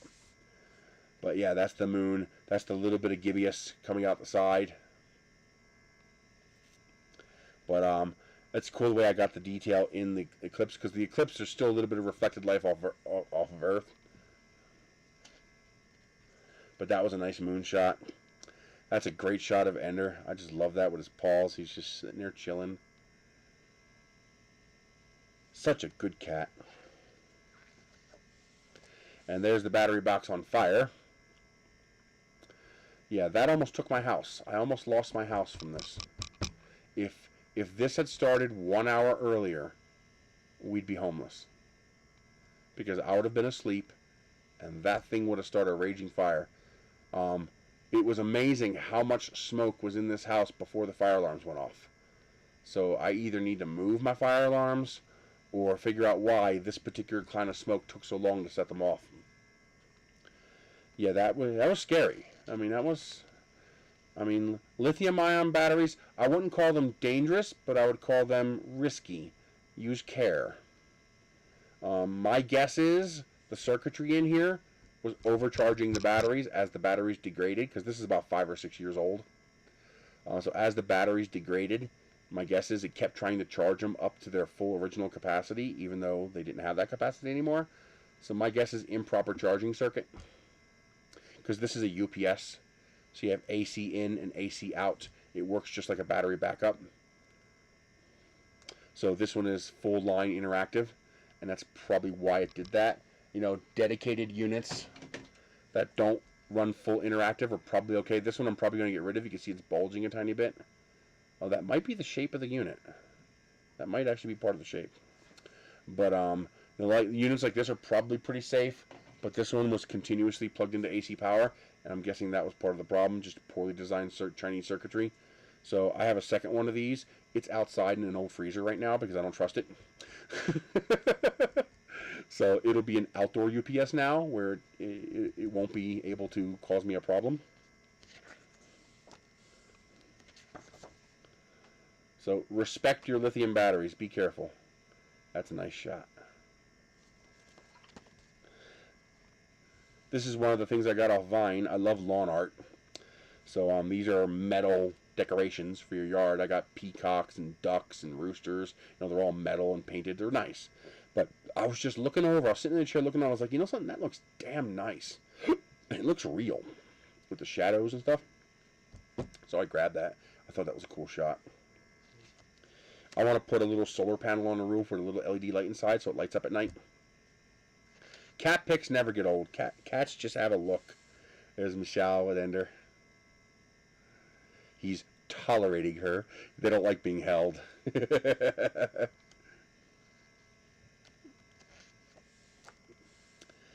There's a better color. That's the original one that Adobe Photostock rejected. Like, one of the best pictures you're ever going to get, and they rejected it. Like, okay, I guess they have too many cat pictures.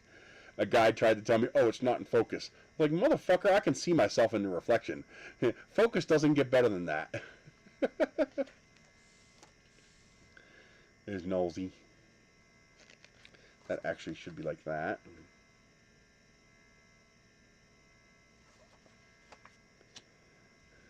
This is before I realized it was cropping off too much.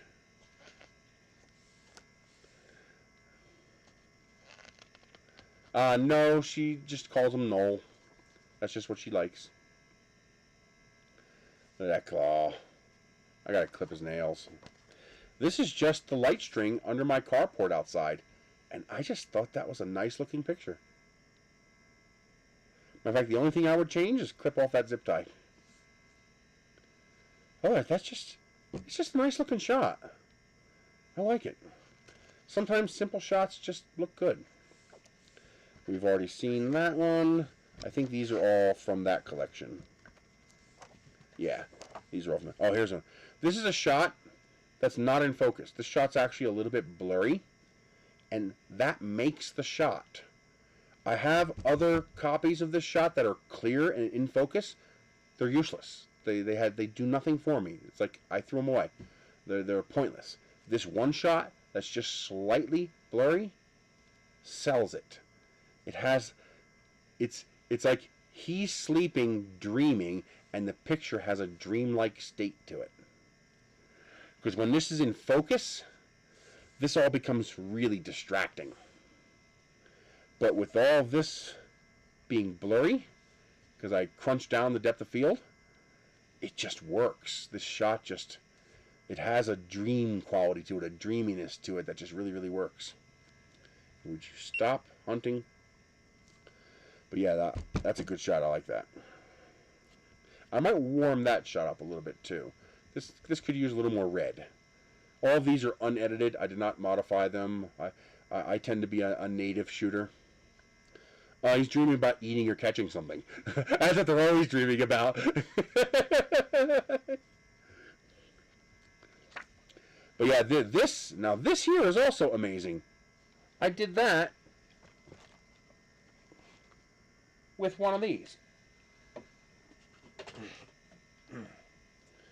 This is one of these old HP printers. This one's actually broken. This is supposed to be held down. But this is one of those photo printers. And this one does 5x7s. That's why I wanted this one. I have two of them. I paid like $20 for this on eBay. $20. And now you can buy the ink cartridges affordably. I get these for about $10 or $11 a pop, and I can refill them. And there's enough ink in this for about 50 pictures, about 46 pictures. So about 46 of these pictures that ink cartridge will print before it runs out of ink. And so that makes the cost dirt cheap. And then the paper is obviously relatively cheap on Amazon. It's not expensive. So we're probably talking, 10 cents a print maybe total. And nice little units. And this printer should last a very long time because there are no print heads. That's one of the few times where HP has an advantage, because the print head is built into each cartridge. Now, sadly, that means you when you run out of one color, the other colors go to waste. because there's no you can't just refill one color, but I can refill these cartridges so I can regain some usefulness. And there's a limited number of times you can refill them before the print heads fail. But yeah, these are like $12.99 on eBay or Amazon. Or you get a 3-pack for like $32. So it's like $11 a pop, you know, with tax. And so 50 pictures for $11 in ink and $5 in paper. So you're talking $16 for 50 pictures. That ain't bad. I can live with that. and these printers are dirt cheap. You can get these for 20 or 30 bucks off of Amazon. And this is not Amazon, eBay.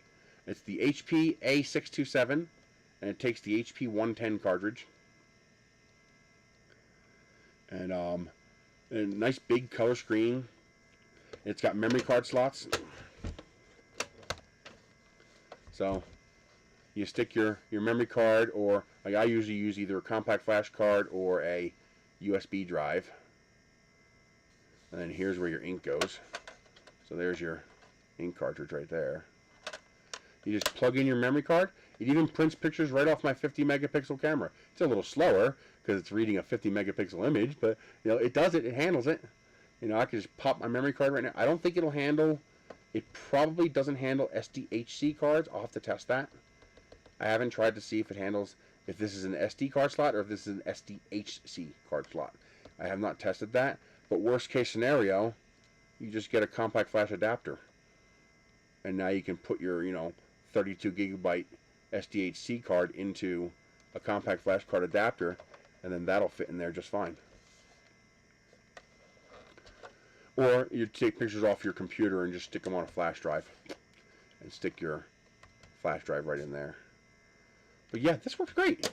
This is fantastic. I just imagine, you know, this is probably like $300 when it was new. Oh, that's broken. There it goes. I didn't realize that. Oh, this must have got dropped at some point. There we go. Good enough. But yeah, $20-30 you can get one of these off of eBay. It's incredible. The stuff that you can get now so cheap is incredible. I mean, this APS, this metal high-end APS film camera, I got the body for $21 shipped. I mean, dirt cheap. And I got my Mavic Mini ready. I was drooling over the Mavic Mini 3 Pro until I saw that it was $900. Whew, I won't be getting that anytime soon. But I do still want to get the Mavic Mini 2 in order to get the OcuSync for the longer range. But yeah, this is like $21 shipped. And it's mint. There's absolutely nothing wrong with this. And it takes all my Canon EF glass. If you're a Nikon guy, then you just get the Pronia. Get the 6i, it's the better camera. It's kind of sad because I got the little motor drive grip, but it only works on the Pronia S, not the Pronia 6i. It's a slightly different body. But you know, that's for you Nikon guys, and this is for you Amazon guy or Canon guys. Don't get the EOS IX Lite. The Lite is a cheaper camera. It's plastic. This is all metal. This is so much better. The full control. You can set all your modes. And a great lens to keep on this is the 40mm STM lens. You can get these for $100 on eBay. But this is just a fantastic compact lens. This should be the equivalent of right about 52 to 55mm equivalent. So your 40mm is about your optimal 50mm equivalent, slightly more, because of the 1.6 times crop factor. Not as many. You know, I don't get very many anymore. I don't know if they're just not giving them out or if they don't like me anymore. I do have 2 more printers in the works. I have a little box printer outside that I'll be bringing in the next couple of weeks. I also still have that Monoprice D, their 300 by 300 printer. I mean, you can't buy it anymore, but I still have it. It's brand new in a box, so eventually I'll be doing that, but not as many. So I guess that phase is largely gone now. I've gotten most of the printers that are out there. And they don't want to send the new ones out, I guess, because, you know, they guess they can't make enough money anymore. I don't know. But it is what it is.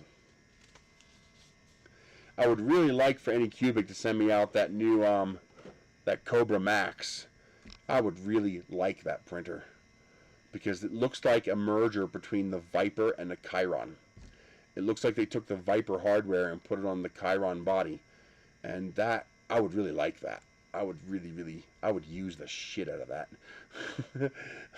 I would probably print a single Marvin and then immediately put a 1.2 millimeter nozzle on it. And just make that thing go to work.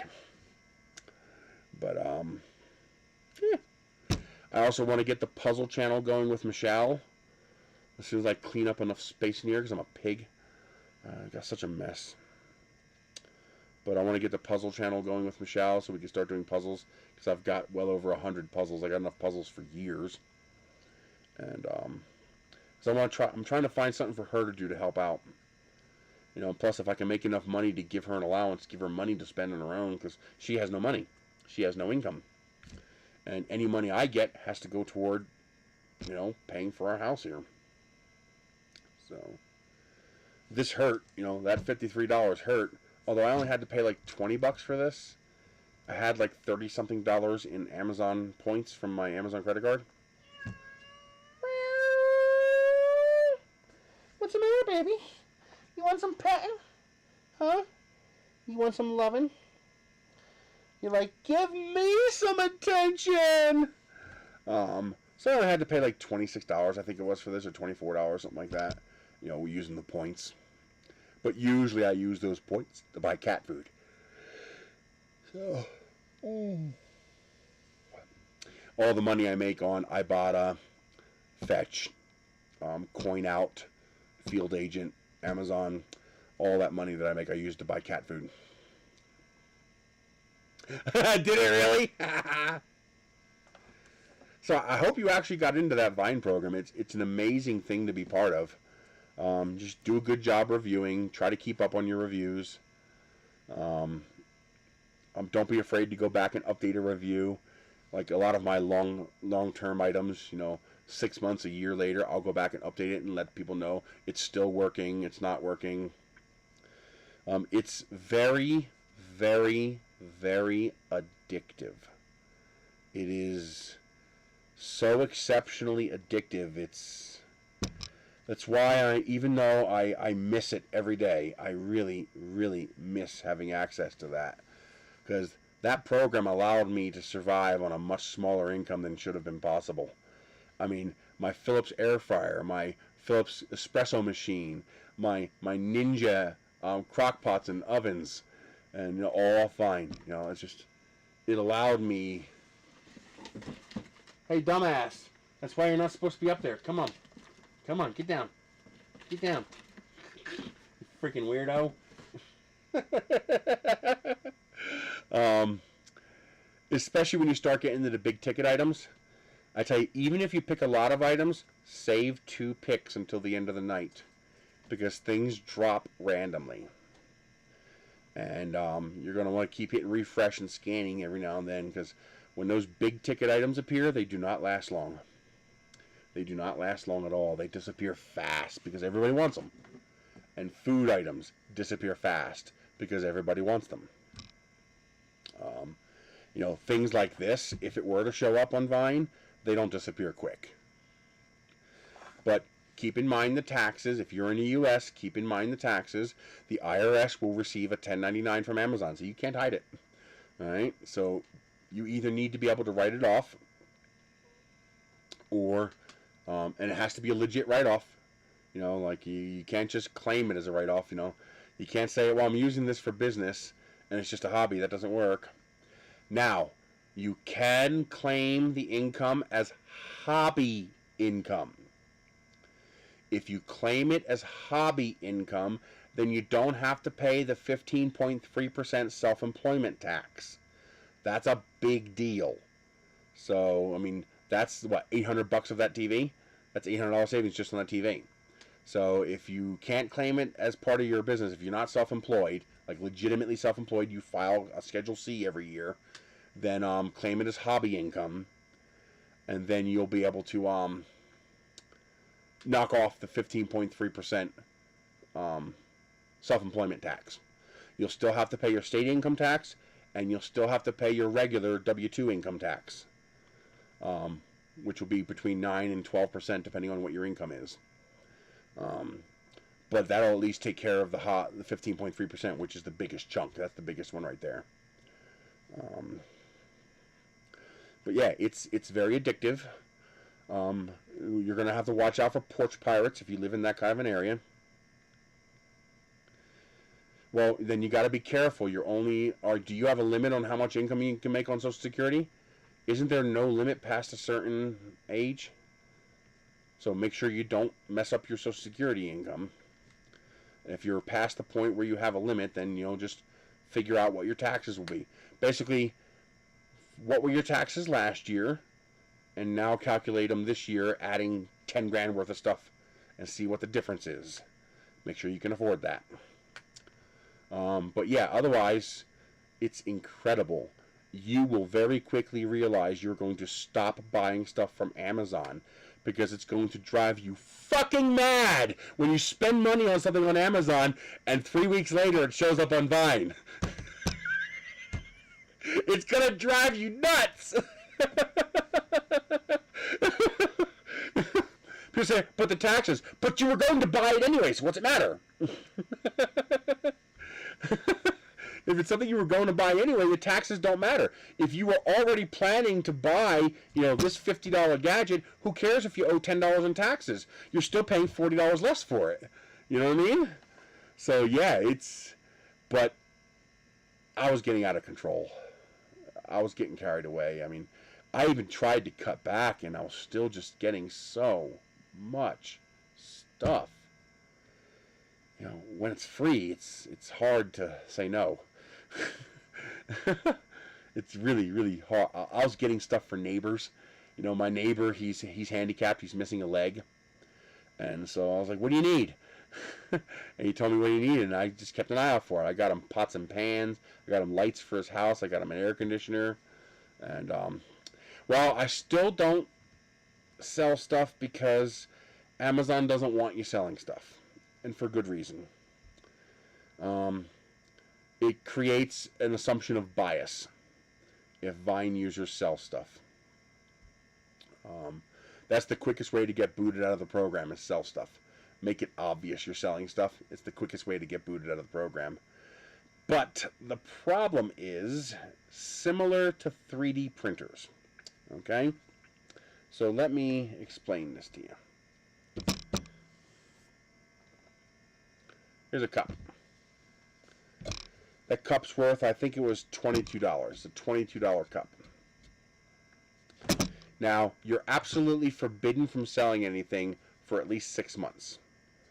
You're not even allowed to give it away for 6 months. Okay, you can destroy it, but you can't even give it away for 6 months. The only reason they did that was because of the tax situation. Amazon was required to transfer full ownership to you in order to transfer the tax liability to you. So they could not tell you can never sell, but they can always kick you out of the program for any reason. So if you're selling stuff, they're going to kick you out, even if you're waiting the 6 months. If you sell something here and there and you're on the down low about it, you're probably fine. But the problem is, what's this worth after 6 months? What's this cup worth after 6 months? It's worth about what it's worth at a yard sale, $1 to $3. Who's going to pay more than that for a 6-month-old used cup? At a yard sale, you'd be lucky to get $1 for it. The fact that it's a vacuum insulated cup is probably the only reason I'll be able to get $1 for it. And it's big. Okay? So $1 to $2 maybe? Maybe. Okay? Okay, here's something else. Let's see, what else do we got here? I just got nothing handy nearby. Oh, there we go. Okay. $12 voltmeter. What's that worth 6 months used? $2 at a yard sale. Okay? So, realistically, 95% of the stuff that I get has a value of essentially zero. It has a value of yard sale value. Whatever you could ask for at a yard sale is about all you're going to get for it. Unless it's something special. For example, this TV is obviously something special. I could probably get $1,500 for this TV. But I gain far more enjoyment by having this TV than by having $1,500. So no, I'm not going to sell this TV. You see what I mean? By the time this, $550 computer ceases to have a value to me, meaning I don't want it anymore, it's also going to have no marketable value. It'll be worth $25 on Craigslist. So the problem is, the only people who could really sell stuff from Vine are the people who are abusing it. They're ordering it, and then they're reselling it brand new in the box, never opened. And then they're just making up a bullshit review just to pass the requirement. What's the matter, baby? What's the matter? Huh? You looking for Noel? You want some loving? You want some attention? Yeah? So most of the stuff just doesn't have any value anymore. At least not value worth putting in the effort to sell it. I mean, if I were in a populated area where I can make, $500 in a day by selling stuff for $1 to $3 in a yard sale, sure. I live in the middle of the fucking desert in the middle of New Mexico. How many people are going to show up to my yard sale? 10? If I made $30, I'd be impressed. I mean, it just wouldn't be worth the effort. And the last 5% of stuff that is worth reselling is stuff I want. I want the TV. I want the computer. I want the monitor. I want the laptop. I want those things. I want this cup. I use this cup every goddamn day. Literally, every day I use this cup. There's just... The people who can resell are the ones picking stuff with the intent to resell. So picking the Philips stuff, and the L'Oreal stuff, and the Dove stuff, and the Canon stuff, and the name brand stuff that people are willing to pay for new in the box, that you can sell for 75% of its retail price if it's new in the box. That's the stuff that's sellable. But even that stuff loses half of its value if you open it and use it for 6 months. You got to sell it immediately. I mean, even this TV lost $1,000 or $800 of its value within a month of it being put on sale. It was $39.99 when it was new, and after a month or two, it's worth $3,200. So now it's worth $1,600, one half of $3,200. All right, because if you're going to charge me $2,500 for a $3,200 TV, fuck you. I'm just going to go spend the extra $700 and get a full warranty from Sony. You see what I mean? And then combine that with living where I live.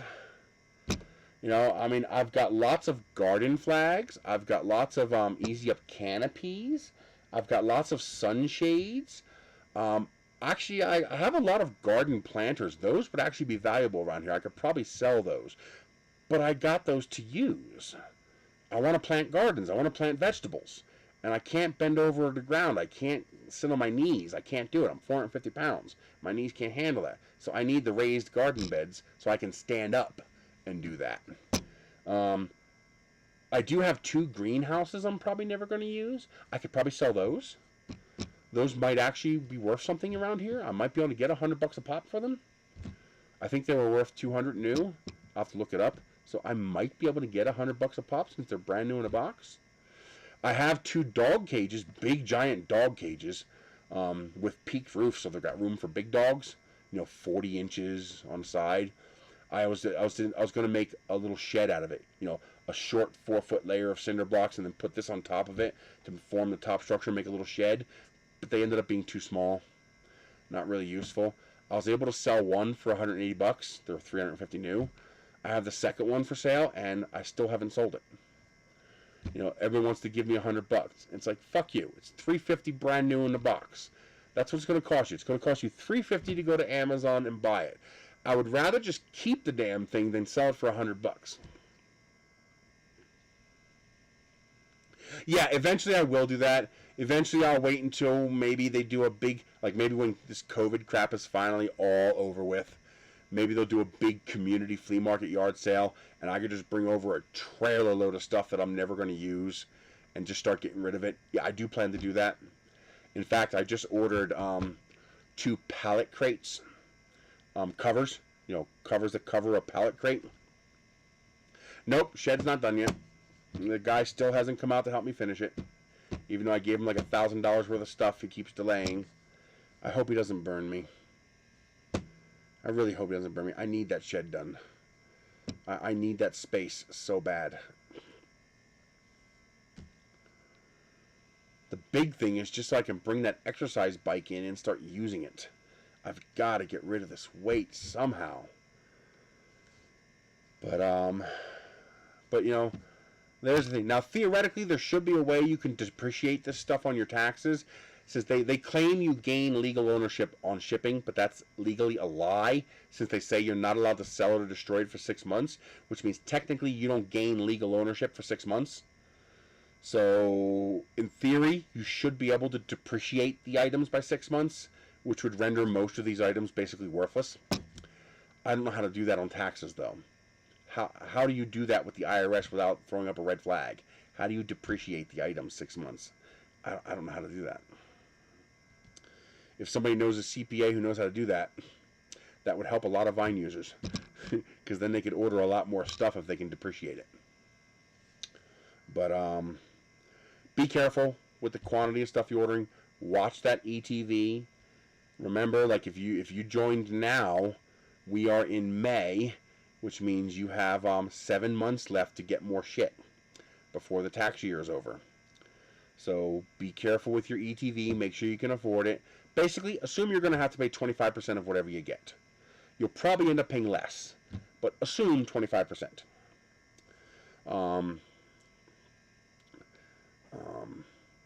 If you assume 25% and you prepare for that, you'll be okay. If you can't write it off, use hobby income, since that gets rid of the 15.3% self-employment tax. So make sure you take advantage of that. But yeah, just start thinking about renovating your house. Okay? I'm talking sinks, sink fixtures, bathroom fixtures, bidets. I've even seen toilets and tubs. They had a $2,000 standalone tub available on Vine. Think ceiling fans. Think light fixtures for inside and outside. But don't just grab the junk. Like, I waited, and then Hunter started putting up all their new line of ceiling fans. Every ceiling fan in my house is a Hunter ceiling fan. I paid for these 2 big 52 inchers, but every other fan in this house that I'm going to put up, they're all good quality Hunter ceiling fans. I got them all on Vine. We're talking Delta and Moen sink faucets. I got a $440 Trillion Delta faucet set for my bathroom. I got a $550 bidet seat for my toilet. You know, Toto. You know, Toto? T-O-T-O? The real nice Korean, bidet seats? Yeah, I got a Toto for my bathroom, okay? You're going to renovate your entire house. And you're going to have nice stuff. Because you're going to be able to get the stuff for a fraction of the price. $440 for the Trillion set. Even if I have to pay 25% tax on that. I don't. But even at 25% tax, that's $110 for a Delta high-end faucet set. Yes, please. I got AC/DC freezers and fridges. So I have a little freezer.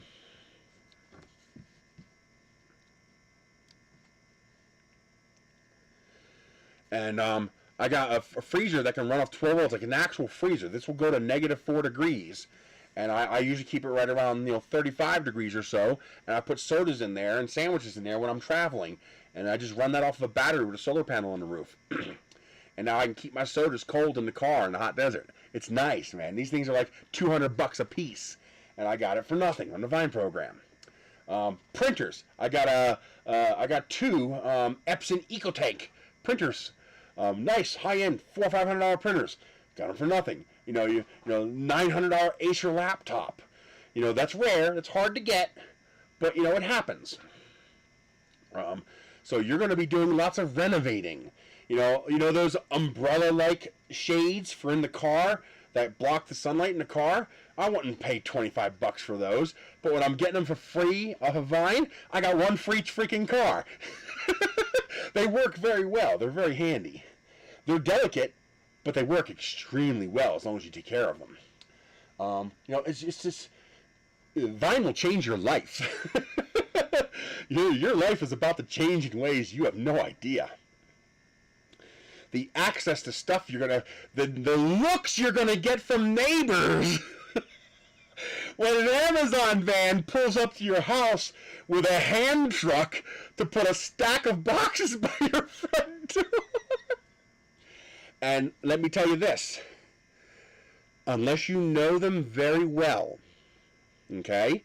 Unless you know them very well, do not inform your relatives or your neighbors about your access to this program. People can get very vindictive and jealous when they realize what you have access to and you won't give them free stuff. People going so far as calling into Amazon to report you, trying to cause you grief, trying to cause you trouble, making your life miserable because you won't give them that free TV you got. Okay? So keep it under the cuff. Don't talk about how you got it. Christmas is wonderful because I throughout the year I find stuff that I get for people for Christmas. I have a stockpile of stuff for the next 3 or 4 Christmases. I got Michelle's Christmas gifts for the next 3 or 4 years. I keep them in a stack in the closet. Expensive perfumes, gold, real gold, not plated, real gold jewelry. They're tiny, they're not worth a whole lot, but they're real gold. It was like a $70 necklace. It's like this big, a little tiny thing, but it's real gold. So it's something nice that I can give her. And you'll end up, if you have a walk-in closet, you'll be marking your shelves, mom, dad, husband, daughter, brother, sister, uncle, and you'll just be putting the stuff that you're getting for them up in these sections. And like, okay, 2022, you take down one of each item and wrap them up, and then 2023, you take down one. It's crazy. I do lots of planning ahead like that. But you got to watch out for the jealousy, the vindictiveness. People can get very nasty when they feel they're entitled to something and they feel slighted when you can't give it to them. Now, under the rules, anybody in your direct household, you can give stuff to them. So anybody who lives with you, that's not a problem. Anybody who lives outside of your household, technically not allowed. I make an exception for direct family. Avoid shipping stuff to other people unless that address is already in your Amazon account, because that'll be a red flag if you start shipping stuff to different places. Try to follow the rules. Once you realize how incredible access to that program is, it will alter your life. I mean, I have over $100,000 worth of stuff I have no right having because I don't have anywhere near the income in the last 10 years to pay for this stuff. I mean, one of my prized possessions is my $300 all-clad enamel pot. All-clad. Like, the creme de la creme. The best. I love my all-clad pot. Because I could never afford all-clad. I can't afford that brand. That's too expensive.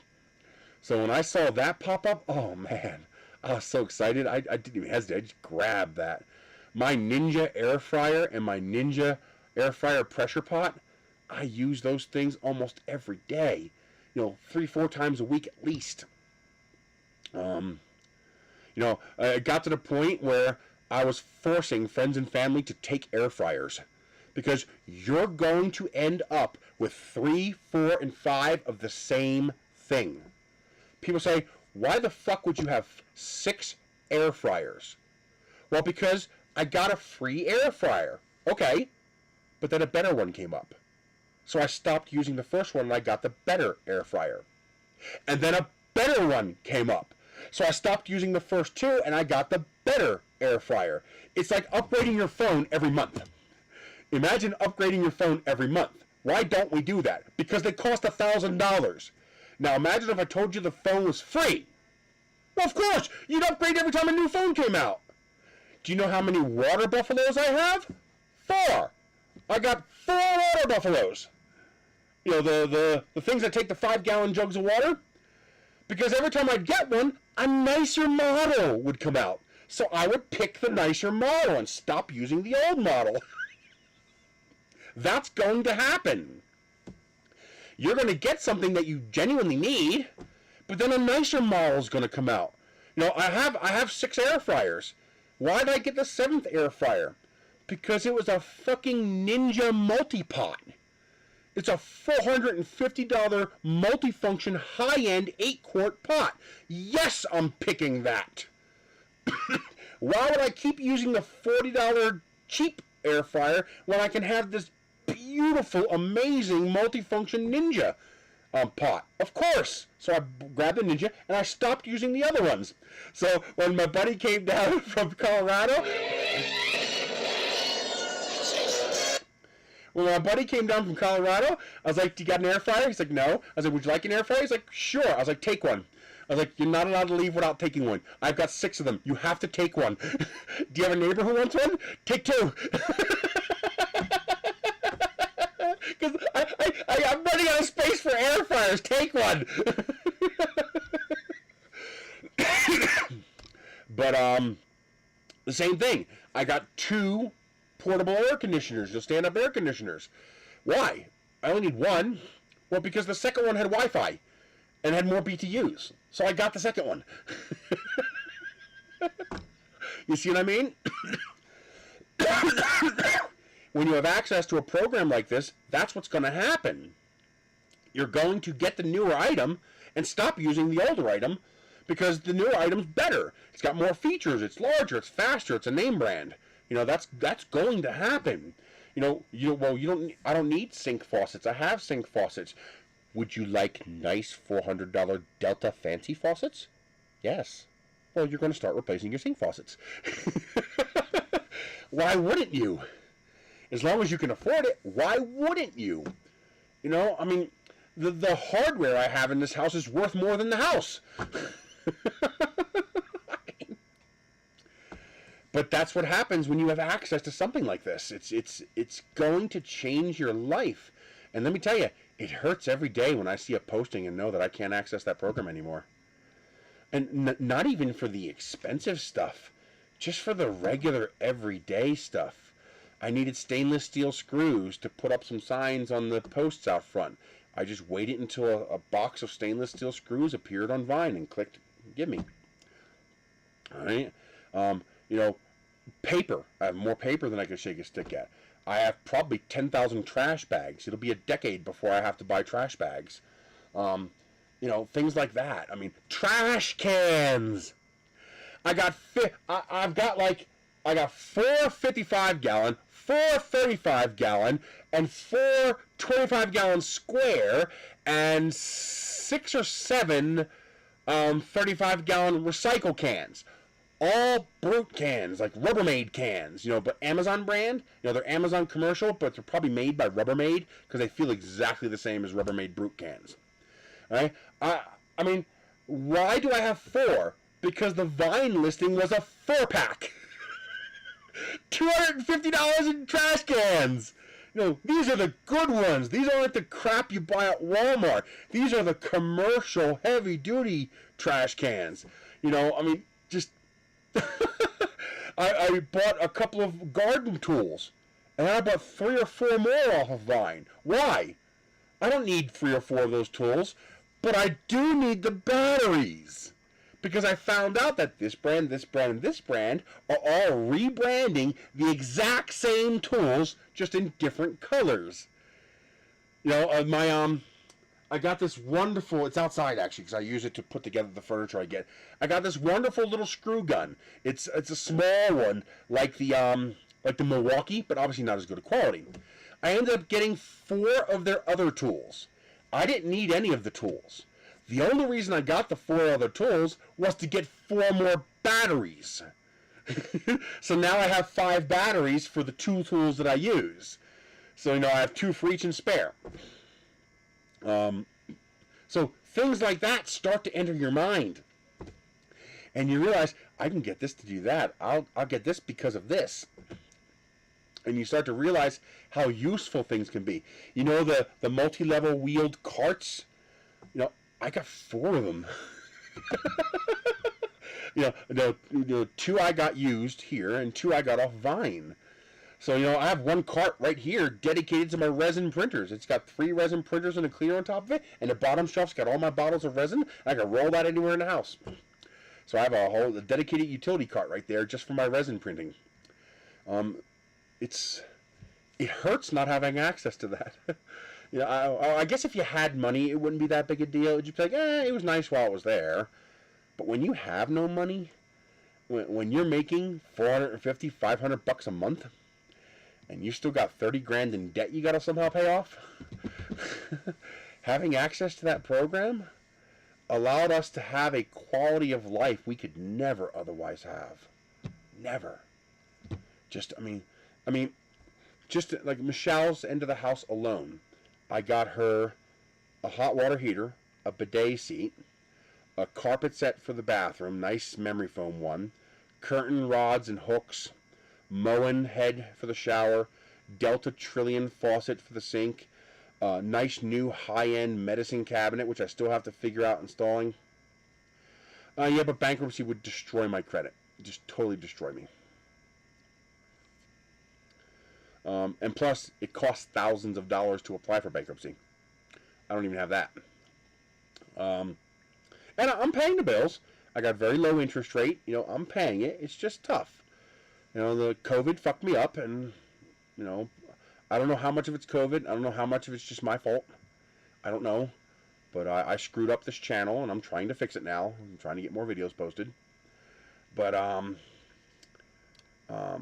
you know, everything for her. I got a brand new $700 mattress covers, mattress pads, multiple pillows, high-end sheet sets, tables, and storage, and shelving units, her TV, battery backup for her TV, all this stuff. Almost everything in her room came off Vine.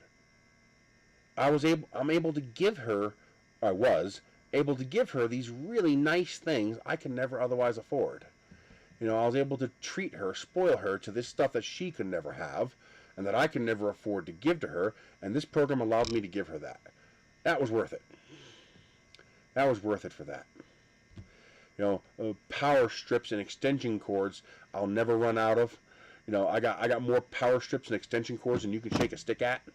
Even high-end extension cords, electric car charging units. I mean,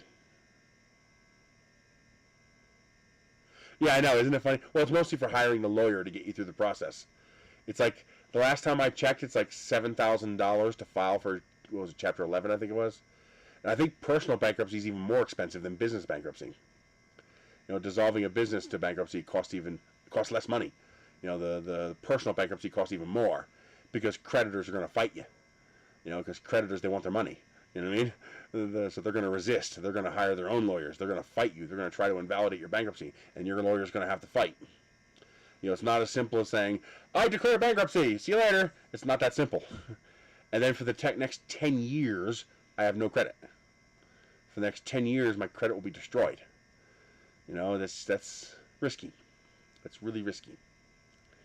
And it might not even work. So, no, I need to make more money. I need to get my other channels going. I need to get those channels monetized. I need to start doing my job. I need to start working. I need more than 12 people watching a stream, because you're not going to make an income on 12 to 40 people watching a stream. This stream needs to have 300-400 people in it. My videos aren't going to get anywhere with 1,000, 1,500 views. I need 100,000 views. I need views that actually earn income. And so, that's my job. That's where I'm failing. That's not your guys' fault. I have to provide for you guys to pay. If I don't provide, you guys don't pay. That's just the way the world works. But hopefully I'll figure it out. It sucks. I was actually contemplating, doing part-time delivery with the local Domino's, because the pay here is substantially better than the pay in Pennsylvania. In Pennsylvania, it was $4.50 an hour, and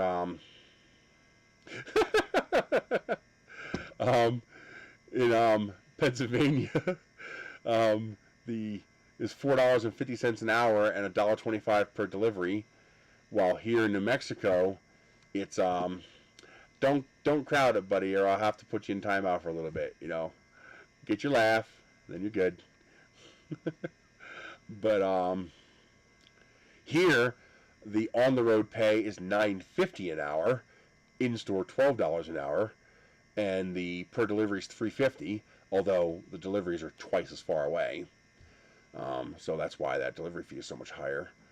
But the problem is, right when I decided maybe I should do that, gas went to $4.60 a gallon. Now there's no money to be made. Even at that pay rate, you're not going to make any money at that price. I mean, and I would have to buy another car to do it. I could use the electric car for the first 2 or 3 deliveries, but after that, I'd be out of power, and I have to switch to a gas car, and I don't want to destroy the Kia Soul delivering pizza. I mean, I paid $7,000 for that Kia Soul. I'm still paying for it, and I like that car. Yeah, I'll never do Twitch ever again. But the pay is better on YouTube. Most Twitch streamers who do both will tell you YouTube pays better, a lot better. Twitch works if you're a gamer, where you're getting live donations from viewers. That's where Twitch works. But as far as being a partner on Twitch, YouTube pays much better. And I've never gotten swatted from YouTube. I twitched one time and got swatted. No joke. 4 cops, 2 o'clock in the morning, guns drawn, at my front door. Yeah, no thank you. I don't want to have that happen again. But, I just have to make more videos. I have to make more content. I don't know why COVID did something to my brain. It's manifesting as like a mix between ADD and depression, where I just can't seem to build up the energy, the inertia to get going sometimes. I'll just sit there and just do nothing. It's not a matter of, vegging. Like, I can't even watch, like, movies or shit like that. Sometimes I just can't get up the energy to just bother to do anything. And that makes it very, very hard to get anything done. It's very, very, very difficult. I don't know if that's permanent.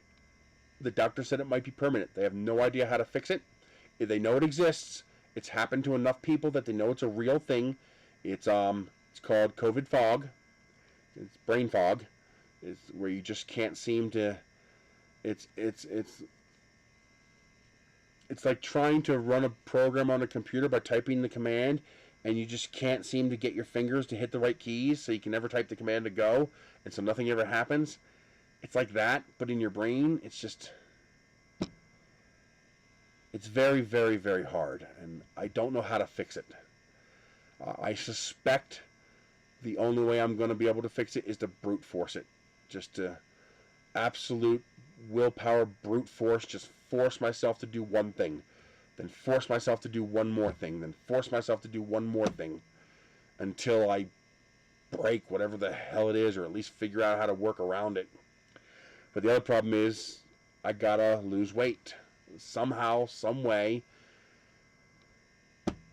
I gotta figure out how to lose weight. I mean, I gotta be 440, 450. I mean, I can't even ride a fucking bike because there isn't a bike out there that'll hold me. Any bike I sit on, I'm going to break it. You know, I go to people's houses and I have to carefully look at the chair that they offer me to sit down on, and then I have to gingerly test that chair and wiggle it. You know how insulting that is? And then I have to explain to them, I was like, there's nothing wrong with your chairs. I'm just very, very heavy. I break chairs. You know, because they think that you think you're insulting their choice of furniture. It's like, no, I can't. Dude, that doesn't how it works. I did get the Quest, the VR Quest, and I do like it. I play Beat Saber. It's fun. I can only go 20 minutes at a shot. You know, because you have to stand, and the back pain is just incredible. You know, especially when you're moving like that. But yeah, I got to build up momentum somehow. That's why I want to finish that fucking shed, so I can get that recumbent exercise bike in here. Even if I just go at 5 miles an hour for half an hour, which I could easily do, it's physical activity. Exactly. But it's mind-numbing. And what pisses me off, well, some of them are the $2,500 ones. I don't got $2,500. And on top of that, maintenance is going to be high. It's all dirt, gravel roads in the desert here. It's not like Pennsylvania where I'm a paved driveway onto an asphalt road. You know, well, you know, go look up any bike. You know, any bike capable of holding, you know, 400 pounds or more. You're talking $1,800 to $2,500 as a start. You know, go look up what a TerraTrek costs. You know, and it has to be the highest end TerraTrek. The base model TerraTrek's 350 pound limit, 300 pound limit. Especially with those cantilevered tricycle wheels. I'll bend those axles off like they were nothing. If you want to experience what I have to live with, and keep in mind, this is my fault. I don't have a medical condition. There's nothing wrong with my metabolism. I mean, I'm fat because I stuff too much food in my mouth. Period. End of discussion. That doesn't change the fact that it's very hard to get rid of fat weight. But the fact is, hey Ken, the fact is it's 100% my fault, 100% my problem. I ate too much food. It's my doing. But you know, go get a good quality rucksack. Do you have a good Boy Scout backpack? You know, with the belt thing. All right. Put 250 pounds of bricks inside of that backpack. Now try to walk downstairs. That's what I have to do every day. Every day. All right. I get up. You know, for me to stand up out of this chair. You know, I'm 450 pounds. I paid, you know, this chair is a $1,200 chair. And that's what it took for a chair large enough and heavy duty enough to hold my fat ass. Why did I spend $1,200 on a chair? Because I was spending $250 every 6 months buying new chairs. You know, buying decent chairs that weren't too expensive, you know, $250. You know, after 2 years, I've spent enough to pay for this. So I said, fuck it. I just bought this. And it's got a 12-year warranty. You know, it's a, oh, who the hell makes them? Steel case. It's a steel case chair. You know, it's a real nice high-end steel case. I got two. They're not the high-end ones like this one, but I got 2 steel case chairs off Vine. Yeah, they're out front. They sit out front. We use them when we're going through the boxes and shit like that. But I keep them under the carport where they don't get wet or anything. But you know, one was $500, one was $650. That's the retail value. But you know, bicycle, I got to get down to like $350. You know, if I get down to $350, I've got a bike I can ride. I have a modified Dream 21 Day 6. It's got tandem hubs and tandem wheels with reinforced spokes. That'll do $350, $400.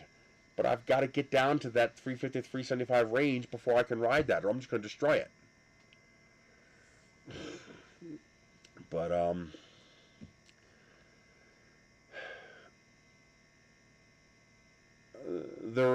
well, walking is difficult.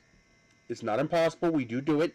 So, for example, it's very difficult to get Michelle motivated. I got to get her motivated because it's hard for her with the blood clots. But we go to the grocery store or some other store every single day.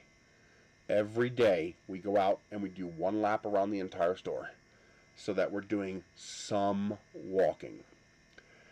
But this is going to sound like I'm making excuses, but I make $450, $500 a month. I wear $200 shoes because anything less than Crocs or $200 shoes will not hold my weight. Oh, I can do laps after laps. She's only good for about one. But what I do is, as I'm walking up and down the aisles, I'll let her wait at the end of the aisle because she can't walk anywhere near as far as I can. She just can't. She just can't. I can walk around that goddamn store all day long. Have you seen my calf muscles? That's the one part of my body that doesn't have any fat. Is my legs, because these legs work hard to hold this up. Okay, so I mean, if I kick you, I'm probably gonna break you in half. Because I drink orange juice and I eat bananas because a Charlie horse in those muscles is a day in hell. Let me tell you, when those muscles get a Charlie horse, holy shit, does that hurt? Because you get to watch that big, my muscle on my leg is like this big, and you get to watch that muscle go, it hurts.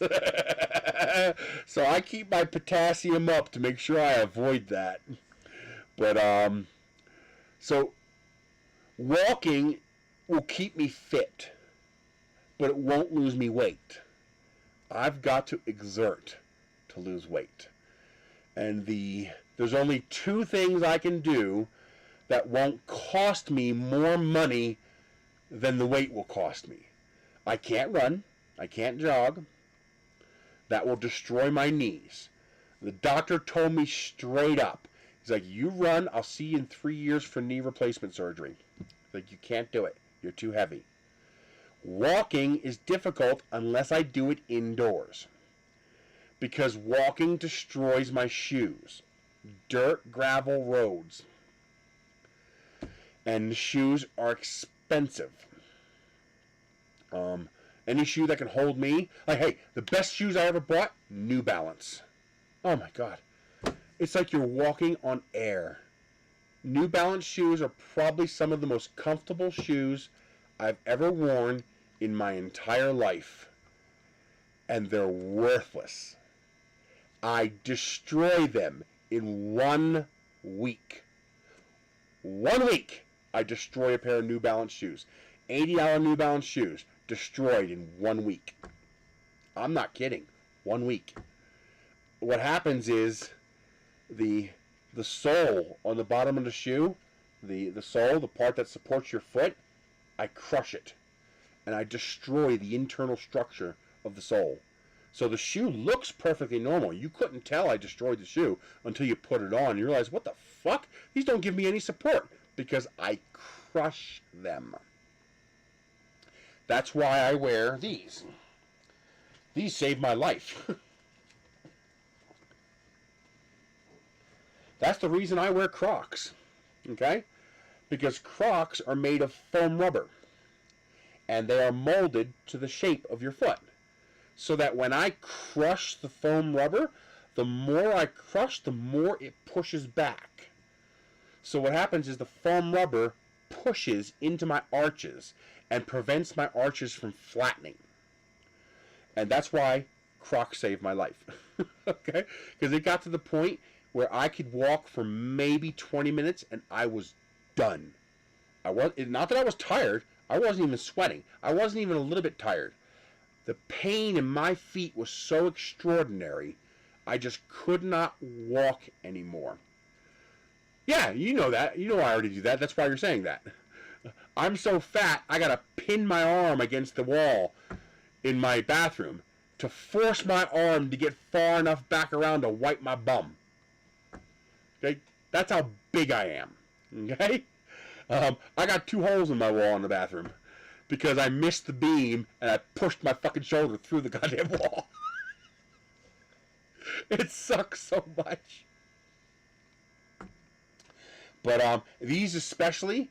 Now, have you seen the psychotic pricing on Crocs lately? What the fuck? $70 for a pair of Crocs? Have you gone lunatic, Crocs? I used to be able to buy the off-brand Crocs. They work just as good. You know, get a pair for $5, they'd last 2 months, I'm good. But then they started making them thinner and thinner and thinner to save money, and they don't support me anymore. These are the best, the Bistro Crocs, because they have these hard plastic inserts in the bottom, so I don't wear out the Croc-like material so fast. These can last 6 months. Crocs, I'm usually good for about 3 months. These, I can usually get 6 months out of them before they're too worn. What happens is when they get too worn, they stop supporting my feet, and my feet start hurting again. I discovered these by accident. I ordered a pair of orange Crocs off eBay. I knew nothing about Crocs. I knew nothing about them helping my feet. The only reason I ordered them is because they were all orange, and I fucking love orange. Orange and pink. any bright neon color I like, but especially orange. And I noticed at work, I was like, my feet aren't hurting. It's like, I've been up for over an hour, and my feet aren't hurting. What the hell? And the next day, you know, I went to work and I put on regular shoes. My feet were killing me again. I was like, what the hell? And I was like, wait a minute. The fucking rubber shoes. I went back home, put the Crocs back on. My feet stopped hurting. It was because of the arch support. I found insoles that I can put in regular shoes that help. I got a pair of slides like this that had inserts in them, and the inserts were a cork material, and that cork material held up to my weight. They held their shape. They didn't flatten. The problem is they're almost impossible to find. You can't find them anywhere. I found one set, and I treasure those. I keep them for when I have to wear normal shoes out someplace, and I put those in the normal shoes. Otherwise, I've got to buy things like Chippewas or Danners or Keen. I got to buy high-quality, high-end shoes if I want those shoes to last, 6 to 8 months. So I'm buying, $200 pair of shoes every 6 to 8 months. I can't afford to do that. I just can't. It's just not equitable. So I can't just go outside and walk a few miles, because shoes are really only good for about 500 or 600 miles. You'd be surprised how fast you'll walk 500 or 600 miles. I mean, I was walking 10,000 steps a day delivering pizza. I mean, what does that come to? My average was 12 to 12,500 a day. Well, for fat people, they're amazing. These are almost done. But I just got another pair. I found some Nauticus, or whatever that brand is, but they were on clearance or sale, flash sale on Amazon for $22.49, so I grabbed a pair. And I have one more pair left in my closet. I wait until they go on sale and I try to grab them, but they've increased the price so much. I don't have the space inside the house for the bike. It's a 1,400 square foot mobile home, a manufactured home. Now, maybe I gotta measure it. Right now, there's 9 printers taking up that space. But my bathroom is a Romeo and Juliet bathroom. So the bathroom is as wide as the entire house. I'm using it as a print farm. I'm not kidding. I have like 17 printers in my bathroom. The sink on both sides, all the way across, is covered with printers. Underneath the tables, printers. On top of the tables is printers. I can't run them all at once. I can only run like 3 or 4 at a time. But, depending on what I'm printing, I switch to what printer I need. So what it is on the left-hand side, you have the cabinet and the toilet. On the right-hand side, you have the shower. And then on the back wall, you have a his and her sink with a garden tub in the middle. First thing I did was got rid of the tub. I'm so big that if I sat in the tub, it wouldn't even come up to my waist. Tubs are worthless for people my size. A tub for me is a jacuzzi. I'm 6'4" tall. Even without the fat, I'm huge. So I got rid of the garden tub. I found somebody who I said, you can have it if you remove it. So he came out, he removed it without wrecking anything, and I put 2 tables there. And I have printers on top of those tables. If I get rid of those printers and those tables, the bike might fit between the 2 sinks. I'm going to try that. If it fits, I was going to put a dark room there, but fuck it. You know, in 5 years, I'm going to be dead. If I don't get rid of this weight, I'm going to be dead in 5 years. So I think maybe the bike will fit in between the 2 sinks. Because it's big. You know, this house is 17 feet wide. And so I think there's 6 feet in between the 2 sinks. Like 5.5, 6 feet. And I think the bike might fit in that space. It's a recumbent. I can't do a sit-up bike because, number 1, most of them won't hold my weight. And number 2, my back can't handle that. So it's a recumbent sit-down bike. And so COVID, we were doing good when we got here. We were both losing weight. We were eating well. We got food stamps, which really changed our lives as far as the quality of food we were able to eat. Because, you know, I couldn't eat healthy food before because I had to fit the food within my budget. But now that we have the food stamps, I can actually afford to buy greens. I can actually afford to buy meat. I can actually afford to buy salad and tomatoes and stuff like that I couldn't afford to buy before.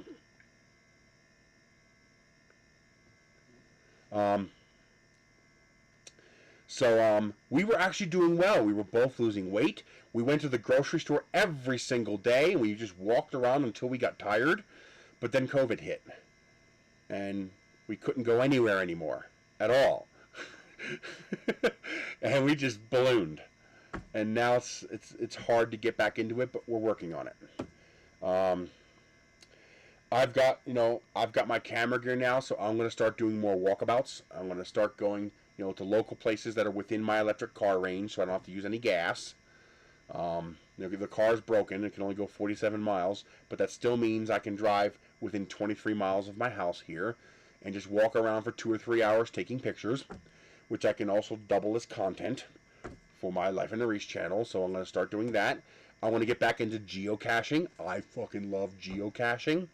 So I want to get back into geocaching because, again, more walking, more reasons and excuses. I need things that I want to do. That walking just happens to be part of it. And photography and geocaching entail a lot of walking. So it won't feel like I'm going out destroying my shoes just to walk. I'm going out to enjoy a geocache. I'm going out to enjoy a photo shoot. Now it's worth ruining the shoes. See what I mean? So I got to get into that mindset. I hate doing stuff without Michelle, but I have to. It's going to be a long time before she can walk as far as I can walk. So there's nothing I can do about that. The blood clots are gone. So the latest examination, the blood clots are all gone. So she got rid of the blood clots. Because the blood clots came from the birth control pills, they won't come back. It's not like she's prone to them. She got it because of the birth control. So now that she's not taking the birth control, she won't get the blood clots again. But they damaged her lungs. And lungs are very, very slow to heal. So it's going to be a long time. I could... I know it's dumb, but I got to be careful with how I do stuff. I don't mind asking for support here because I'm providing stuff to you guys. So there's a mutual exchange. And I don't want to get to the point where I act like I'm begging. I've got to be able to produce first. So maybe once I start losing weight, and then I know, okay, it's working, I'm doing it, then I can start incorporating that into my content. But I got to make sure that I get my head fixed around that problem first. But, and the problem is, you know, weight is a counterintuitive thing. The heavier you are, the harder it is to do the things to lose the weight. It's a catch-22. Like I said, put on a 250-pound backpack and try walking around. You'd be surprised. But yeah, that bike might fit in that space. In fact, when I'm done the stream today, I'm going to go out and measure it. It might fit. And then there'll be no reason not to use it. I'll be able to use it every single day. Hell, I can even set up, I've got plenty of TVs. I can set up a little screen in there with some YouTube shit on it and just watch YouTube while I'm just pedaling my ass off all day. You know, ride 30 minutes, take a break, you know, come back in the afternoon, ride another 30 minutes. You know, when that gets to be easy, rank it up to 45 minutes. I mean, when I was working with Neil back in PA before my dad died, I got up to the point where I was riding 40 miles at a shot. You know, where I could do 40 miles of riding in one day. And it was working. The weight was coming off. But then the shit hit the fan and... and, yeah, maybe. I just imagine that being a very boring stream. Well, that's because they got tits and asses, you know. People like watching women. People don't like watching fat men. At least not the kind who pay. And let me tell you, I don't begrudge women that. I am against any laws that say they can't leverage their own bodies for their income. That's an asset they have. They should be able to leverage it if they want to. If they can find a legitimate, reasonable way to do it without endangering themselves, they should be able to. Men make laws against that because we don't like the fact that they have a natural asset that they can use. That's the only reason we do that. It's the only reason we make bullshit laws like that. Well, that's what we're doing. We started with the grocery store. She did excellent yesterday. We went to the movies. We saw Doctor Strange, Multiverse of Madness, the new Doctor Strange movie. It was very good. I found a Regal Cinema gift card that still has $25 on it from like 5 years ago, more, and it was still good. I was like, fuck yeah! And Regal has $5 Tuesdays, which means, you know, if I add $5 to it, we can go to the movies 3 times for free. So we're doing that every now and then. We're going to the movies. She did a lot of walking yesterday. You know, for her condition, she did a lot of walking. And so she did good. She's so sore today. I do have, well, you know something? The printers don't matter if I'm dead, right? What the fuck do the printers matter if I'm dead? So, you know, I'll keep the Chiron going. I'll keep the CR6SEs going. I'll keep the Viper going. And I'll just pull the rest out for now. And, because I got to lose weight. It's, at this point, I keep saying it, but my brain hasn't fully accepted it. And I know this.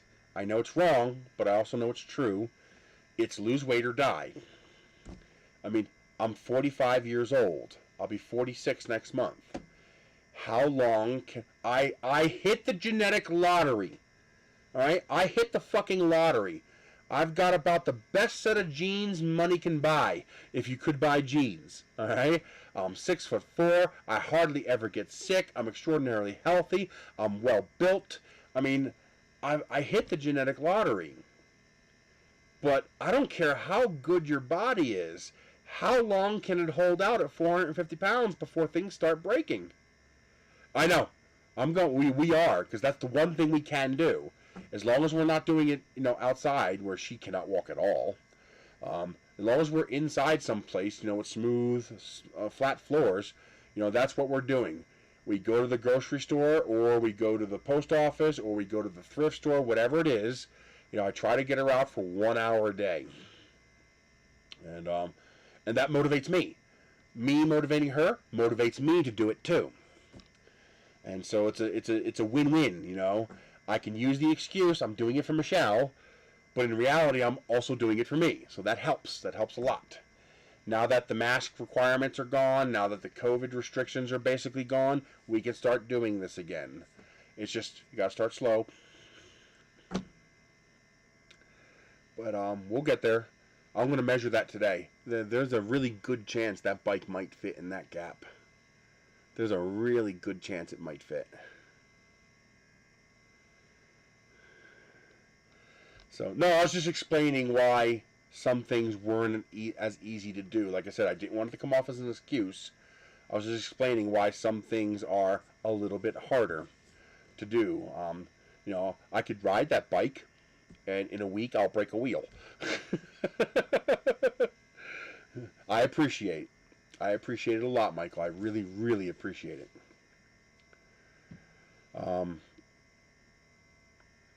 Well, you know, without Vine now, money is an extraordinary obstacle. That's one of the I'm so happy about. I got Michelle like 4 or 5 pairs of Keen shoes. I got her like 3 pair of Keen sneakers and 1 pair of Keen boots. And then I also got her a pair of Timberlands at the thrift store. So she's got like 6 pair of really nice high-end shoes that don't hurt her feet. And I am so happy I got that. I wasn't able to get any from me. They never had my size. They always stopped at like 11 or 11 and a half. You know, 12 is sketchy. I really need like 12 and a half, depending on the brand. But I usually get size 13. But I was so happy I was able to get her so many good pairs of shoes. So now for, you know, for her weight and for the amount of walking she does, that's at least 5 or 6 years of good quality. That's what I was explaining earlier. There are only 2 kinds of exercise besides just straight up normal walking. No jogging, no running, just walking. But as far as hardcore exercise to actually get the heart rate up, to actually get you sweating, because walking's not going to do that, I could walk from here, I could walk 10 miles and I won't even break a sweat. My back will be killing me because of my weight, but my legs, they won't even be sore. Just because they hold up so much weight, they're so strong that walking just it doesn't tire me out. What tires me out is my back.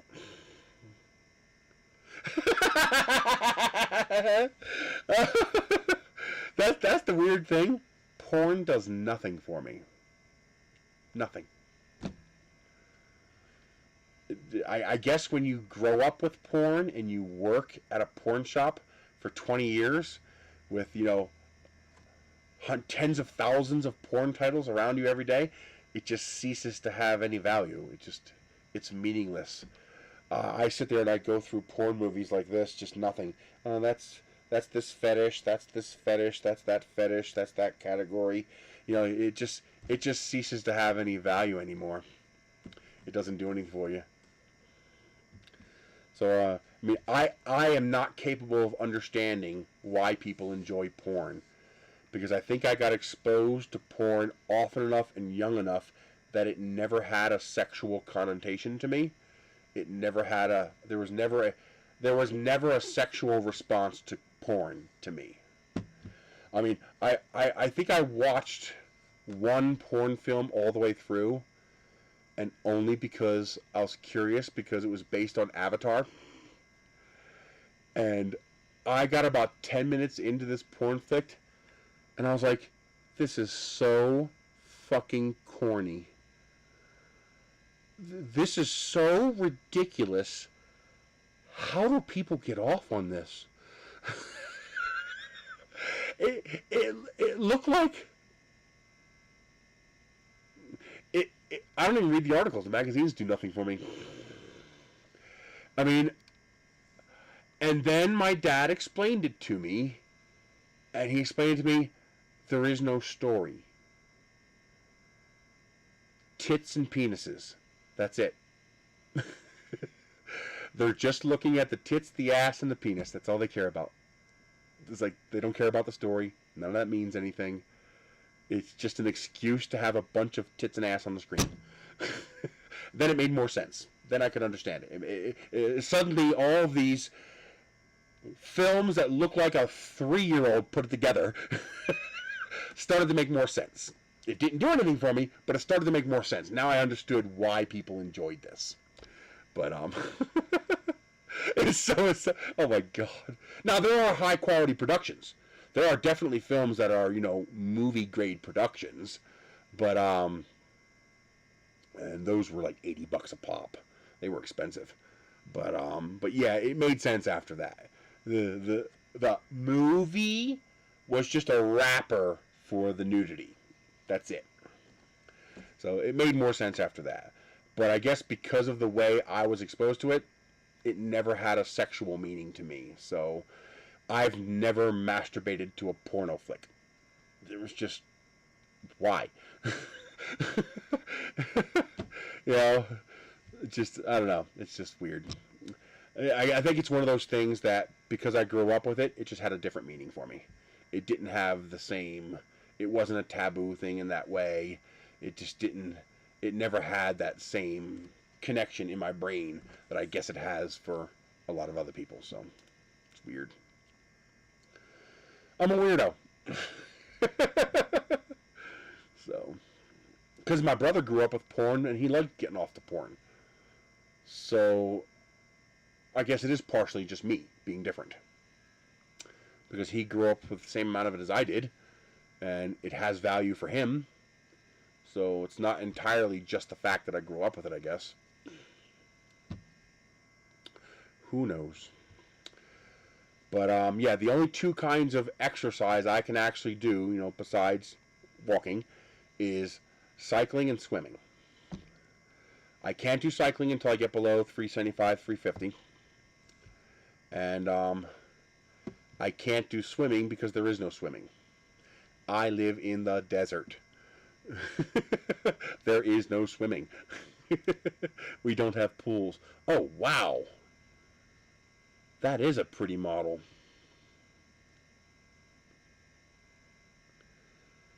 I like that. It's the human skull with the predator head with the alien head. That's freaking awesome. You know, I think I could print that without support.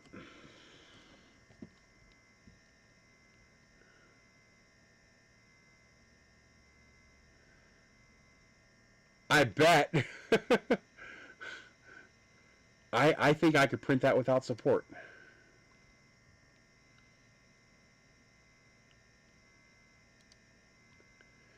I think I could print the whole thing without support.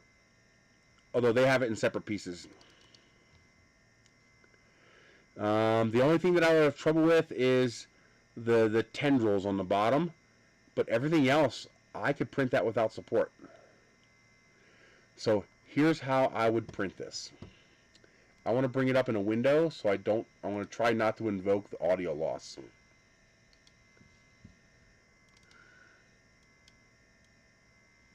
So let's see here.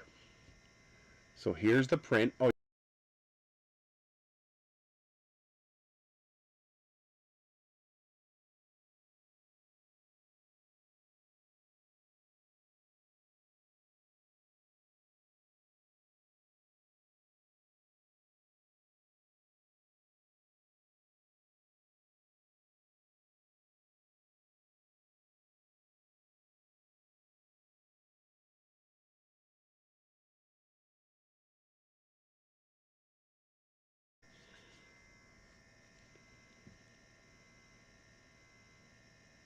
all right, the audio should be back. I was hoping if I invoked it as a window, I wouldn't lose the audio, but nope. So lop the guy's head off, print that piece of the head, which won't need any support, then flip the entire model over and print him on top of his head. The only part that would need support is the little these little tentacles on the bottom here. You could print them separately, but otherwise you could probably print. So if you print the base as a separate piece, so 3 pieces: the top of the head, the 3 heads upside down, and then the base. And you'd probably need almost no support.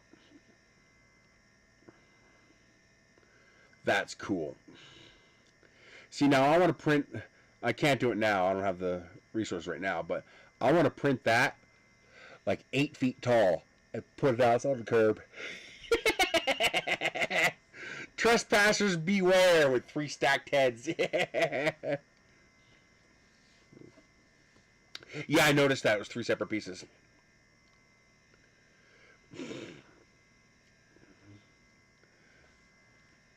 That's cool, though. That's very cool. Now, you couldn't FDM print that without support, because the overhang would still be too much, but you could resin print that without support, upside down. The way I described. That would work for the resin, but that probably wouldn't work for the FDM printing. Unless you went really skinny layers. Like, with the 1.2 millimeter nozzle, maybe. The layers might be fat enough to support if I did like a 0.1 layer height with a 1.2 millimeter nozzle. That might work. Interesting. That is a cool freaking model, though. Damn. The skill these people have to do these things is mind-blowing. It's incredible to me, the things these people can do. Just... I can analytically do these things, you know, when I design stuff like this or my rockets and stuff like that. But the people who can do these organic, artistic things like this, that's just mind-blowing. Their brains are just different. Those are savant-style brains. There's just something special going on inside people's brains who can do stuff like that. Call it a minor superpower. But they've got something special going on inside their heads that let them do this. Well,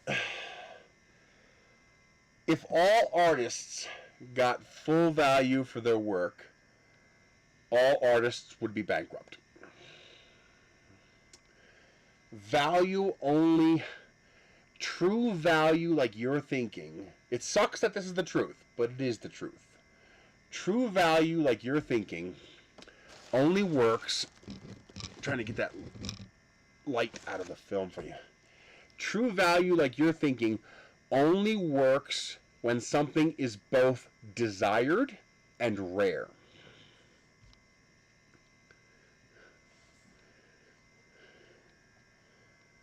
Yeah, that doesn't work because there's internal forces at play inside the plastic, and those forces are going to exert themselves even if you don't want them to. Well, it's not a matter of what. Okay, $5 is a good price for that model. That's a fair value because you're not getting a model. You're getting an electronic file. You've got to then make that model. So all the expense comes from making the model. That's why $5.40 is about right for that model.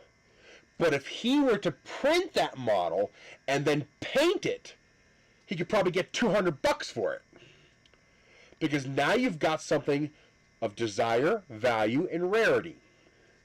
An STL file has no intrinsic value. I can duplicate that file 1,000,000 times with the click of a button. Its intrinsic value drops to 0. Okay, so the only value it has left is desire. But that desire is going to be tempered by its intrinsic value and its real value. Which is why you can't sell most STLs for $200. Because no one's going to buy it. Especially when you realize that they have to do all the work to actually manifest it. So that sucks to say that. You know, I wish an artist could get $100 for every model they make. But that's just not how the universe works. You know, a painting has... think of it like the difference between buying an oil painting and buying a lithograph, which is basically a very high quality copy of a painting. Okay? What's the lithograph worth? $30? $50? $100? Alright? What's the painting worth? $1,000? $5,000? $10,000? You see the difference? Alright? The lithograph is like the STL. It doesn't have any value. So what is the STL in an artist's painting? The STL in an artist's painting is the creation in their mind. When they envision that painting, when Picasso and Da Vinci envision their painting in their brain, that's the STL. What's it worth? Nothing. It has no value. Its value approaches zero because it's just a thought. An STL file is barely a manifestation of a thought. So it doesn't have any intrinsic value. A drawing of this cup doesn't have much value. The cup has value. But see, that's a different way of doing it. Instead of trying to sell the model, which she does, which is good, she gives you the option of treating her like PBS, public broadcasting system. Make it cheap enough and people will pay to support you, pay to see you put out more. Okay? Ultimately, people are only going to pay what their budget will allow them to pay. I could buy 2 or 3 models a month for $20, or I can join 2 $10 patrons. Either which way, I'm only spending about $20 because that's my budget. Regardless of the value in front of me, that's my budget. I can't afford more. I can't afford any of that. Okay? Now, I guess this is a problem with my own ethics. The problem I have with Patreon support is I can't do it. I am forbidden from most of these models. I can never have most of these models because I can't afford to support people on Patreon. I don't make enough money. I get $191 a month from Patreon. I get about $75 a month from YouTube. And I get about $200 a month, on a good month, from Amazon. Okay? So $400 or $500 a month is what I get. And I just cannot afford to join people's Patreons. It's just not equitable. It's not in the cards for me. And if you say, well, join for 1 month and download their models. I was like, I can't do that. It's unethical. Because their work is worth more than that. And even if their rules allow me to, it's immoral, slimy, and sleazy in my personal position. I'm not saying it's immoral, slimy, and sleazy for anybody else to do that. If their rules say you can do it, it's fine. But I have a personal code of ethics. And that personal code of ethics, that personal moral compass, says that I cannot join such a talented artist's Patreon for 1 month. It doesn't matter. It's not the point. To me, it's unethical to join, get, and then stop paying. You know, if I download 15 models and I determine I'd pay $10 a piece, I've got to pay in at least $150 to justify downloading those 10 or 15 models. And I can't do that with 1 month, which means I can't have the models because I'm not going to do something unethical, because there are plenty of Patreons where you join at a certain tier level and you get access to everything. And they're okay with that, but I'm not okay with that. I'm not okay with that. So I believe if a person's going to use a subscription model, then you should be using that model the way it was intended. Meaning you subscribe until you no longer feel like subscribing to this person. That might be 6 months, that might be a year, that might be 5 years. Okay? So it's weird.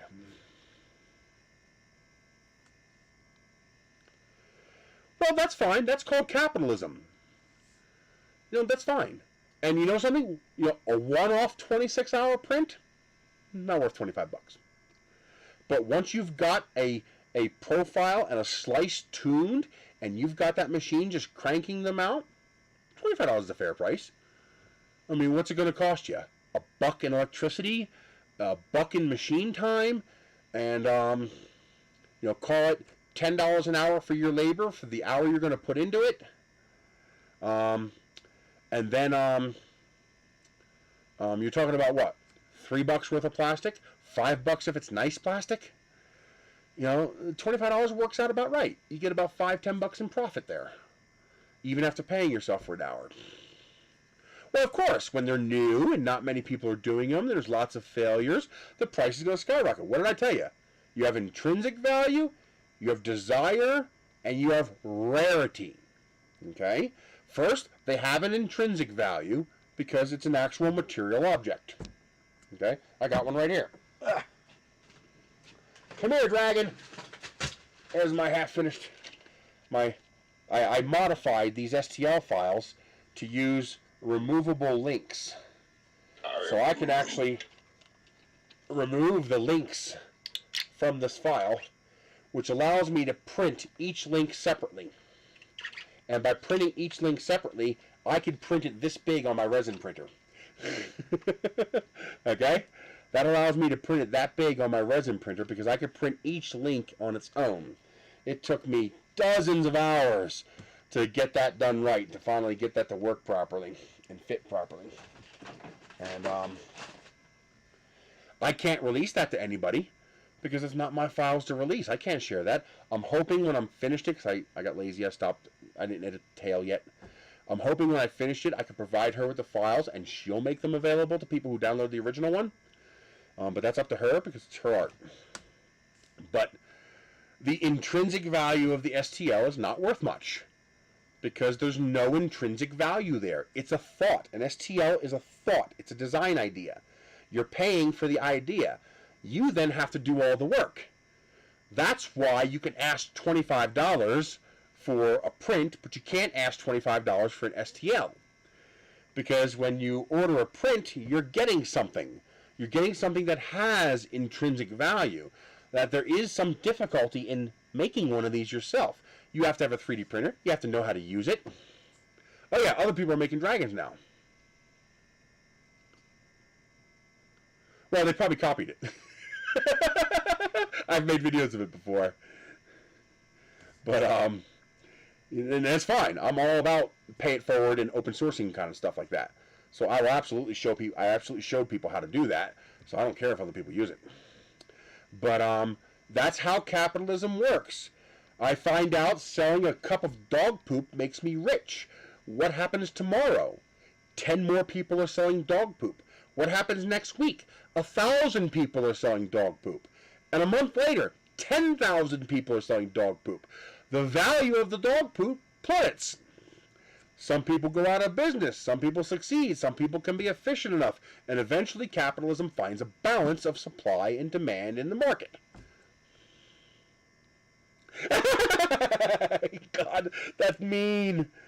But I think there's plenty of dog poop. But the point is, there's a balance there, okay? It's new, it's fresh, its intrinsic value is high. Oh man, that is so cool, that new hot thing, wow, that is so neat. But then next week, 10 people have made the dragon. And a week later, 1,000 people have made the dragon. Now the dragon's not so new anymore. Now it's not so hot anymore. It still has a desire, it still has an intrinsic value, but you lose that, what do you call it? What we call first mover bonus. You have a first mover benefit. The first person to do it made out like a bandit. I would love to do a 1,000,000 pixel image where I sell a pixel for $1 each and I make $1 million. That has been proven to work. Once. When it was novel, new, and cool. It doesn't work the second time. Or at least as sure as hell doesn't work the 10th time. Because now the novelty's gone. The rarity is gone. The first mover benefit is gone. First mover advantage. The first mover advantage is gone now. So as more dragons enter the marketplace, as more people make the dragons, as it becomes more commonplace, the first mover advantage evaporates. So what you're seeing now is the true value of the dragon. Let me explain this dragon to you. And keep in mind, this is not a cut on the artist. I am thrilled by what she did to make this dragon. This dragon is 3 pieces. This whole dragon is 3 pieces. There are only 3 parts in this entire dragon. You have 1 head, 1 link, and 1 foot. Every single one of these links is identical to here, This is a double link for the foot. It's the same part put two together. And every single piece of the tail is the exact same link, scaled smaller and smaller and smaller. I'm sorry, 4 pieces. The actual tail fin, that's the 4th piece. So this entire dragon is 4 pieces. Head, link, foot, and tail fin. This foot is a mirror of that foot. This foot is a shrunken version of that foot and a shrunken mirror of that foot. Each of these links is exactly identical, and each of the tail links, except for the very last link, is an exact copy of the base link, just scaled. Now, that doesn't mean the dragon's worth less. I think that model's amazing, and she got first mover advantage. She came up with the initial idea. The initial idea does not have any value. The initial idea boosts the value of the initial release of the product temporarily. Well, all I did was the same thing. I used Tinkercad to modify it to allow a link, and then I just did the same shrinking she did. I broke apart her model, said, okay, how big is this piece? X, Y, Z. And then I shrank the link to X, Y, Z to make it the same size. And I have to do that for all the tail pieces. I just got lazy. I got bored with it. But she still had to sculpt that head. She still had to sculpt those 4 base parts. Right? But the intrinsic value of that is 0. It's an STL. It has a very low intrinsic value. If you ask a lot of money for your STLs, you're not going to sell many of them. Because if I bought every STL I wanted, I'd have to make $100,000 a year. You know, if I just clicked buy to every STL I saw that I liked, I'd have to have a 6-figure salary. And, you know, 50% of the entire country makes less than $35,000 a year. Okay, so there's a limited market. There's a limited pool of people willing to just simply pay for anything they find. So what has to happen is there has to be more. Okay, what that more is desire. Okay, people have to desire it, because a desire for something adds value. Okay?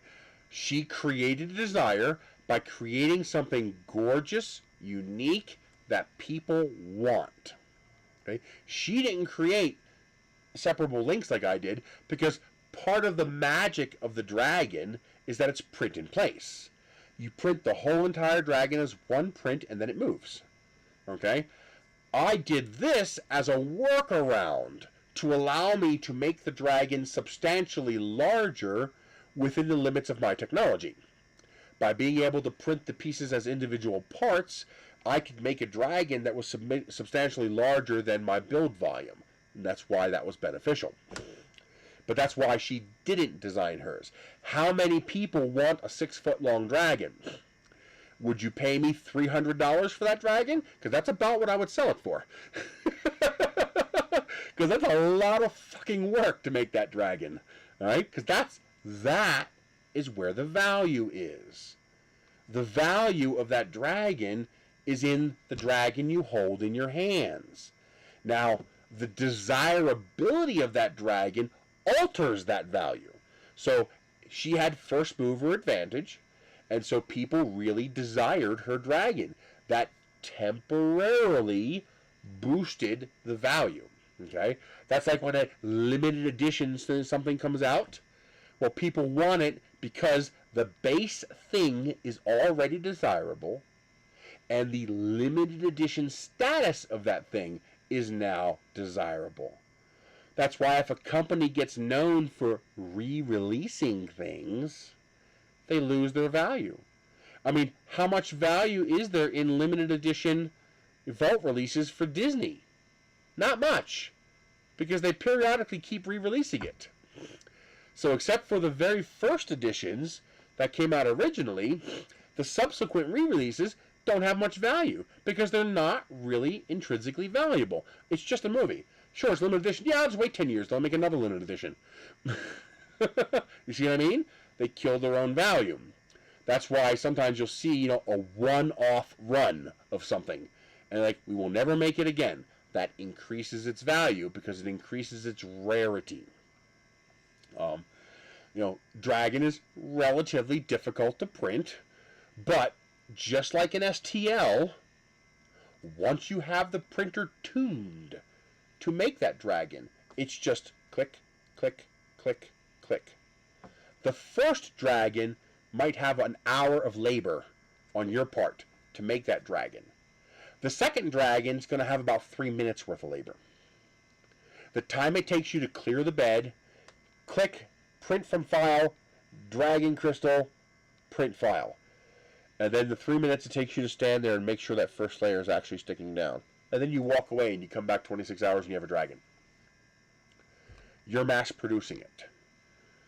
So now the intrinsic value comes from, okay, I'll make the first silk multicolor dragon. That's going to be worth more. But then there's going to be 20 of them, and then now they're not worth more anymore. You see what I mean? Well, that's what you have to do.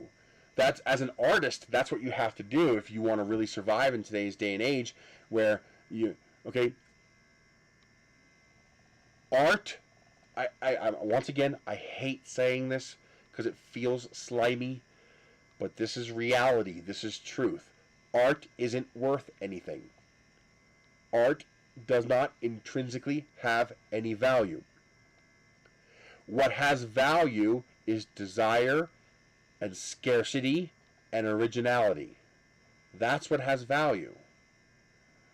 So, I know. I just don't want you to think I'm pissing on these artists. I don't want anybody to think I'm pissing on these extraordinarily talented people that I think are treasures throughout the world. But the problem is, their product isn't worth anything. It doesn't have any real value on its own. That's why printed dragons are worth a whole lot more than her STL files.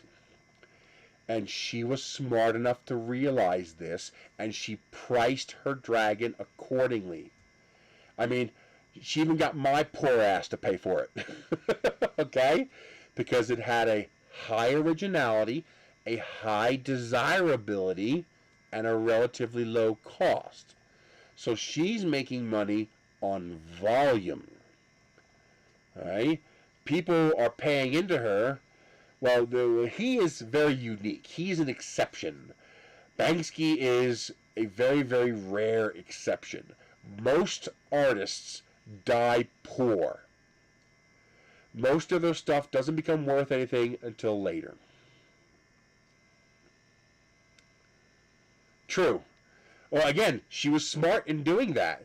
So as long as those people are making money selling dragons, they'll continue subscribing to her.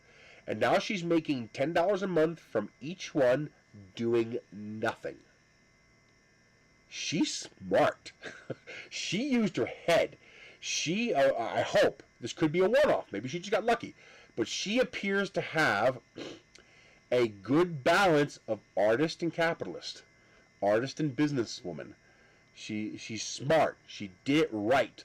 Low cost for the low value item, which created the high value item, the prints, which created licensing. So her value came in the licensing, and the value of the licensing comes from not her, but the people printing it, and those people are willing to pay her for the licensing because of the value they make in selling it. She's a genius.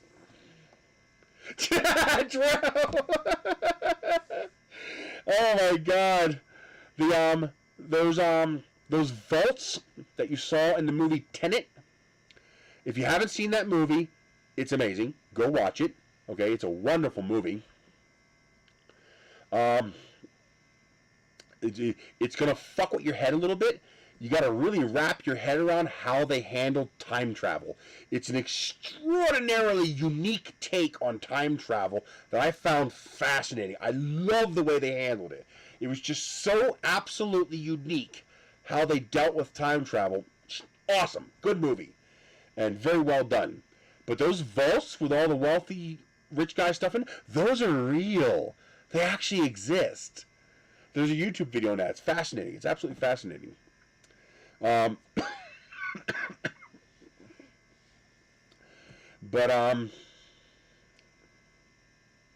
So the art doesn't have any value. Okay, but you say, well, wait a minute, but that Picasso sold for this much. I was like, the art didn't sell for that much.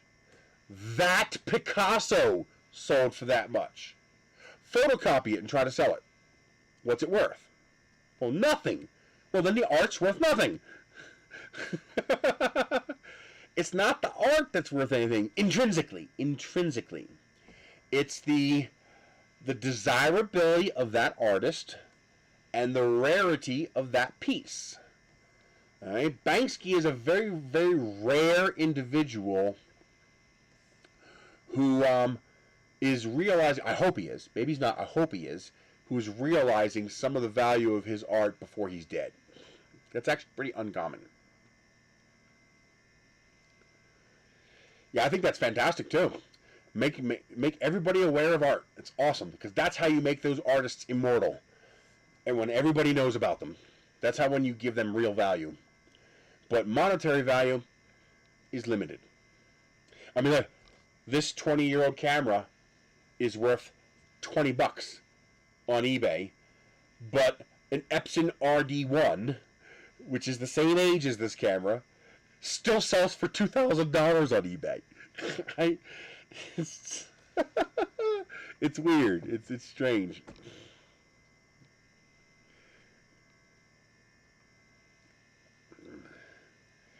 But she correctly realized that now the problem with her business model is, and there's nothing she can do about this. There's nothing she can do about it. It's the way the world works. If you want people to pay you money, you have to provide something they're willing to pay you for. Because money is limited. It's hard to get. Okay? She has to become a factory. She has to keep producing. Eventually, the dragons aren't going to be worth anything anymore. And if she doesn't have something new that they can print off and sell, they're going to stop subscribing to her. And she's going to lose a huge portion of her subscriber base. When that happens, will she have enough left over to sustain her? She needs to create consistency in income. So she's going to lose a lot of people when the dragons stop selling.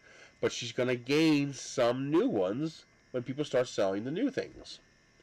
So the question is, can she reach a level at which she can survive on? And then can she sustain the churn? Meaning, once she reaches that level or higher, can she add enough new people at a rate commensurate with the amount of people she's losing to maintain that income level, while also maintaining her sanity? If she has to put out a new model every week, she's dead. She's going to burn out. If she can, even a model a month is a big ask. That's a lot. That's 12 original, innovative ideas a year. That's a lot. I come up with 1,000 ideas a year. But equitable, marketable, actual, usable, valuable ideas? I don't think I come up with 12 a year. That's hard. That's real hard. So she's got a big row to sow. I mean, better would be a new model or two every 6 months. So, you know, 2 to 4 models a year. That's something she could probably sustain for the rest of her life. A model a month? That's going to be hard. I hope she can do it. Maybe she has the creative juices to do it. Maybe she has the ability. I don't know. But that's tough. That's going to be hard. You think about that. Think about a person writing a novel. Now imagine if you had to write a brand new successful novel every month. Novels sell for $6. Okay? Think about that for a minute. How hard would it be to have to come up with a new novel every month? And she has to come up with a new model every month that's desirable enough for people to continue paying her to support her. That's hard to do. That's really, really hard to do. Why do you think my channel died over the last 2 years? Because I stopped making nearly as much content as I used to make. So now what I'm making is less desirable to the people who are supporting me. So people stop supporting me. I was making $300 a month on Patreon. I was making $800 a month on Amazon. Now I'm making $200 a month on Patreon and $200 a month on Amazon. Now part of that is Amazon cut back on the rates big time what they pay. They basically cut back what they pay us, which is scummy considering how much money they make. But part of that is because, well, not as many people are watching my videos, therefore not as many people are clicking on the links, therefore not as many people are buying stuff where I earn a commission. So I have a choice. I could either reduce my cost of living to fit within the income I'm making, or I can increase my income to allow my cost of living. Well, I'm at the minimum. I can't reduce my cost of living anymore. Maybe if I didn't have the debt, I might be able to do it. But with the debt, nah, I got to increase my income. So I've got to get off my ass and do what she's doing. I got to make more product that people are willing to pay for. And that's where burnout happens. If the market you're trying to earn from isn't large enough to support the number of incomes being earned off of it, there's going to be a fallout. That's why passive income, like models people sell and they pay her for the right to sell it, or ad revenue, such as for YouTube, are desirable because you get access to a much larger audience and it's passive income. The audience doesn't have to actually pay any money. They're paying with their eyeballs and time. Even that is a, do I wish I could time travel? Sure. Oh my God, if I can go back 20 years and just buy, $1,000 each of Google, Apple, and Amazon, buy 10 Bitcoin. Hello? Actually, just that. Just, buy, let's see, what was it, $160,000 at its peak, was it? Or was it $16,000? So buy 20 Bitcoin, sell it for $16,000 a pop at its peak. Well, buy 25, because 5 will pay the taxes. And then I'll have enough money to live the rest of my life. Exactly. Once one person can do it, everybody can do it. But that's actually, that's actually proof that time travel is not possible. Because if time travel was possible, somebody would have already done it. Somebody would have already done it. And you say, oh, well, they'll have restrictions and controls, and they'll control themselves, and, yeah, right. Sure, maybe most people would, but one person's going to go back and try to kill Hitler. One person's going to go back and try to make $1 billion on Bitcoin. One person's going to try to do it. 64K! So 10 Bitcoin would be enough for me to survive the rest of my life. Jesus. That's why I tell people that there were, 9/11, for example. I think we let 9/11 happen. I think we let it happen because we needed an excuse to do things like the Patriot Act and to eliminate a whole bunch of records in those buildings. Just by coincidence, no important people were in those buildings that morning? Really? Fuck you. Did we do 9/11? No. No way. To actually do 9/11 would have required the involvement of hundreds, if not thousands of people keeping their mouth shut. There is no way in hell you'd have been able to successfully pull that off without at least one person with credible evidence coming forward. No way! Yeah, but now the cryptocurrency is worth nothing. Bitcoin was worth something because it got FMA, first mover advantage. So only Bitcoin was worth anything. Everything else is worth nothing. Well, look at my $6 worth of Dogecoin. It's worthless. I got it just because it's cute. Exactly, that's what everyone says. And the only one getting rich is you.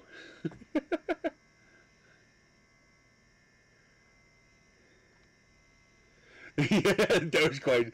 Yeah, what do I got in Dogecoin? Yeah, but that's only Bitcoin. None of the other ones are worth anything near that. I think it's under Webull.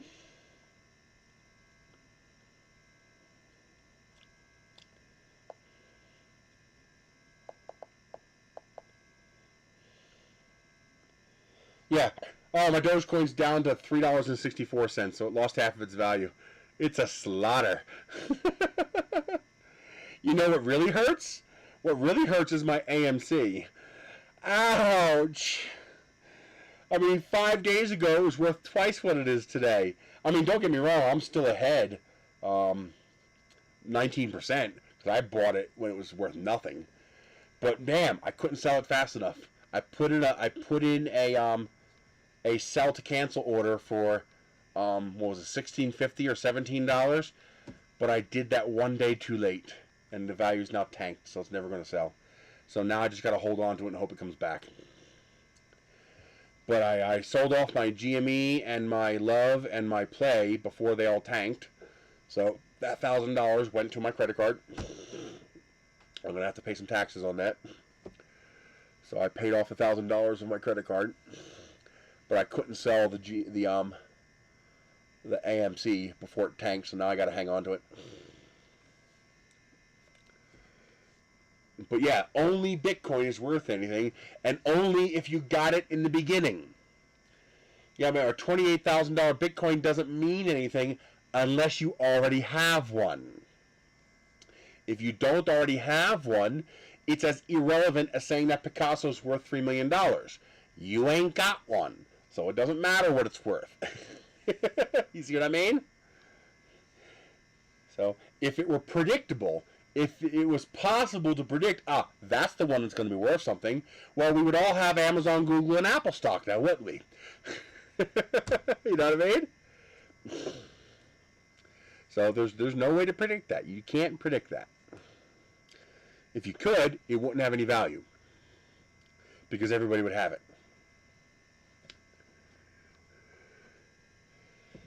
But, yeah, she did it right.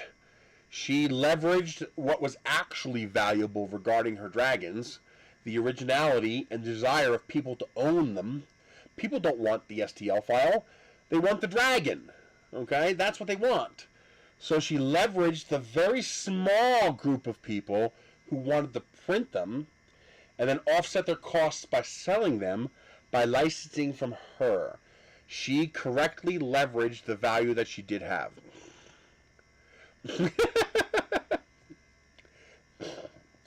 I will buy as much time travel as you can sell me, but I require proof of capacity to deliver. So that means I need, let's call it 100 shares of Google from 20 years ago. Put that into my portfolio and I'll buy as much time as you want me to.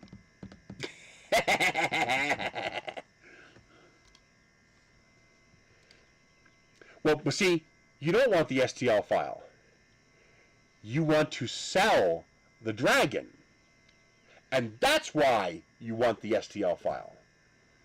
Now, you probably also want to be able to print your own dragon, but the reality is you see an opportunity where you can maybe make a little money, and that increases your desire for the STL file and increases your willingness to pay for it. So now your question is, can I make back the $4 I paid for the dragon? Sure. Can I sell enough of them to justify $10 a month? Well, you'd only have to sell 2. If you sold 2, you make enough to pay yourself and to pay for the membership to license the dragon. So as long as you are in a market that can sustain that, well, then you'll keep paying $10 a month. So what happens when nobody wants to buy dragons from you anymore? Are you going to continue paying the $10 to her? Probably not, because now it's a money sink. Now you're paying money for nothing. You can't sell any more dragons. The market's dropped out, unless she's made something else and you can market that, or if you personally desire that. Okay, so she's done the best she can from what you're describing me. The question is, Can she produce 12 valuable works a year? That's a tall wall to climb. That is harder to do than you think. It's not make 12 designs. I can make 12 designs a day. Easy. Like that. I just came up with 10. I got 10. And they're all worthless. There's 10 more. Worthless. Okay? So the question is, not can you come up with 12 ideas a year. Can you come up with 12 ideas a year that are worth enough to enough other people to pay you enough to live on? But then you have a second problem. You're now converting your art into work. Now instead of being a passion, it's a deadline. Shit, 3 weeks left, I have to release a new model. Now it's not creative juices. Now you're forcing it. Now you're doping up, trying to get that next model. And that's a very delicate balance. Can she balance that internally, mentally? If she's creative enough, maybe she can. If she's disciplined enough, maybe she can. I hope she can. I love seeing people survive by refusing to suck corporate dick. I love that. My favorite thing on YouTube right now is communism. That is my favorite thing on YouTube right now. Communism. You want to see positive, awesome, amazing communism in effect right now? Go watch the Boring Channel. Go watch the Lawn Care Juggernaut. These are people who go around cutting, cleaning, power washing, and raking people's lawns for free. They go up to an old person or a poor person's home, or even just a decrepit property, and they offer to take care of it for free. How? Because we, the people, like watching him do this. And by watching him do this, he makes sufficient ad revenue to pay him more than he would make if he actually charged the customer to do the lawn care. That is literally communism funded by capitalists. I love it. It's fucking amazing. This guy's got 500,000 subscribers. He's getting 100,000 to 1.5 million views per video. He's making thousands of dollars. Thousands of dollars per video. That is awesome. That we are able to leverage capitalist funding, ad revenue, for what is ultimately a communist endeavor. All the people own him now. They own his business in a good way, not a bad way. Because they are all now part owners, part share of supporting him by creating this viewer base that creates this income that allows him to go around doing what feels good. Offering people in need services they can't afford for nothing. That is such an awesome use of the internet. It blows my mind. I love it. It's a new thing I termed. I call it capitalist-funded communism. I love it. It's great. You can't call it socialism. It's not run by the government. It's run by all the individual viewers who are watching. It's literally a collective group effort, that's what communism is. I love it. It's so awesome. I love the fact that people can do this. People can earn a living doing what they enjoy, doing what feels good, and people can support them financially, even if they're poor, just by watching their video, and it works. And it's not just a one-off. There's dozens, if not hundreds of them doing it, and there is a sufficiently large viewer base to support the endeavor financially. I love that. I love the idea that people can do that. You gotta watch those videos. I don't know why they're enjoyable. They're just enjoyable to watch. You're just watching a guy do somebody's lawn.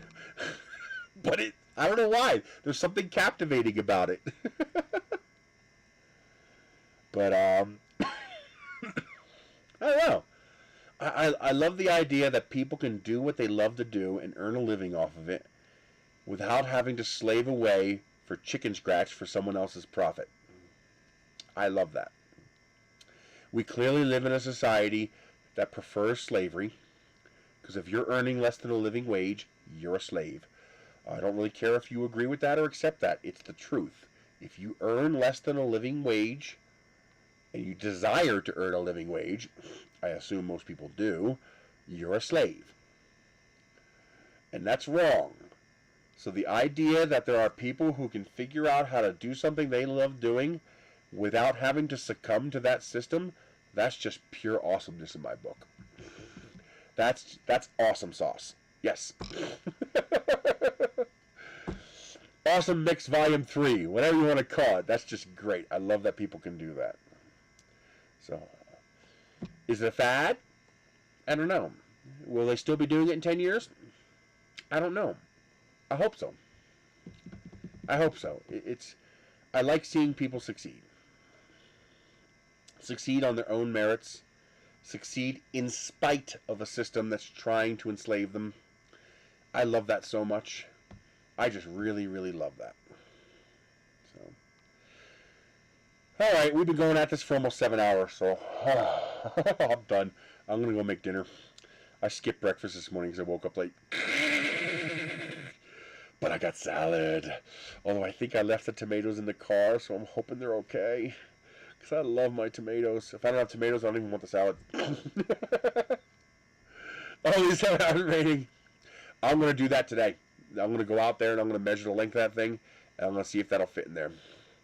It'll take me a while to get it in here because I got to figure out where to put all that stuff. Because, I mean, I could take out printers I don't really need to use, but they're also, I don't want to just stuff them out where they're going to get covered in dust. So I got to figure out where to put them and protect them. And, so no problem. I'm glad you got in. That's amazing. That's awesome. Hey, go to this thing. See if you got in. I got in! That's awesome. Yeah, it's an eye-opening experience when you realize there's 42,000 items you can pick from. It's a lot. There are going to be ghosts, items that are fake. They're not fake, but they were available, and now they got stuck in the algorithm. They're gone, but they still show up, and you're going to click on it, and your heart's going to soar, and then your heart's going to crash when it gives you an error.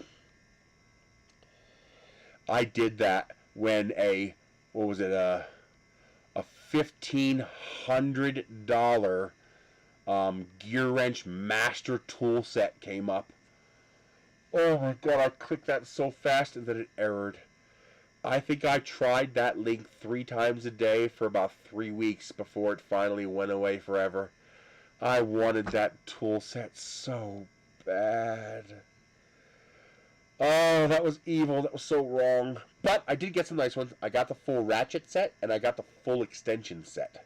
That's like $400 in tools right there, so I was very happy. But oh my god, I wanted that master set so bad. And it teased me every day. Every day I'd log in. Gear wrench master set. Click now. And I'd be like, damn you! Oh, what are you gonna do? Here, let me get you a link to the Facebook group. You can go join, because they'll post interesting things when they find it, and it'll help you find it.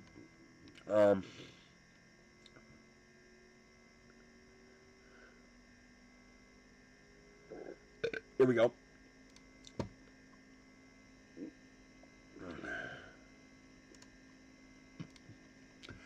All right, how do I send you a message?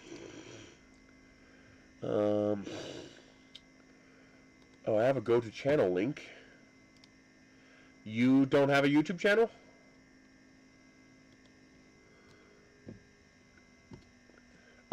Send me a message on Facebook Messenger, and I'll send you a link to a private group that you can join. It's only for people who are in Vine. And or email me, and I'll send you the link to the private group. It's nice because they'll warn you about bad stuff. They'll post notices for interesting things they find that you might not be aware of because it's in some subcategory. And I've gotten a few nice things because of people alerting me to it on here. So, all right. I will see you guys later. You guys have a great day. Thank you again so much for supporting me. Don't forget, whenever you shop online, use those links down in the description. I have eBay links. I have Webull and Robinhood links. I have Ibotta and Fetch links. I have Amazon links. As an Amazon associate, I earn from qualifying purchases, required wording by Amazon. When you use those links, it doesn't cost you anything extra. It doesn't add anything to the cost of your products, but I get paid. So, yeah. I'll see you guys later.